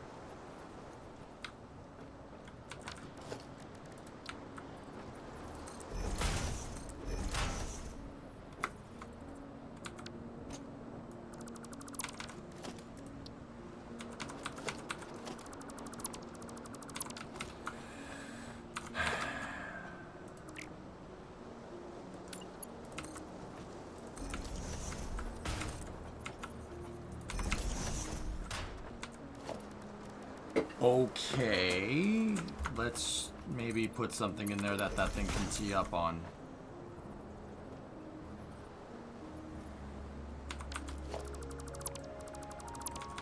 Please.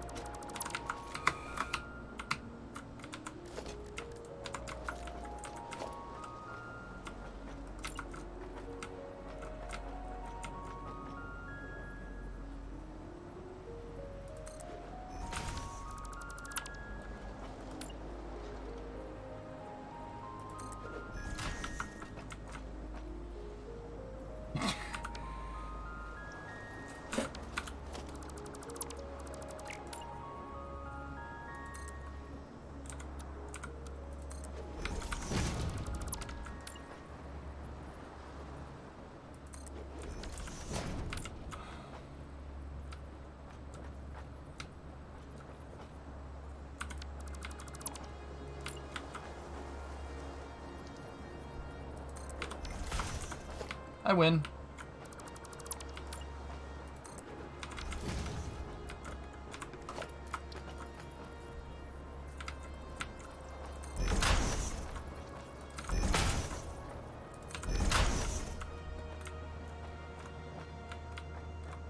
Yeah, we got it, dudes.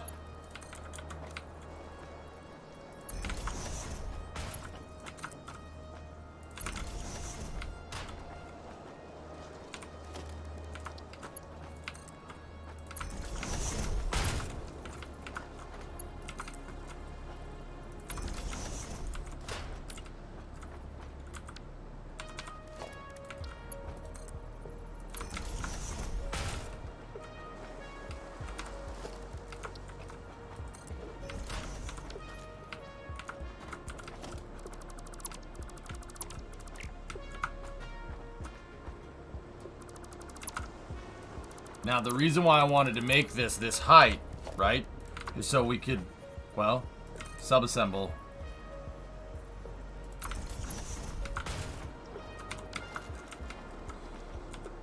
I'll show you. So we'll do, like, painted beams on the outside. And then we could do girders on the inside. Watch.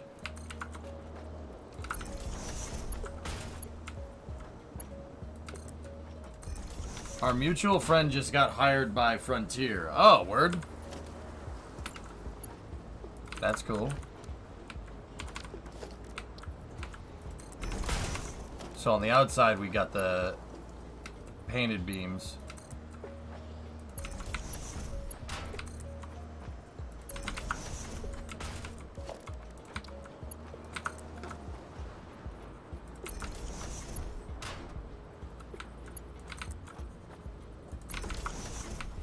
See, yes, you say Frontier, and I'm thinking Frontier Games. No. Frontier is my favorite tier. Oh, yeah?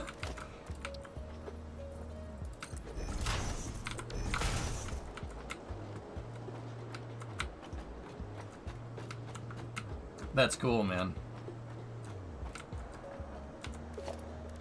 That's pretty neat. Okay. Now, get the bottom blocks off here, because the top ones have them already. Okay, so let's go in here. This is the prefab building.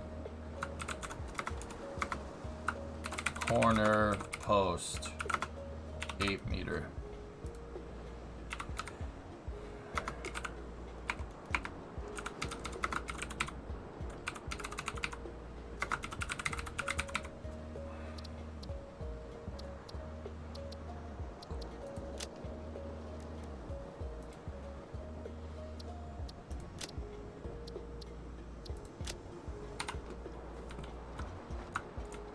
What is a Frontier game? Frontier is a developer, dude.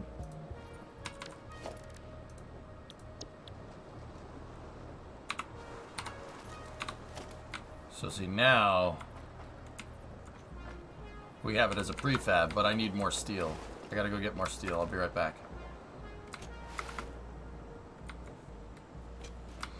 Yeah, it's funny how that works, Illness. It's almost like I predicted that 5 years ago. And I didn't need a source telling me to do that either. Just saying.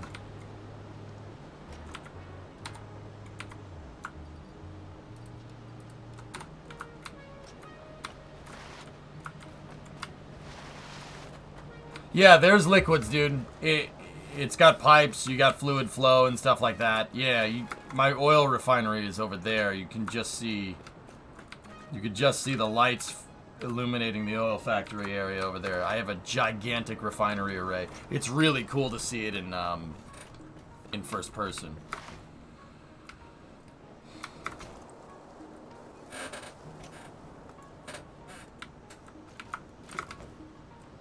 But Orange Rocket bad.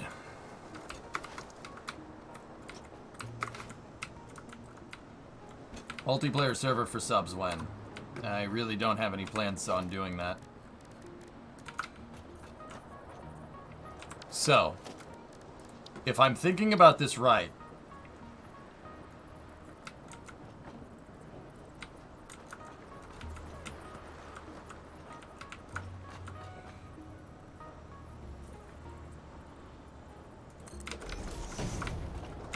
we should be able to place concrete there, temporarily, of course.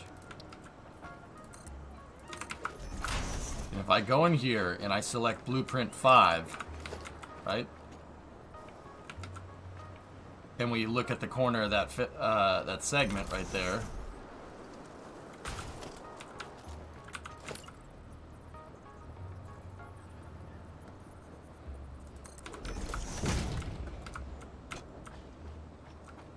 Bingo.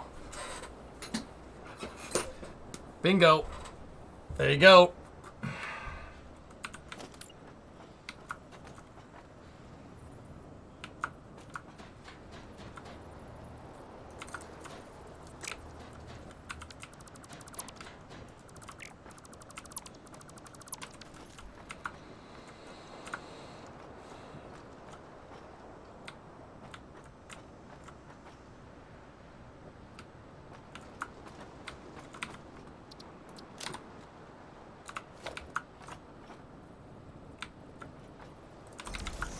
Now, one thing that I did notice is that the diagonals aren't connecting into the right thing.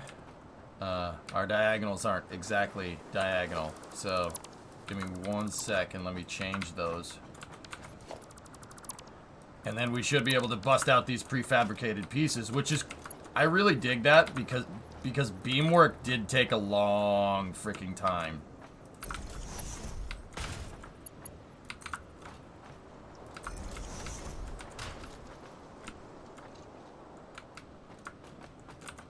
It really, really was a pain in the butt doing all the beamwork before. If you wanted to make a structure with a lot of these things, it didn't really come out right.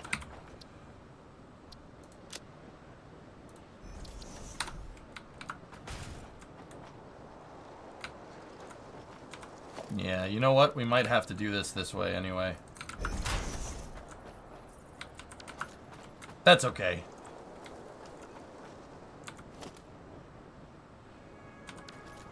Hey, Tan, what's going on?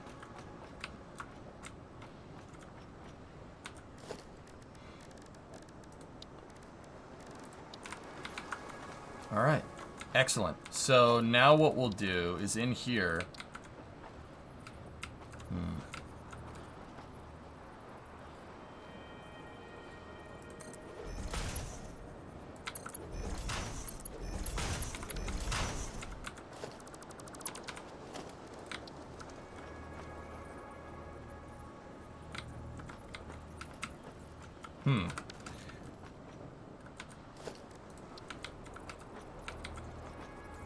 Just booked a hotel for PAX East. Badges went on sale. Oh, that's neat.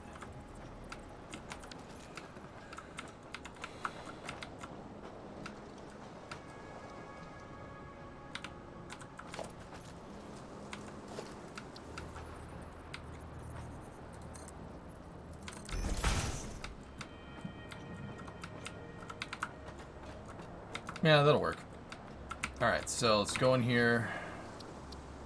Save the blueprint. Confirm. Alright, now we go up here like this. And if I hit 5...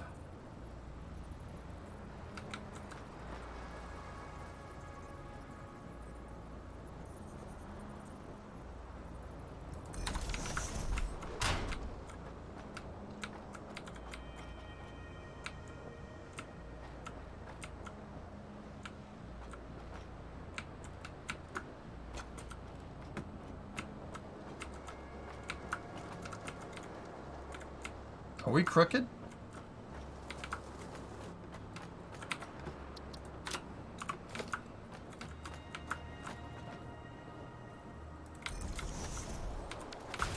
That was weird. It looks like we were crooked there for a second.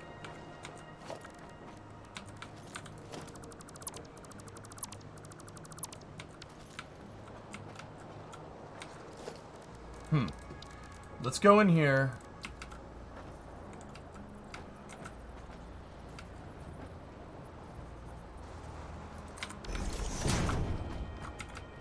And you know what we'll do?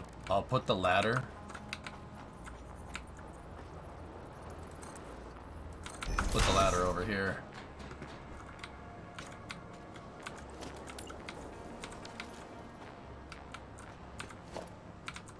Alright, so now we hit 5.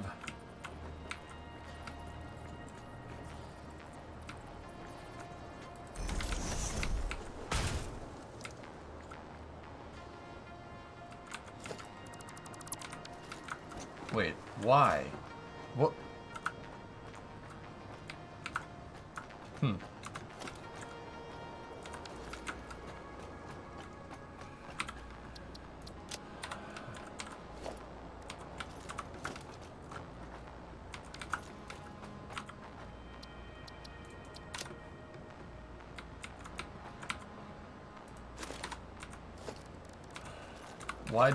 Why does it make it crooked? I don't understand.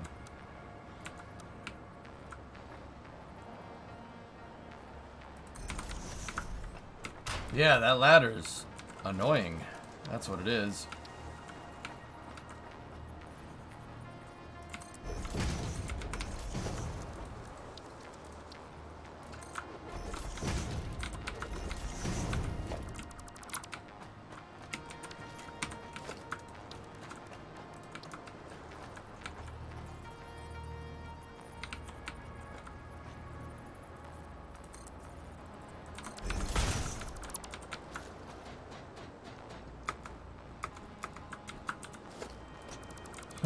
That lets you go through the diagonals, but not the straighter pieces, which is kind of weird. But we'll do this way. Ready? So let's go over here like this. And now I know that the concrete slab, or the concrete slab is placed in the right spot. So if I select dead center,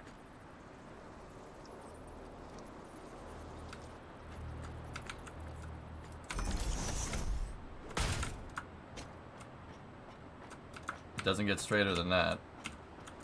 That's lined up. Cool. Alright, well, that makes sense, I guess.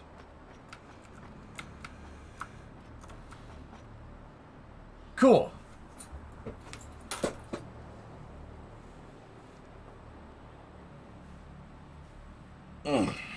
Excellent. Alright, sweet.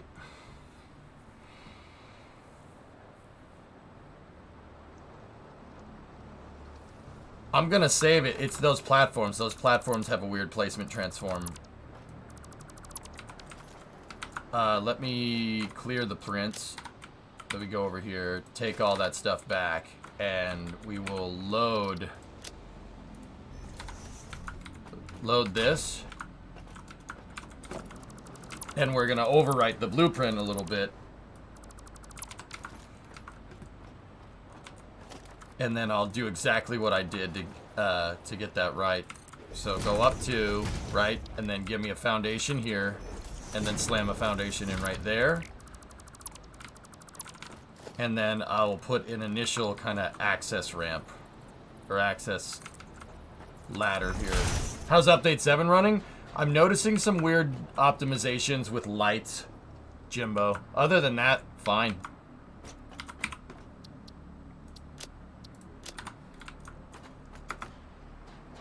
I'm screwing around with the blueprints. I'm trying to see how well I can get them to work. Now we're talking. I'm trying to make prefabricated building. Trying to make prefabricated building segments.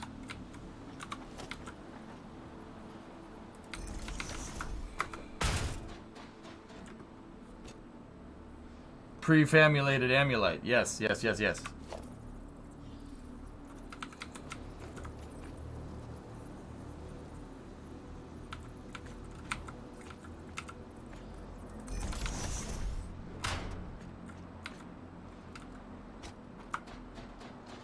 I heard conveyor belts were a problem. I haven't seen much weird stuff with the belts just yet, but yeah, that's just me. I'm just messing with this. I'm really just trying to see what makes this thing tick.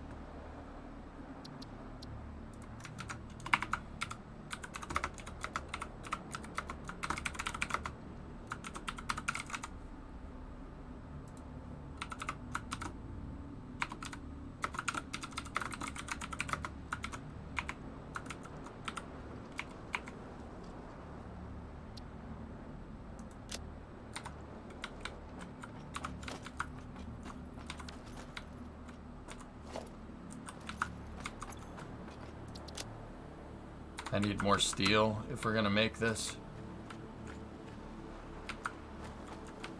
But yeah, we just gotta make sure we're placing it in the same orientation every time. So I found that if I place it looking at this beam, like this way, then it'll work. So let me go into my blueprints again. Prints.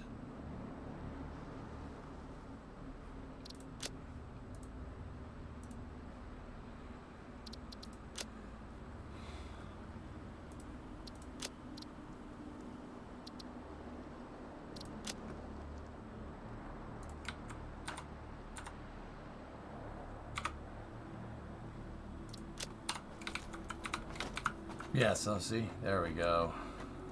We can build big segments. So take this, clear it out, and we need to get more steel.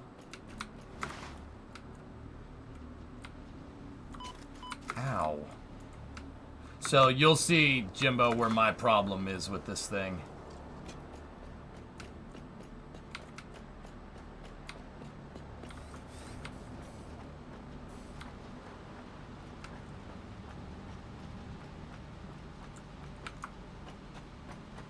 there is some extreme, like, things with the lights. The lights lag the frick out of the game. For me, at least. Like, this is unbearable.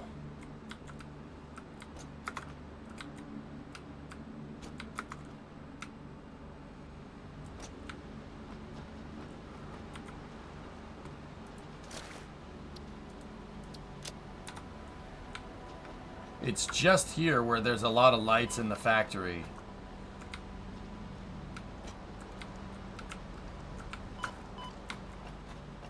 Once you get down here, like, I don't know what it is. Down here is just, I mean, it's not the best, but it's okay. But when you, there's a lot of lights up on the upper floors. You can kind of see them from here. You get to the upper floors of my factory, there's lights up there, and it really just croaks the game.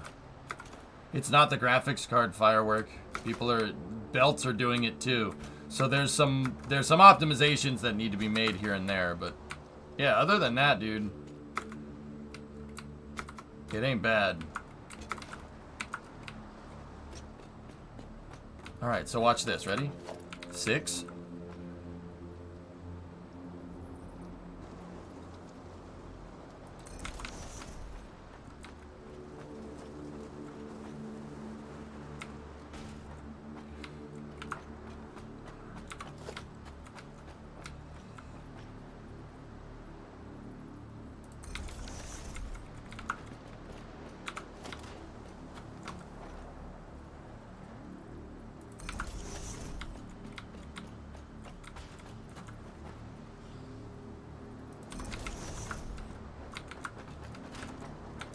Cool.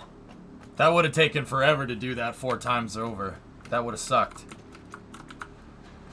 But we don't have to worry about it because I can just do this.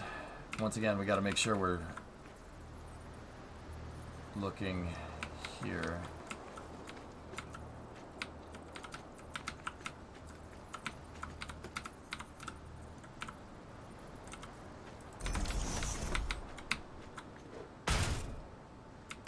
Score.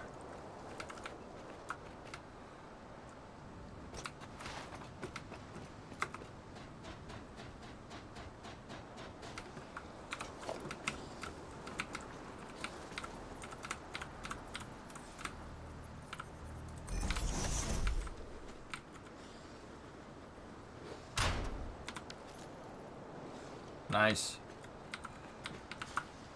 That's 2 columns. Let's go for the 3rd one. I actually really like this. That's really cool. Once you get this thing going.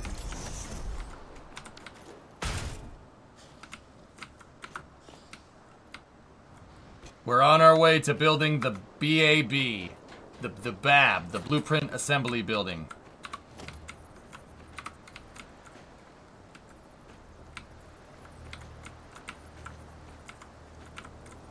You just got to make sure that we place it the same way every time. What's up? Just shot an EMD F59PH. Discovery, Good go loco. And now, this is why I have the smaller segment here. So we can just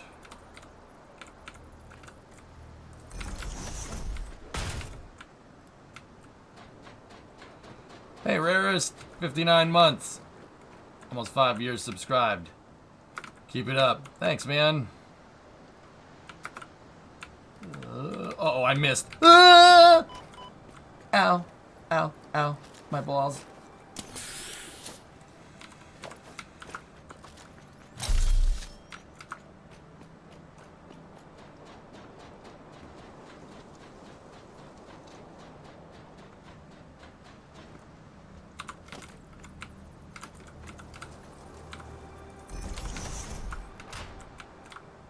Well, I forgot I couldn't fly. Okay.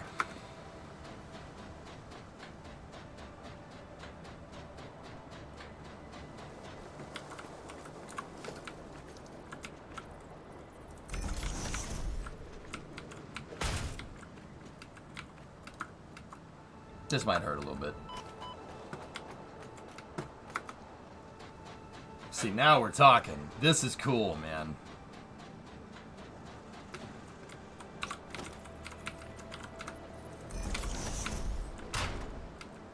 Oh, that's freaking sweet. Look at the towers. That's cool. Watch your launch VOD from the morning. When are we expected to cap? Monday.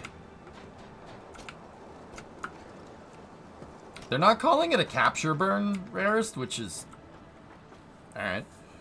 10 out of 10. Would build again. Yeah, they're not calling it a capture burn, which is weird, but hey, whatever. Now that's prefabricated segments. That's cool, man. This is what this thing is built for. And I dig it. It's not free return. It's an insertion burn. Yes, they are going to capture the moon. They're going to capture, and the capsule's going to sit out there for a week. Not free return. Artemis 2 is free return with people on board.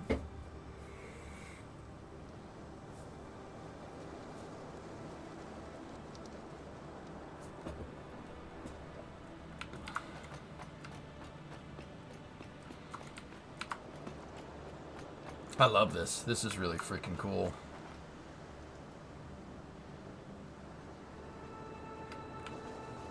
All right, let's finish it.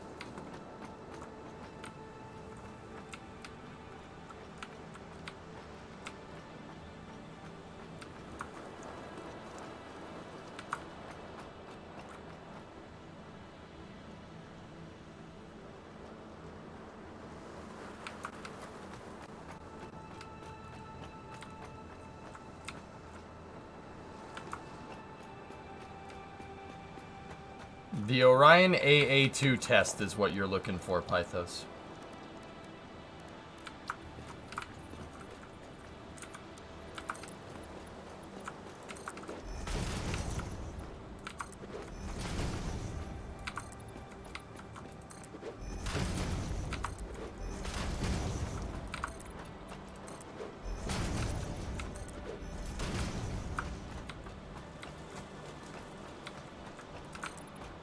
I don't know if you can zoop blueprints, but the way I made it, the way I made this basically means you can, I made the blueprint stackable. You gotta, that mean center of geometry is really, really important. It's really important to understand why it does that.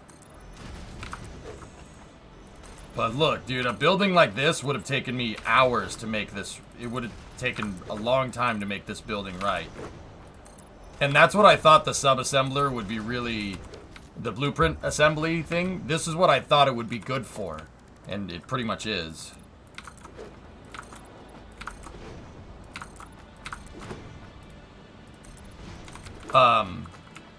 It's good for...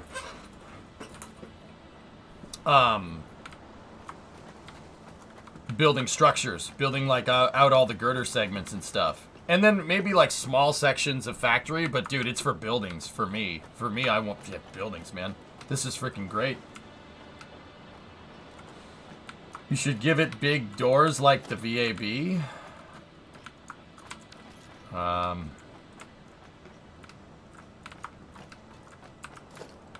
tell you what we'll do.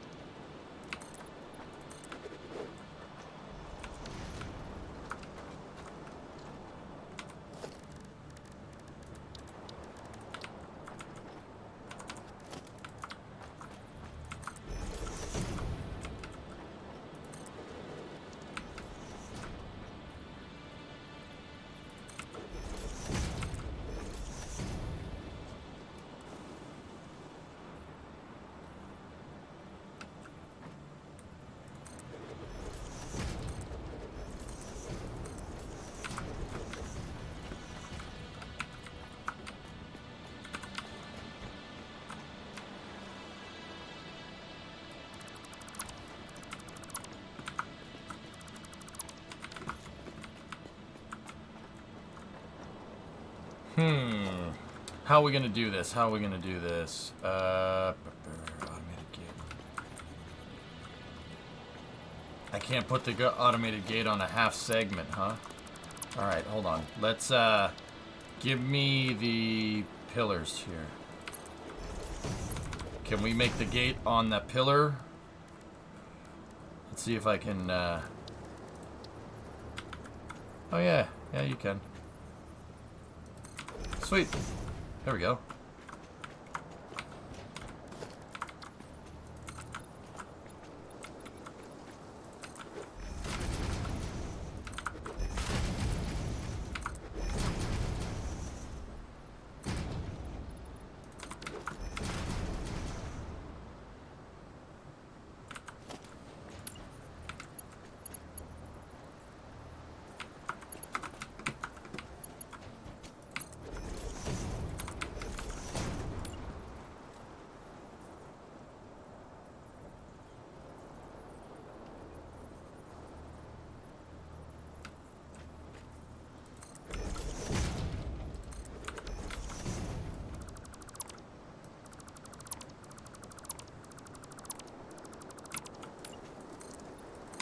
Creeper, we can actually make the big doors. That's doable.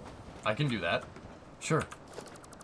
I even may be able to put that big concrete pillar right here and have it... Yep. See what I'm saying? You see what I'm saying, dude? So there's your inset, you know? And we were able to place them on the half mark right here. Look at that, huh?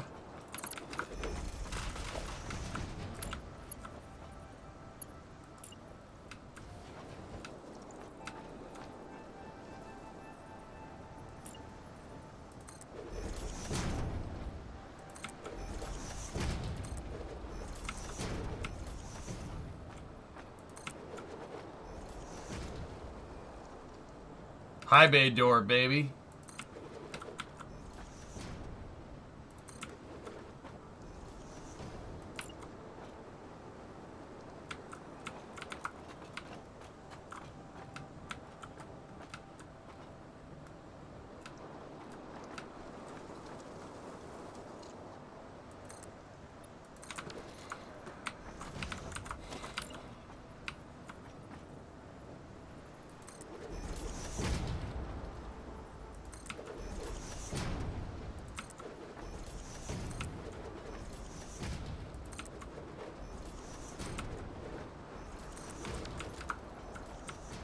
I mean, I'm not sure what the heck we're gonna use this for, but hey, whatever.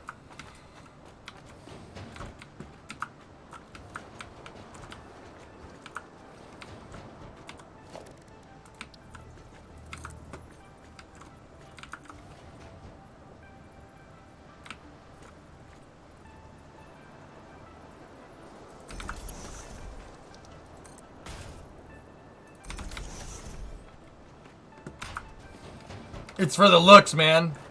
That's fair. That's fair.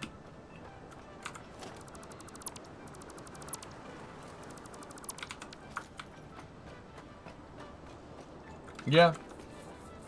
This would have been something to behold.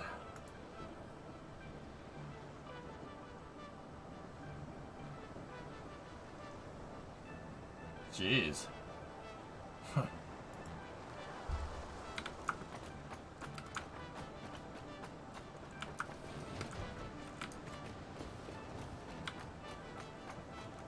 This is cool.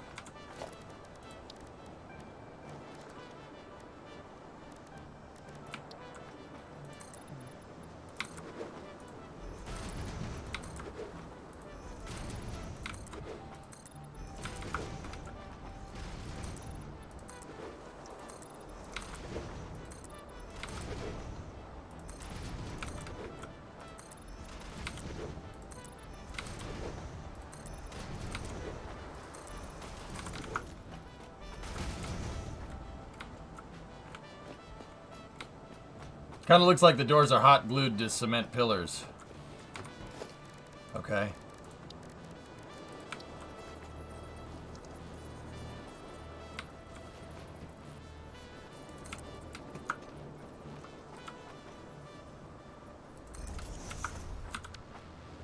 That's just one too big.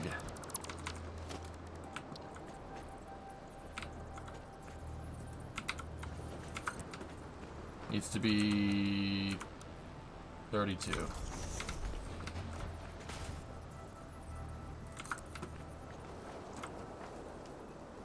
How's that? Actually, it would be better to if we had more truss structure going to here and tying it all together. Yeah, Grobe, I got you, man.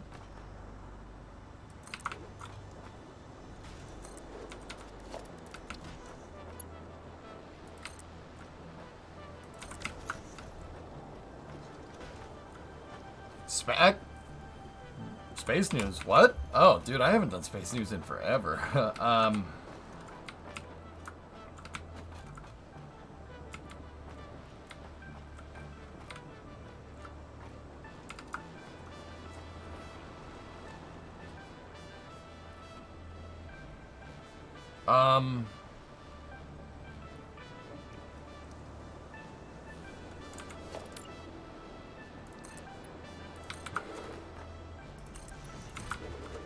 Hold on.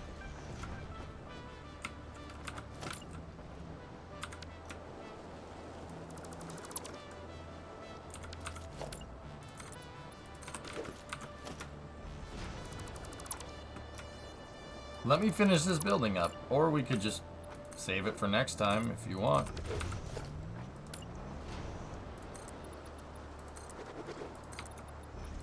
Trying to tie all the structure together.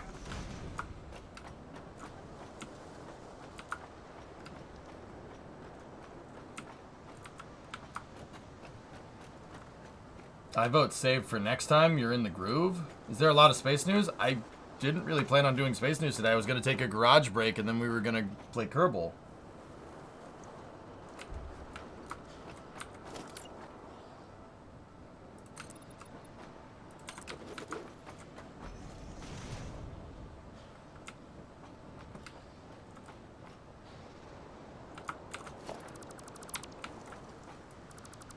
You also said garage break an hour ago, so do you not want me to take a garage break, or...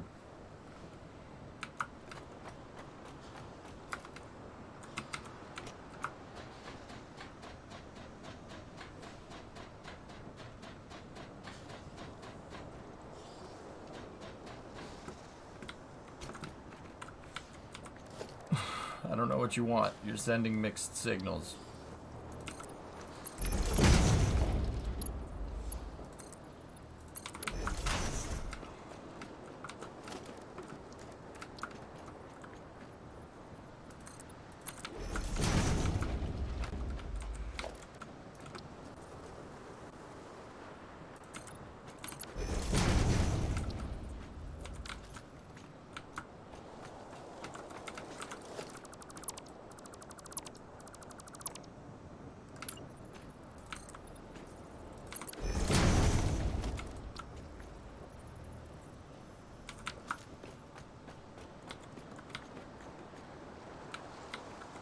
I was just asking, you tend to lose track of time. Sometimes. Get it? That's because I like getting into what I'm working on, dude. And once I'm in the groove, you just go. You know? It's hard to sit here and come up with stuff to make. You know what I mean? That's tough to do. So, you know, I kind of let myself lose track of time, if that makes any sense. I mean, no one's probably going to believe that, but... I let it happen on purpose because, you know, the building is fun.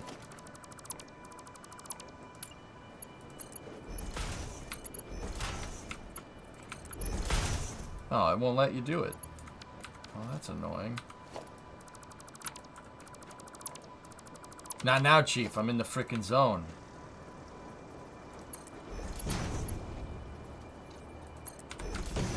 But yeah, we can save this for next time if you want. No problem. What is that in the middle? Blueprint machine, Guardian. Yeah, it's a blueprint machine. What does it do? It makes blueprints. See these corner posts here with the cross beams and everything with the X's? I made those. They're sub-assembly. See? And then I just put it all together, and this is my blueprint assembly building. I made a blueprint to make the building that I'm putting my blueprint assembler in.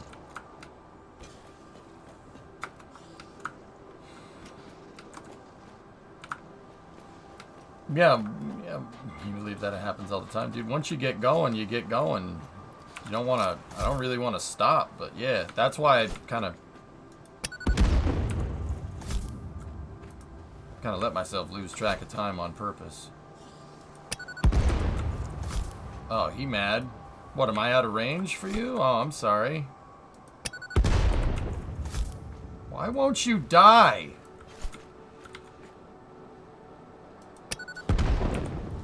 He's like, no.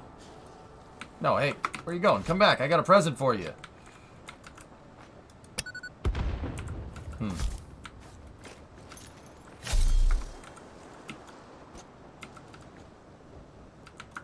He was like, he shook his head at me. You see that?